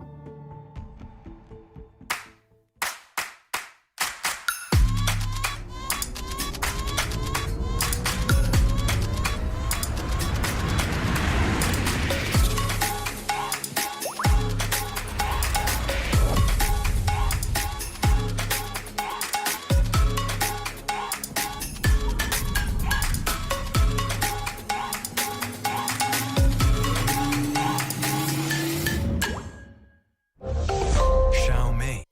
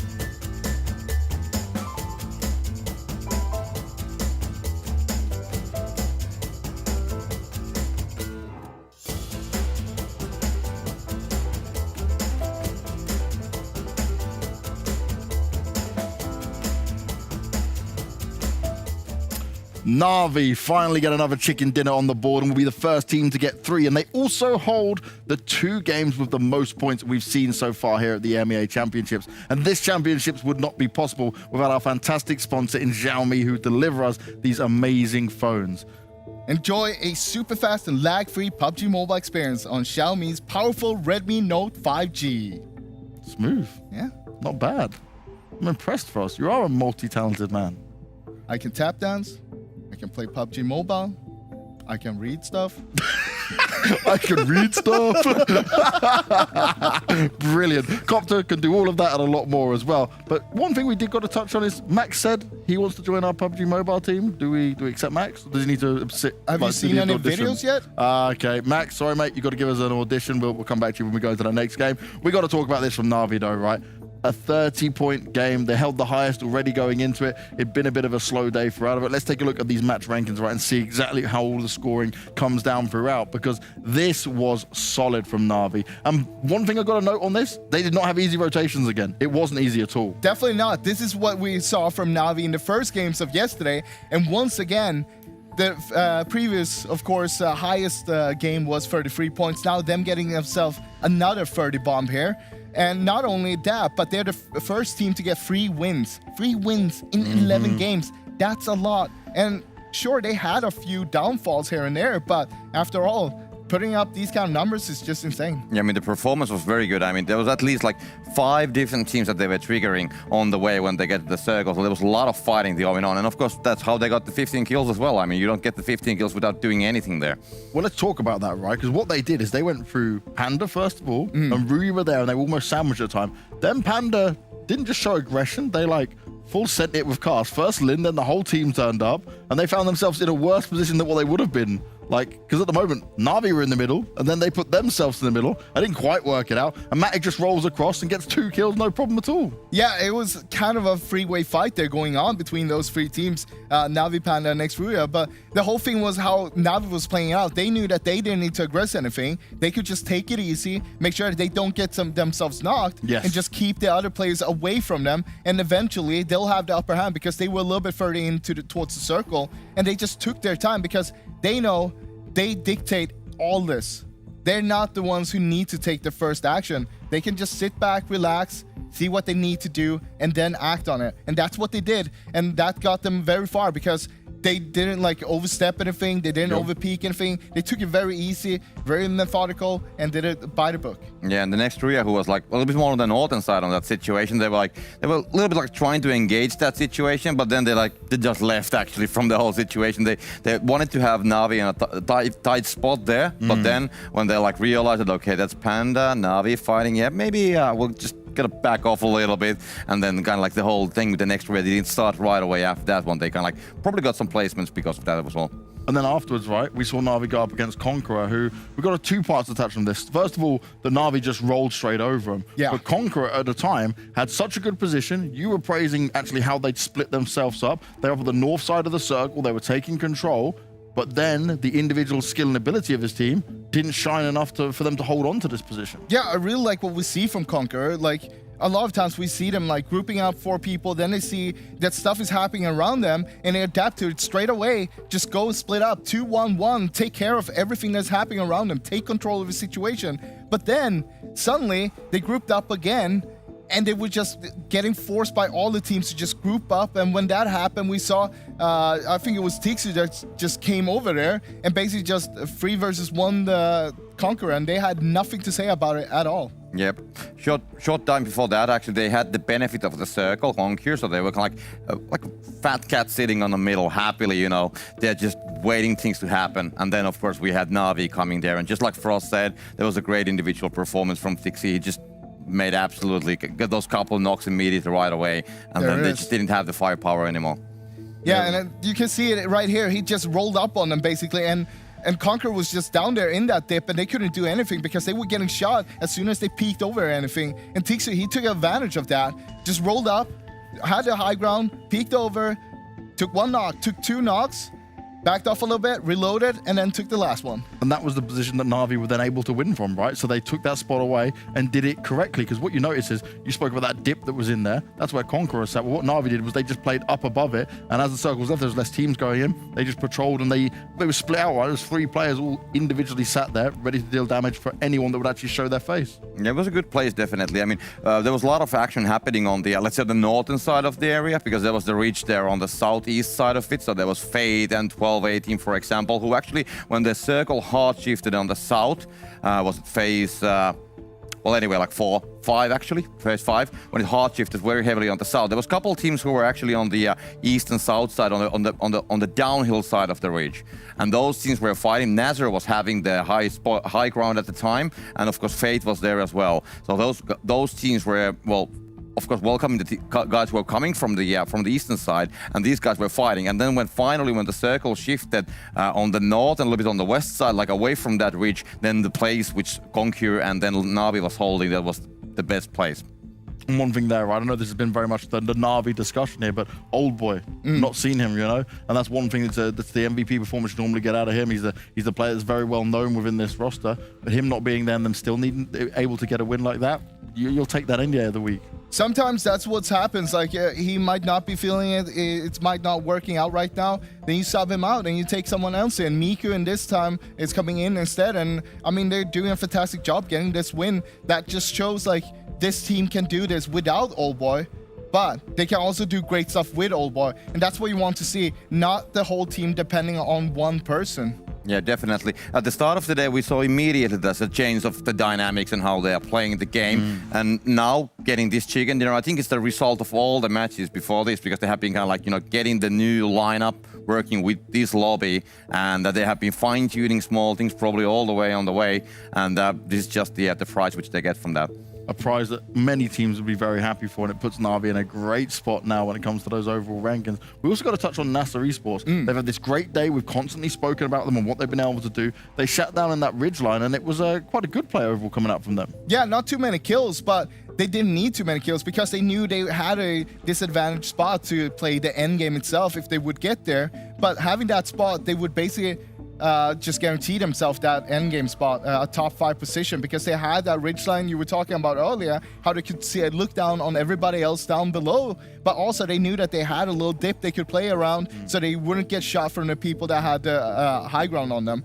But also today, from NASR, what we've seen from him is just amazing. Except for one game where they bombed out on 11th place, they got themselves in first place, a second, and a 4th place, which is just insane to see that consistency. And that is something we might not have been expecting from a team like NASR, but maybe more from a team like Na'Vi instead. Exactly right. That's what I was going to say. That's more like a Na'Vi style of what was needed to come back in after you were not happy about the last few games you had. But with NASR, this is like showing that it didn't matter what happened in day one, right? They came in headstrong and ready to fight. Yeah, definitely. There was also Fate, like I mentioned earlier. They're right on below NASR, but then there was Unique as well, crashing on the situation. And then kind of like Fate got busy with Unique. They lost some people there. And then later on, when we come to the later circles, of course, Fate was still there in the play, because it was like now he was shooting basically everybody there, Fate included still at the moment. But then, of course, Fate having few members only alive anymore at that point, then they were took out of the equation, and then kind of like NASR had the only team on that area anymore remaining. And that's kind of like, gave the keys. And then, of course, we had those solos as well. But yeah, they got dealt with. A very good Miramar game there overall, right? A very interesting Miramar game we got out there. Not too much of the wildness going through, some solid like structured play coming out from these teams. Now we go for the final game of the day. We're going back to Erangel again. We're getting this over and over again to see what happens.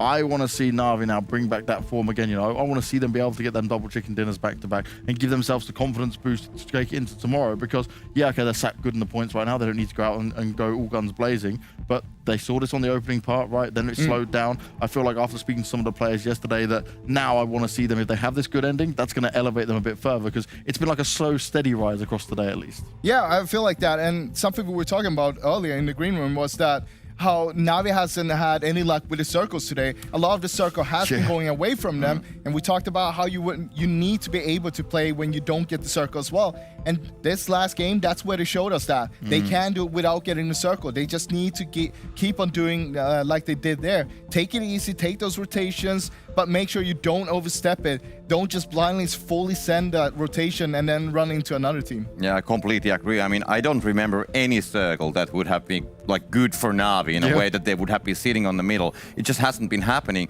One thing that I also want to see in the last game, what 12-18 is going to do, because they were leading the matches just a couple of matches ago. But then the two last games haven't been that good for them, to be honest. I mean, this game wasn't at all good for them. So I want to see how will they be able to like get back to the performance which we saw at the end of the day day yesterday and also at the start of today, because that's definitely one of the points as well. Can Na'Vi be surpassing them, or what's going to be the case? I mean, if you look at their statistics from today, they started off with a win, second place, and then a win, and then a third place. But then in the previous 2 games, 14th and 12th place.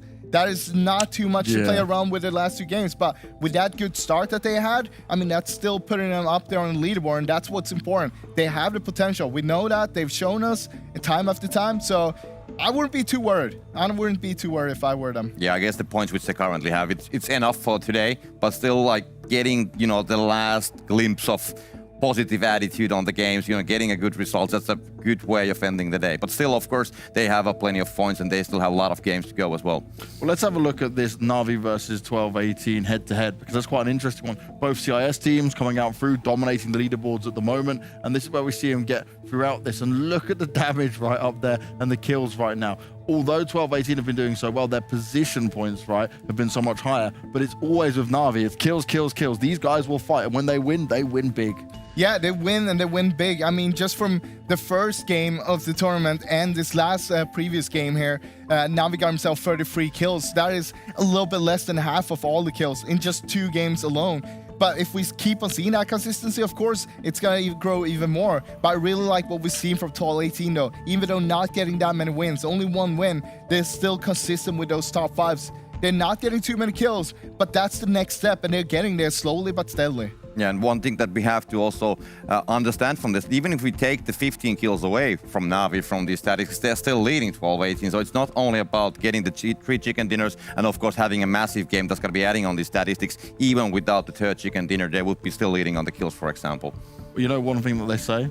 It's 1 big chicken dinner a day keeps the other teams away.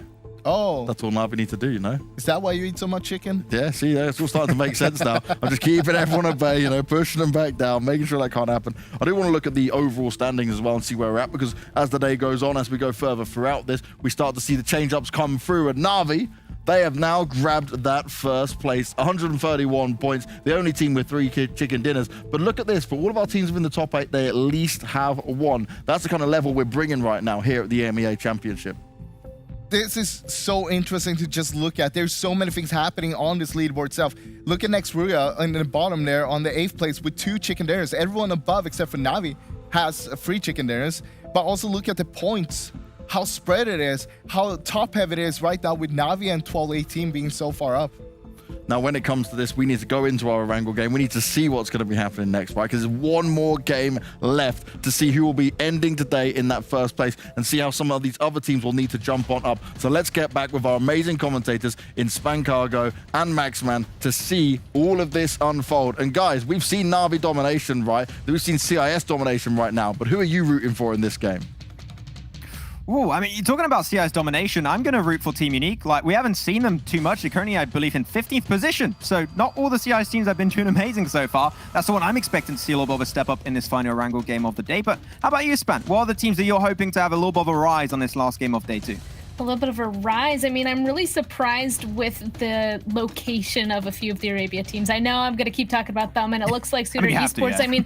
I mean, yeah, I know, right? I mean, they're the teams that I've definitely been following, but I feel like SUDOR, I mean, they made it up into those top positions because they are a really aggressive team. They can go on ahead and really make some big stuff happen. And as of right now, we have seen that potential in them, but it looks like they're not being consistent in it like I know that they can be. So as of right now, I mean, they're sitting in that 10th place spot. Definitely not the worst place to be, but definitely not the place I kind of expected. Yeah, I mean, most of the teams that we saw, all the teams on the first page, all got himself a chicken dinner minimum, except for next row, they have 2 and 3 in the name of Na'Vi. So it seems like the factor that could set ahead the likes of RICO Infinity would be, and SUDOR also potentially, especially SUDOR, is to actually get those wins. They need to try and convert it in. I remember we go back to the PMGC League stage and also the finals. I'm thinking of Class Digital Athletics, that they would be extremely consistent, get himself a really good amount of kills and positioning points on a game-per-game basis, but they would not turn into a win. And the wins is what clearly in this tournament we can see right now sets you ahead of the rest. So I don't know for you, but I think that if they can convert some wins, we might actually see them be on the first page at the end of today. Well, it just makes sense, right? If you're able to go on ahead and continue to stay alive longer, you'll obviously get higher placement points, and also you'll be in more fights, so you'll hopefully go on ahead and pick up more kills as well. So you really can't go on ahead and start just willy-nilly start really taking a ton of fights earlier, doing something that's really going to put you in that danger zone, because you need to go on ahead and continue to stay alive. You need to be getting in that end game, because the profit is just bigger in general anyway. Try your best to convert it into wins in these games. I'm talking about game. We're going to be diving into game 6 of day 2 of our PMPL, or we can say game 12. That works out also. Back onto the grassy pastures and see how things are going to be unfolding this time around. Playing path, not going to be too fun for a few other teams. I'm thinking World of Wonders likes to drop Ineos Night, Pollyanna, even potentially the likes of Slime 4KT that typically like to drop onto the east, but they did drop then in Fate's position right last game span on Erangel, and we'll see if they're going to do that again, or if Fate are just like, you know what, it's not worth it. We're running currently for the #1 spot. Slime 4KT's got nothing to lose. And I would say sometimes the teams that have nothing to lose are the teams that are the scariest coming into this, as they're just trying to get a little bit more experience and test their limits. And I don't think that is something that Fate really want to try and mess with. That's very true. And honestly, I feel like we usually start seeing that a little bit later. But at this point, I mean, I guess if teams are finally realizing, hey, what we're doing isn't working, we need to start doing different things. I guess I'm not surprised that that has already started. So yeah, I'm interested to see if that's going to happen again, because we already know that that ended up messing them up a ton. And also another thing I'd like to point out is, again, this plane path, you already touched on it, super far over to the western side. We haven't had a zone where it's kind of been over the majority of Erangel. And I think that kind of has been contributing to some of these teams and not being able to potentially do as well in terms of rotations or getting into zone. I mean, we'll have to wait and see, but it looks like this zone is going to be really neutral. Like this. Thank you very much, Circle Gods. We appreciate your doings into this game. Though we did see for a few seconds that the top players on the right of our screen, and Tixie's back up there, it was 27 so far. Yesterday was a little bit topsy-turvy. It was a little bit up and down for Tixie. He got himself, I believe it was 11 kills on the very first game, and then he got 1 kill the game after, 1 kill the game after that, and he kind of fell into irrelevancy very quickly on the first day, but he's back in it once again to secure himself those kills, secure those points. So good to see Tixie, Mr. Top Frag of CIS, back on the ball once again. Though, there you go, Slime 4KT seemed like they were the team this time that did not want to go and contest it, but NASR, right off the bat, Nabo's going to be knocked away, and also Batika. So I'm not sure that's something you want to try your best to get the reses on. As with the SLR, Kati's going to try and confirm it. But yeah, NASR, that is not a fight you want to try and take.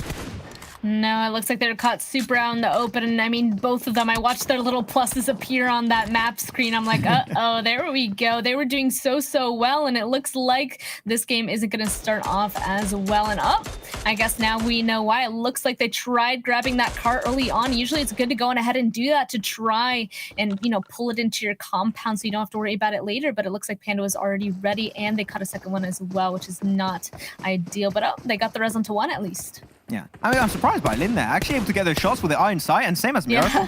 Yeah. If I would be in their situation, I'd be like putting the screen to my nose and like squinting like, is that moving pixel? I have no idea. I don't know how they do it. You know what? They're younger than me. They got better eyesight than me. I got the eyesight of like a 60-year-old man, so that's maybe not going to help me at all in my experience of trying to become a PUBG Mobile Pro. That's why I'm here casting, because I can sometimes see things happen on screen. As Nabo, yeah, that's the kill confirmed. Lin gets it done with the Mini 14, but they're still trying to push it. And another one with the Iron Sight from Lin on the AKM. I mean, Iron Sight on the AKM, I would say, is the best Iron Sight in the game right now, at least for me. I know other people might think otherwise, but it's really easy to take those shots sometimes. I think they're downed. I mean, Batika, he didn't even have meds to go on ahead and heal. Lin going for this vehicle now. I have a feeling, I mean, why wouldn't he go on ahead and push that aggressively? I think so, right? Yeah. I mean, yeah, YOLO. Let's go. They should. Panda in a position where they need to change something, and I mean drastically. They're not a team that typically like to take early game fights, and Batika here's he's like, I think this is the nail in the coffin for us, mates. They're gonna go for the kill, confirm them one by one. They know exactly where Batika currently stands.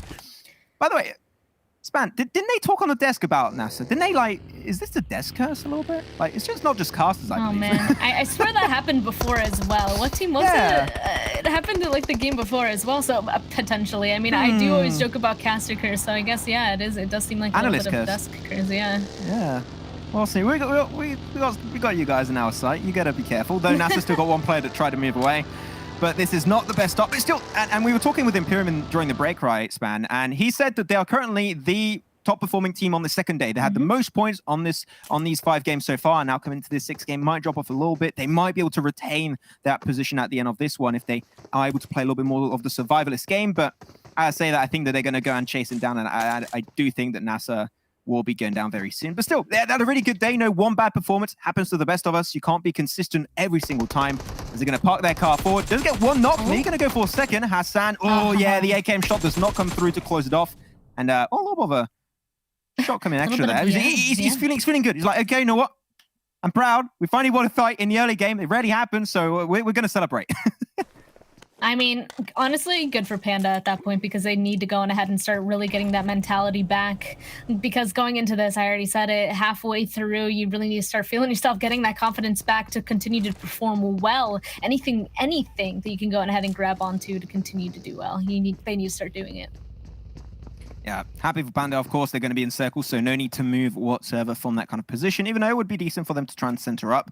NASR has already tried to do that. They are currently standing in ruins, one player into Sunken City. That's an interesting one. I'm sorry, I said wait because I just realized Slime is now on that bridge and Fate is still in military. Reverse Uno card. They literally, it really is seriously a reverse Uno card. I really want to know what's going to happen there. I mean, we're going to have to wait a little bit longer for when that rotation is going to come through, but oh my goodness, I'm already waiting in anticipation. And I can see the other team here. We're looking at SUDOR. They're the other team that's down here, Military Island. I would assume they're going to be taking that eastern bridge into safety. If Fate, hopefully they go on ahead and take that bridge as well, but honestly, I don't know. I don't know what I'm hoping for. It's like in Yu-Gi-Oh! It's like, Kaiba, you activated my trap card. Now it's me. I'm going to take your spot. And maybe they got their spidey sense tingling into this one, so Fate's going to be a little bit careful. And we talked so many times, right, about boat rotations that could be pulled off, and we haven't seen too many teams actually try and lean into that. This could be an option. If you do not know what's on the other side of that bridge, you are taking a pretty decent risk, and they are one of the few teams that are currently running for that #1 position, Fate. They're currently standing really high up in the overall rankings. They're currently 4th. They could be #1 at the end, so they got everything to lose if they take a big negative performance this last game of day 2. So they are going to try and take the more secure approach, and I think that a rotation would not be a bad idea whatsoever. I would enjoy it quite a bit, actually. It wouldn't be a bad idea, except I'd also be worried right when you hit land. Really, in the first few circles, you need to have a vehicle. You need to have something that's going to help you on these next few rotations. So taking a boat that's going to go on ahead and already wipe that option away from you, they'd have to pull into a spot where they know nobody else would go so they can find cars. In a zone, in a plane path like this, I don't know if they could really expect to see anything there. Yeah. I mean, we're trying to talk about ideas that could work out for them. We talked about the boats, talk about the Western Bridge. How about you go for the Eastern Bridge? Hey, you know what? I'm not against that. They're going to try and move in that position, though. SUDOR, they play around Novo, and I think that that's something that Fate are extremely aware of. That is a position that normally SUDOR play very regularly throughout all of these Erangel games in this PMPL Championship. So they're going to approach it being very cautious of their approach, and without trying to do too much audio cues. SUDOR have Scythe in that building. Not sure what weapon he had in hand there. He's playing with the M4. The secondary weapon, I believe, he's got himself an AKM on top of it. So it's going to be pretty decent at this kind of raid. Fadan's going to try and move his way down. And they both want to try and move away from that bridge, but Fate getting back into the cars to know, you know what, we're not going to take the risk. That's not how you drive the car, but nice try, Reef. And trying to move away. You know what? They move. Yeah, they don't want to take that fight, and I respect that coming out from Fate. Yeah, but it looks like that means that bridge over on the eastern side isn't going to work out for them. So now that they know that that is contested, are they going to be going back to the one on the west end? Is Slime still holding it? I guess we'll just have to hold our breath and wait to see. Meanwhile, everybody, it looks like they're starting to try and fill in this very center location. We see two teams here now kind of rotating around each other, trying to find a good place to play and figure it out. And there we go. Now we can take a look at that map. It does, in fact, look like Fate might be going over to that west bridge. Yeah, that might be the attempt that they're going to be going towards. As you said, the boat rotation could be a little bit of a risk, so they're going to look to try and make that rotation happen by foot or by wheels, as they are looking for an opportunity to make it over to that position. They may be also waiting to see the circle where it's going to pop. It does center up pretty nicely, a little bit more towards the southeast, but it's not going to be too bad. Most of the teams, I'm thinking 80% of the teams are already in that position. Also, Jagger from Slime 4KT was a little bit higher head of the team onto the plateau up north, so that could facilitate that transition if needed be.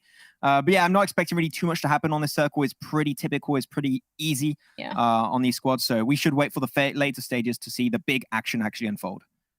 Exactly. At this point, yeah, this is so typical. I don't even know what to say. I mean, it's centered up, basically. Everybody that already had It's a a good normie position circle. is just going to continue to say that. Yeah, yeah. So everybody should be fine. It should be seamless unless somebody's just going to be, you know what, like this is the last game of today. Let's just go on ahead and have a party and crash something. But I mean, I doubt that that's going to happen. So everybody should be quite content with what they have. They should have already had their scouting figured out. It's really just those few teams now that have been stuck on those edges, specifically down on the southern side, that are going to have to try and find their way on in.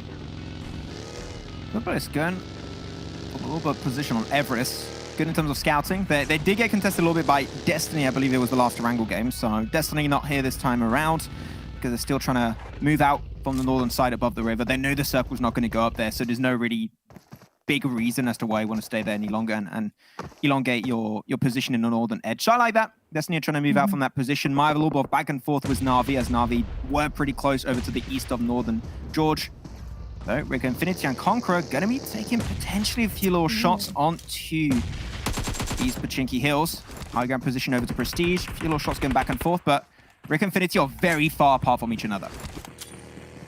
They are. They do have a little bit higher up on top of the hill, though, but it looks like they're actually disengaging. So that means that Conqueror are going to be able to push up on top, and that's not going to be a good situation for RICO Infinity team. I guess they don't want the top of this hill as badly, but they're not even actually leaving. They're still here. And it actually looks like Ragnar, he's not even on top of the hill. He's at that compound way behind them. But it also looks like maybe Conqueror doesn't want to mess with it either. This Pachinki Hill is big enough for that two teams could be on top of either one. So they're also going to be backing up. Yeah, a little bit of a zigzag left and right to make sure you don't get backstabbed. So Conqueror trying to get access. And you said, when you are playing on this position on Pachinki Hills, you got two very obvious high ground positions with a little bit of a valley in between them. If you want to have two teams hold on to that position, I think that's fine. And Conqueror are just, they're calculating what could be going their way and what could be going wrong. They just think that the negatives outweigh the positives. And I think that that's a good call from Conqueror, that typically like to play aggressive, but they put more thought process behind their rotations and how they play the game. So big thumbs up to Conqueror. That's a big mark of improvement in my eyes from the PMPL into this championship. So I'm hoping to see a lot more improvements on their side. The circle's about to go towards phase 3, and this might be a shift that will start to heat things up a little bit, but if it centers up, we still got a lot of room to play with. So I'm not really expecting anything to get out of hand just now. No, not at all. So we'll just have a couple more seconds to go on ahead and watch that. We can see that these teams on the southern side are in fact still driving around trying to find a place to set up. It looks like Unique might be grabbing this compound here. I wonder if that's going to launch them into that hill right above them. And it looks like I was looking to see if I saw Fate anywhere, and I do. Actually, they're all the way up by school, so it does look like they took that other bridge on the eastern side. They're inside, and the next zone is about to pop. Where are we going to have our next zone be? I was about to ask for a school finish, but okay. Guess not. That's going to be going down southwest. Pretty decent for teams like Futbolist too, because they were playing Everest, as we mentioned just a few minutes ago. So they got very easily a lot of information coming their way. Lutz and Soke already on the move to facilitate that rotation and the move from both Rom and also Lovazin. So I have a good, I like what's currently happening from Futbolist side. That's going to be also very helpful for Destiny. They're rotating a little bit late. If it did go down southeast, that could have got a little bit heated for them. But yeah, they're going to make it work out, and seem like all the teams already on the move. They're all on the car currently on the minimap. So they're going to make their way forward. There's a lot of compounds in Gatka fields you can play for, but the moment that there's no more compounds, you're going to have breach after breach after breach, and that's where things are going to get a little bit more enticing for these teams to try and aim for kills. Exactly, especially because, I mean, this next zone, it's super out in the open. There's so many fields, there's so many sides of the mountains that don't have that much trees or rocks or opportunity to really get yourself some cover. So it's really just going to come down to a bunch of fighting who's going to grab these best positions first. And just in the end, just gunplay. Where are they going to be able to set themselves up for success? That's going to be the name of the game. Who's going to be able to set themselves up for success and a victory in this game? One thing for sure is not going to be NASR. Their name stands for victory normally. Well, hey, you know what? Happens. A little bit off-brand, I'll say NASR. Okay, well, it's been pretty good so far today, but you know what? You can't keep it up all the time. Speed's going to have to move out. Zakanivor will be able to strike at the opportune time from a pretty decent distance too. Beast will, like, where did that come from? Well, now you know. Destiny will not. I don't think they're going to go for the res onto him unless they get some smokes coming out. Maybe, but Talik is nearby. He's going to be in nade range. This is not the best way to initiate your rotation. The car does explode, puts Beast decently on low HP, but it seems like there will not be enough to take Beast out of commission just yet. Oh, I would not want to be where that Destiny is right now. You can look how serious he is. Prono now, he's trying to get those shots in there. The rest of his team now pushing ahead. This is the best situation for them to be in. And wait a second. 12-18, what are you guys doing? Did they not see that Destiny just got knocked because of where you were? There was a team right behind you? Did they not? Okay, I'm a little bit questioning that move from Destiny, 12-18, because they know a player just got knocked from one of this direction. Yeah. You're not sure where the shots were coming from, and Destiny are like, well, we know you're going to be in a bad spot. Now we just got the res onto Beast. We are going to be going onto the aggressive side of things.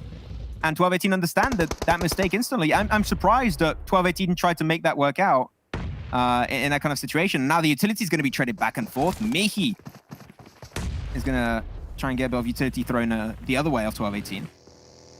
Surprising. Yeah, I'm not sure what to think of that push from 12-18. It was a weird one. I mean, for a second there, I was like, oh, I mean, this might be a good position for them. They know that they're kind of stuck at one of those vehicles. Potentially they can turn this into something. But yeah, I kind of went on ahead and flipped around. Oh, I mean, that was a really good nade coming in from one of the 12-18 members, but unfortunately not quite catching. At this point, I feel like this fight, they're also spread out. I don't quite know how successful or advantageous it's going to be, especially now we can see that our map went on ahead and shifted once again, even more into those fields. It looks like we're actually going to get a chopstick ending. I'm so excited. Yeah, chopstick finishes are some of the most interesting ones in Gatka fields. I really enjoyed to see how teams play around that one. We had a lot of circles actually ended in that position in PMPL Western Europe. So the Western European teams got some experience into that one. I'm expecting big things from you guys. No pressure, of course. As a team that's going to be center up, it's going to be GUNZ, already a pretty good position. They're going to go for the more northern side of Chopsticks, as you just mentioned, Span. So they're going to be in that position really early on. But now the teams are going to get on top of each other. Now we're going to see the action start to unfold. As World of Wonders, they're going straight for one of the eastern Chopsticks, and they're going to get themselves all parked in that spot. But you got to be careful. The longer the game goes in that position, the more you're prone to taking nade damage if teams get close. So all the compounds are getting crashed upon, and yeah, that's going to be Fate versus Futbolist currently unfolding. And it looks like a bunch of these nades are actually catching some of the members of Fate, and another one actually just went on ahead and got caught. Ragnarok downed. That obviously is going to have the push go through. They know how many members they were taken down. They're just going to finish that off, and that means there's just one left versus 2 members of Foot. No, 3, actually 4 now as they get that res. So that is entirely a bad situation. I mean, honestly, though, that was a good crash if they won it. I mean, that's quite obvious. This compound could have been pivotal for them. Yeah, they're going to do a little bit of guarding now. Checking out the bushes, going to cut off the edges. Lutz has no idea, but Reef, he's got that nade in hand. I don't know if he's going to go for my one Mushinderu kind of play. He got spotted out, and there you go. That's the spray coming out through from Rom, and that's going to kill. Going well, Futbolist. Fate. See you later, Alligator. That's going to be a 14th position. Still had a relatively good performance so far in this game. Same for 12-18. So a lot of the top teams that were doing pretty decent fell off really early. This is maybe an opportunity for the teams on the lower side of the table to rise up and get extra positioning points in this game. Yeah, they can go on ahead and catch up a little bit, probably set them up for some more games tomorrow. And it also looks like Panda, they're definitely on a roll here. They took out NASR, and they want to go on ahead and continue. And it looks like Destiny is currently in their sights. There goes down another one. I think there's just one left. And yep, there we go. The fire goes through, both of them taking a lot of damage, but they know exactly where he's at. The push is going to be quite soon. Oh, that nade had a pretty good idea. That's going to be the... Okay, he's going for the full-on crash. Beast is surrounded. He knows he's going to be in a lot of trouble, but though, you've got to be careful.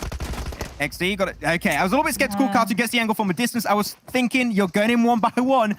You're playing up against Beast of Destiny. He could definitely upset that entire push. But you know what? They make up for it. Kartu's got the perfect off angle. That's kill number 8 to Panda. Was definitely by far here, I would say, Span. Their best game so far in the entirety of this PMPL. We got to see if they can now convert that strong game, that strong early performance into an actual win later on down the line.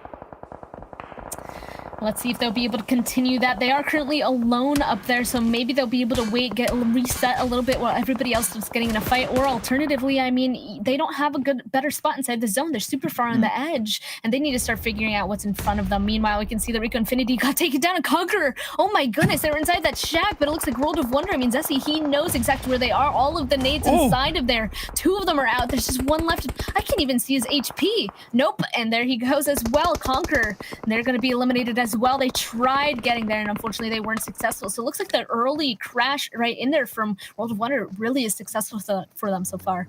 Yeah, that shack most of the time is going to be a death sentence if you have a team already in the Eastern Chopstick, because it's just a bunch of utility. You can't hide anywhere in that. And if you're trying to make a makeshift compound with your cars, if you haven't already exploded the cars, they explode, and that's an instant death after they explode in your face. So there was an attempt from Conqueror. I would say it was a call of desperation, very clearly. They had no other options. You've got no compounds to play around. It's very hard to do.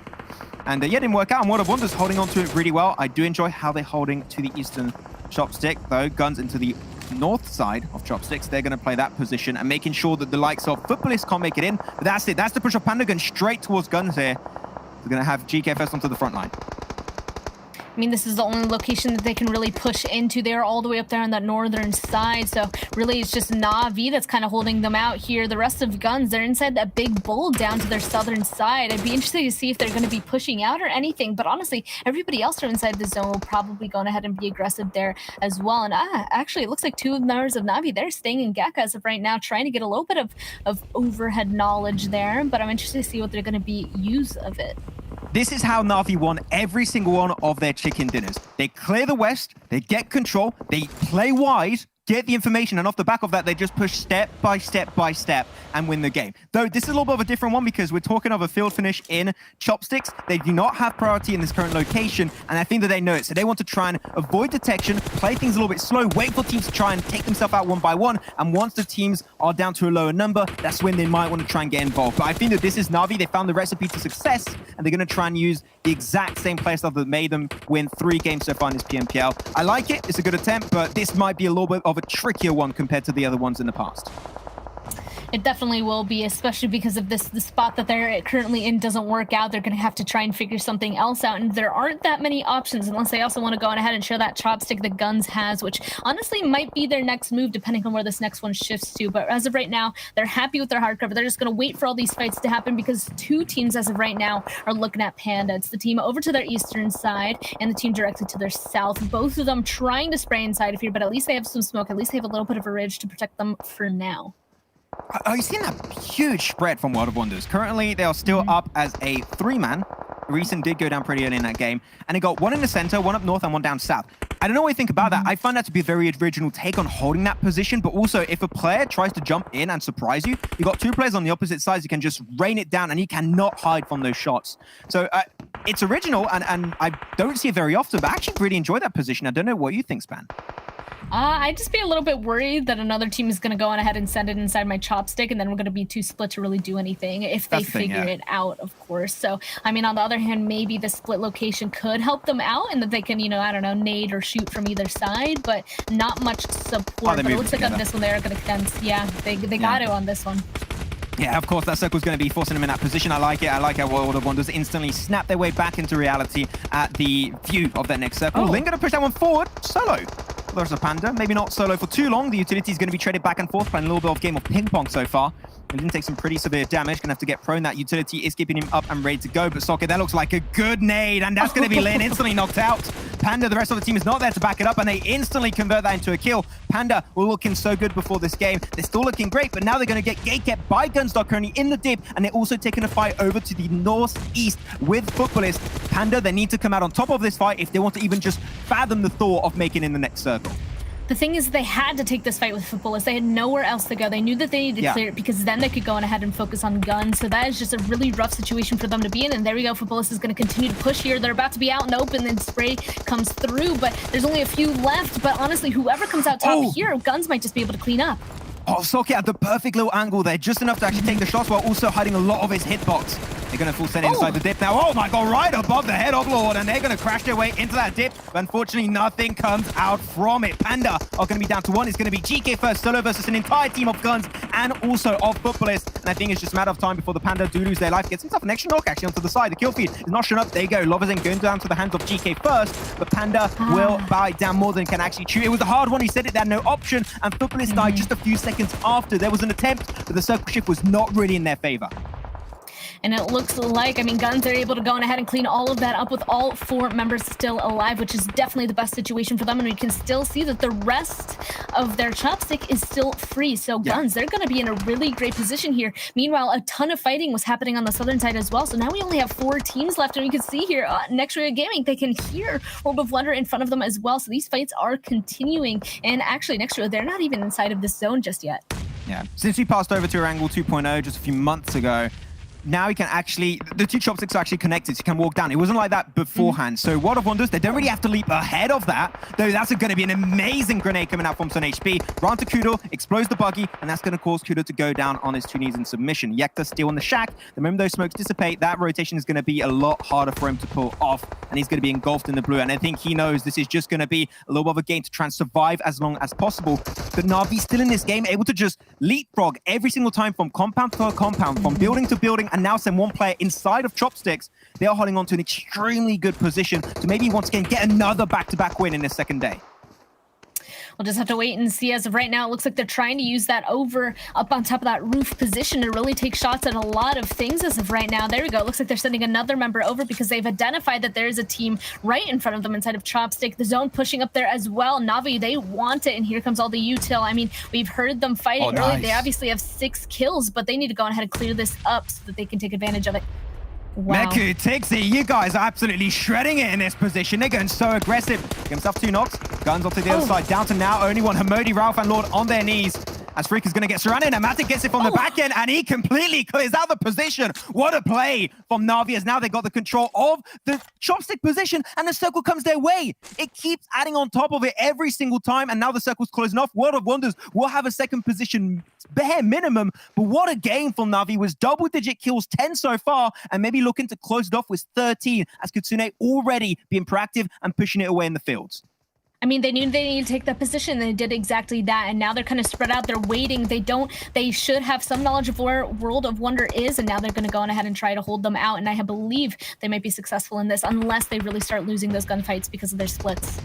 This is the thing that I love here. Na'Vi went extremely wide. Same for World of Wonders, but they got spotted out by Na'Vi. They know exactly where these players currently stand. So it's a little bit harder to try and move out. Na'Vi, the spread is making it so hard for World of Wonders to find any kind of coverage. Even if you have a crate, even if you have yourself a hay bale, you're not going to be safe and sound in these finishes. Enjoy 7. Instantly getting me knocked and converted into a kill by Kitsune with a sneaky headshot. 9 kills to World of Wonders. Still a strong performance. One of their strongest so far in this PMPL EMEA Championship. So let's see if they can get any more onto the bloom shot. Sun HP going extremely low. What a play through the smokes from Kitsune. And now they know they got the man advantage even more so, as only Zessi is going to be left up and alive. He's sneaking his way into the smoke, but Na'Vi seem a little bit unaware as where he currently stands. Yeah, now they're going to go on ahead and be a little bit more careful, I would assume. Yeah, there we go. Kitsune right on inside of the shack. He wants to try and play careful. They're all condensing. They know it's just one left, so they're going to start sweeping together, which is the best case scenario. You don't want to turn this into a bunch of 1v1s. Okay, can he get the surprise of Kitsune? Kitsune jumps right behind that shack, and he's going to get surrounded. Meku going for the side, going a little bit wider. And it's going to be a mini 1v1 currently unfolding here. Goes for the spray, puts him solo, but it's not going to be working out. And that's going to be Na'Vi making it once again a back-to-back game happen. And we said it, Span. They get control of the West, they go wide, and that's how they get the wins every time. Another back-to-back coming to them name. I mean, Na'Vi are just surprising us, and they are running once again for that #1 position in the rankings. They were not happy with yesterday, so they just had to go on ahead and show us today what they were made of, it looks like. And 25-41 damage inside of that one match is absolutely insane. They're just bouncing around in compounds over on that western side the entire time. That also made them pick up 13 kills. They're just really good at going on ahead and chain fighting until that very end.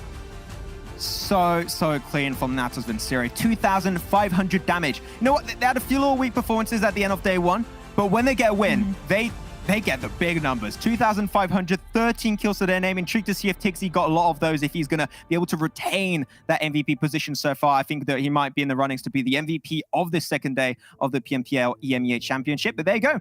Na'Vi making it happen once again, and they were coming into this tournament as a favorite. Sure, a little bit inconsistent, but at the end, if you're inconsistent, when your lows are low, you got to get some really big highs, and every single time they got himself a win, it's been double digits, it's been confident finishes, and able to once again climb the rankings even more at the end.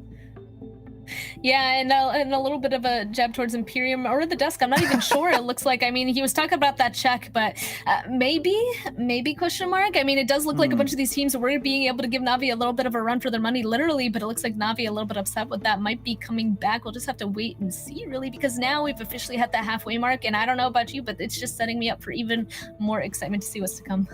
Yeah, of course, now that we're going to be at the 50% mark, that means that every single game you're going to have is going to be a little bit harder to jump from position to position. So you need even better performances and better consistency to potentially making it to the next stage.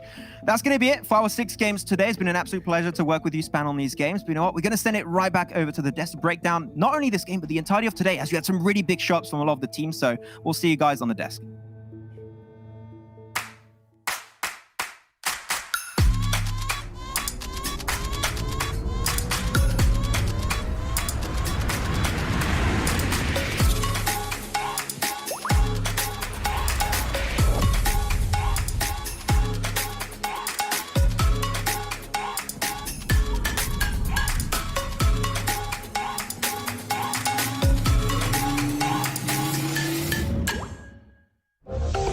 Xiaomi.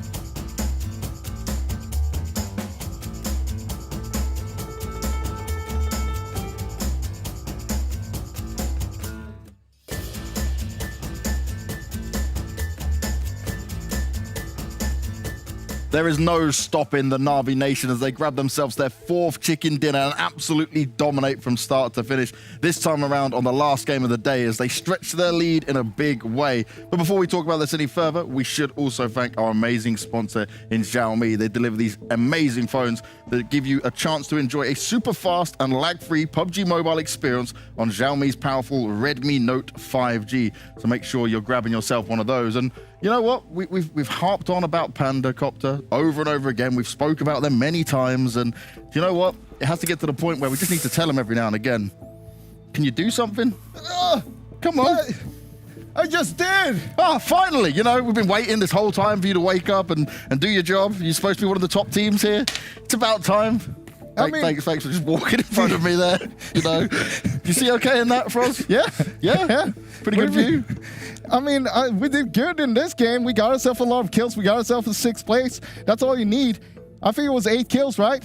Yeah, definitely. It was a good game. I mean, they showed the aggression straight from the start. Of course, there was unfortunate events happening for NASR, and then later it was Destiny. But anyway, they have woken up. And now also I do know what the Frost is meaning when he's telling the teams are poking the other teams with a stick. They really have been, right? But we also got to touch on the fact, okay, Panda did a bit better. This is starting to look good for him. But there's only 2 days to go. We're over the halfway mark now. The main thing here is Na'Vi. This is a bounce back. I kind of joked and memed a bit about like getting another chicken dinner off the back of this. Their Kings have taken the momentum from one game and moving it on forward. I mean, basically they started off the whole thing with 2 wins and now ending it halfway with 2 wins as well. That's 4 wins. And we said that after the last game, they are the only team who had 3 wins so far. And now they got themselves 4 wins. And the closest team has 2 wins behind them. Are you out of breath under there? It's very warm. No, it's not. I don't know what you're talking about. This is what it normally looked like.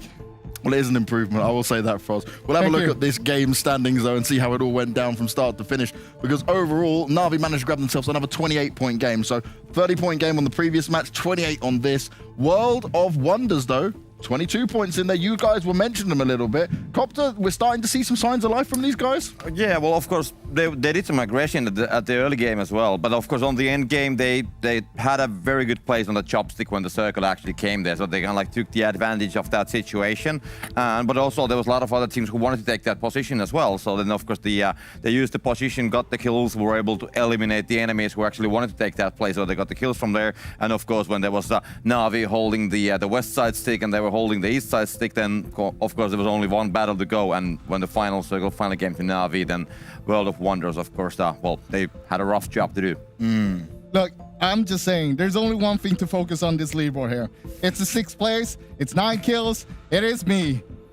13 points in total, you know, like, okay, as you're here, Panda, let's go through this. PMPL, EU West, very easy, you guys dominate. Yeah. What's going wrong now? You know, like, I've been trying to praise you guys, I've been so happy, I enjoy watching you guys, but, you know, it's been a slow start. Is the EMEA really that difficult? No, we're just giving everybody else a head start. We'll catch up. You'll see tomorrow. Oh, okay, so you're going to bring the pace, it's just like a slow rise, right? You want to be like the roller coaster as it's building up and then getting to the top? Yeah, exactly. But you don't want like, we talk about this. Having the aces in the sleeves. They're coming out tomorrow. Okay, I like to see it. We'll take a look at the second page and see where we're at for the rest of the teams within the lobby this time around. And Conqueror, okay, 4 points is not the end of the world. Destiny alongside them as well. But the thing I'm not too happy about with these guys right now is that Conqueror, they started the day in 3rd place. They're slowly but surely dropping on down, right? It's not been a great time for them. We also got to touch on 12-18 because this team started off so strong. Everything was looking good for them. The CIS domination we're talking about. Another 0-point game. Yeah, there was a Destiny actually who was fighting with them on the northern side of the circle, and Destiny actually won that battle. And then, of course, this guy from the side of me came there and then took down Destiny afterwards. So that's how it went down. But definitely, I mean, 12-18, they were looking so strong, and well, they're still strong. But I mean, they are not just getting the results right now. And of course, that early engagement with the Destiny, I don't know, maybe it kind of like backfired a little bit for them. And regarding the Conqueror gaming as well, they have played pretty much in the same places. I mean, they haven't been like escaping the circles. They have been there on those places, but there has been just way too many, well, not too many, but more teams on that area. So they haven't been able to establish that safe ground around them, which they did yesterday, for example, that they were like, you know, keeping that place, shooting the teams around them and kind of like hold the area. And even if they would split a little bit, like having a 2-2 or 3-1 split, they were still able to do it. But today they have been, yes, going to the right places, but then just the execution hasn't been on the same level.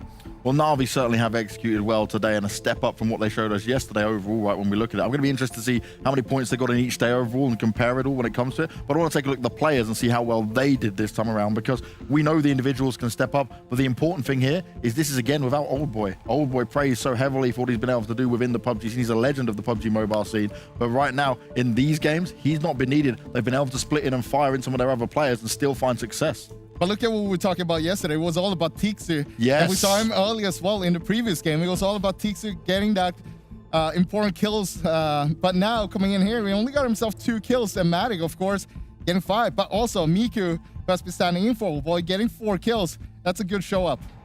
Yeah, I mean, they did a great job when they were like flushing down the west side chopstick. Definitely, I mean, there was a lot of teams on that area, of course, because the circle shifted there, and they were holding the buildings on the southern side of the chopsticks. And then when the time came, when the circle finally shifted like completely away from the build, they just went there. They didn't care. GUNZ was there on the other side, and they just had a perfect execution as well, and they got a lot of kills from that situation as well.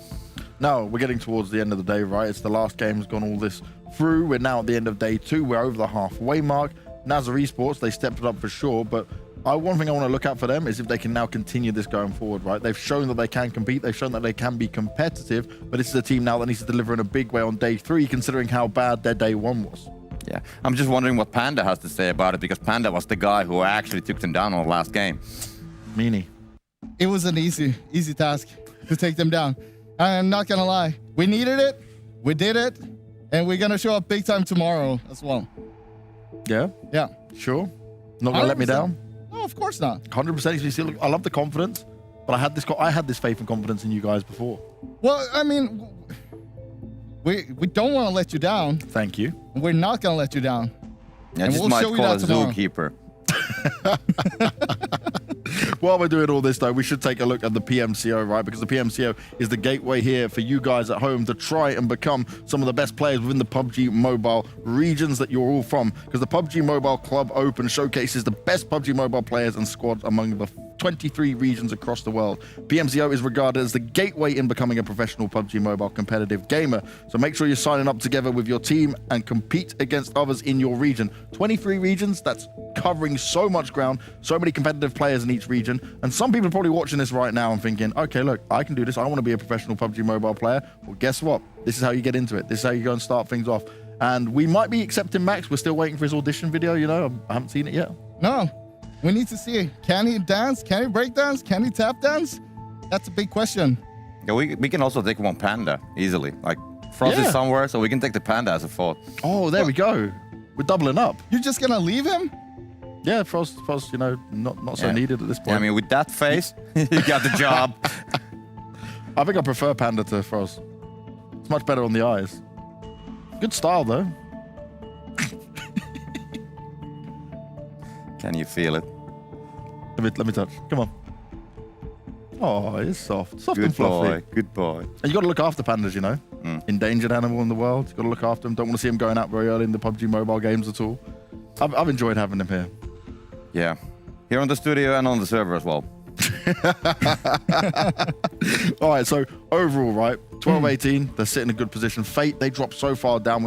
We discussed Fate so much at the beginning of the day, similar to what we did with you guys on Panda at the beginning of day one. And now we sit in a situation where everything's flipped once again. But the point differential is very difficult now, right? It's gone a little bit higher than what you're saying. It was 19 points at the beginning of today? Yeah, it was something like that. But well, it was 19 points actually for the last game, for the last team when we started the day. The point difference when we started the day, I don't remember it. But anyways, of course, now with this victory is going to be getting some more points.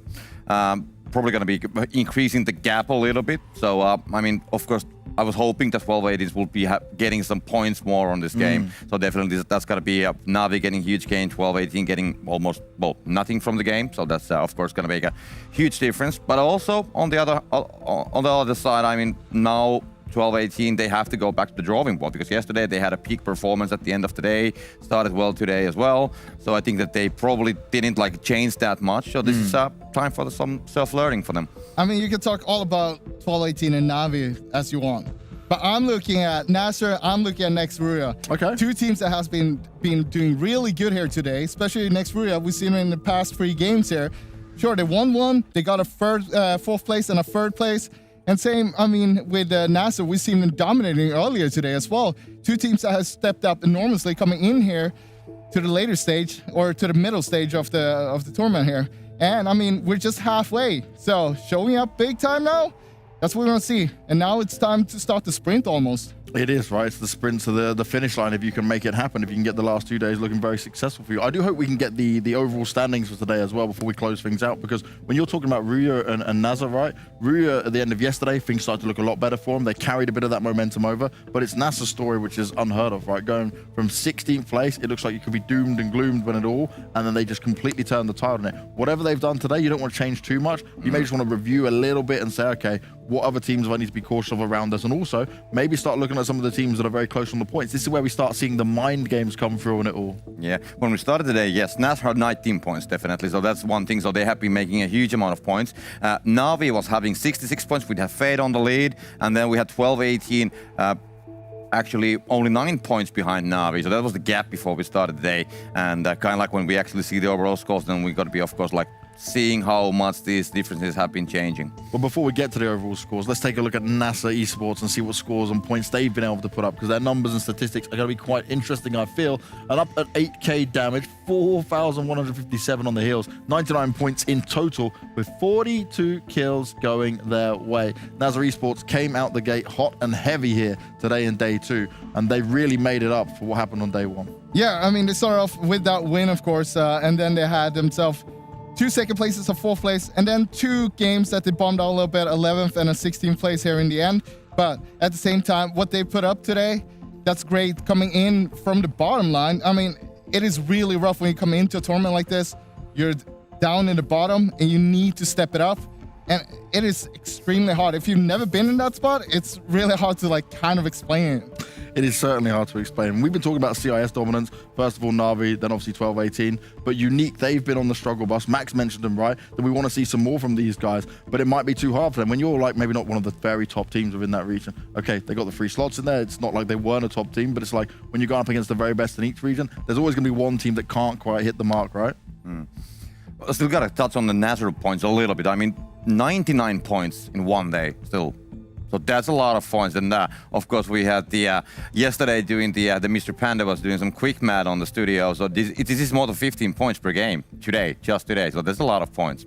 Certainly is a lot of points. We're going to take a look at our daily winners and recap everyone that won across the 6 games we had here. It started off with NASR, who we've just been talking about there. Then 12-18, Konina Power came through, Rüya as well. But this, again, just day after day, seeing back-to-back Na'Vis, that's what is most impressive. And 15 and 13 kills as it comes through. That on its own right is just solid stuff coming out from. That's why they're fragging out like crazy. And like I said, you only need one of those games a day and you're looking pretty good. So the fact they keep getting 2 like this says a lot.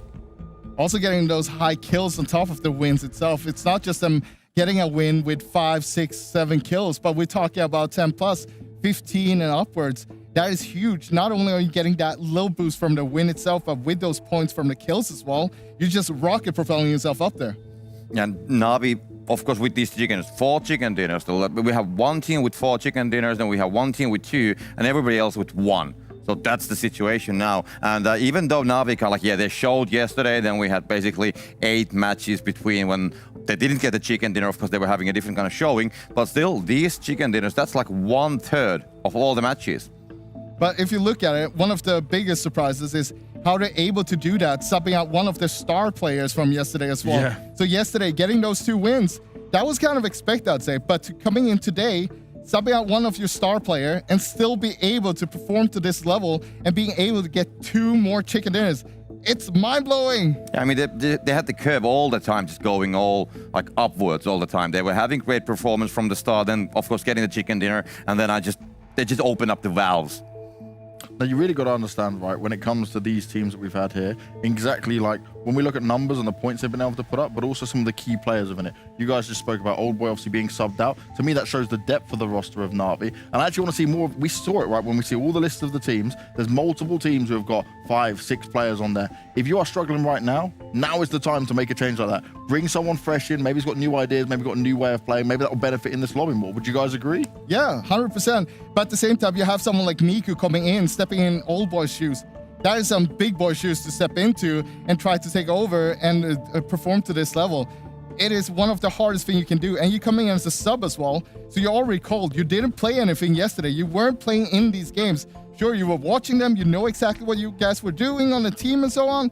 But it's a totally different thing watching it and actually playing it. Yeah, I think we need some information about this change. I mean, I hope that somebody will be calling these guys and kind of like trying to figure out what was the... I mean, because they probably had an idea why they're doing this. So I want to know what's behind this move. And I really love the fact that there is sub-players actually on PUBG Mobile. You can do exactly these kind of things. We saw some other teams changing players as well. So it's definitely bringing more depth. And just like James said, it's definitely it's big shoes to fill.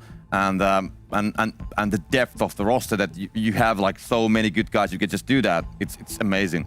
Well, I'm going to hit up Na'Vi tonight and see if I can find out exactly what's going on. But let's take a look at our overall standings now and see how it's all panned out over today. That's what we've been waiting for. That's what we want to see. And right now, 159 points. Na'Vi sitting pretty at the very top of it all. And now they've gained quite a significant lead over 12-18. Yeah, they got 31 points ahead right now. That's a good lead, but that's kind of what we saw yesterday as well.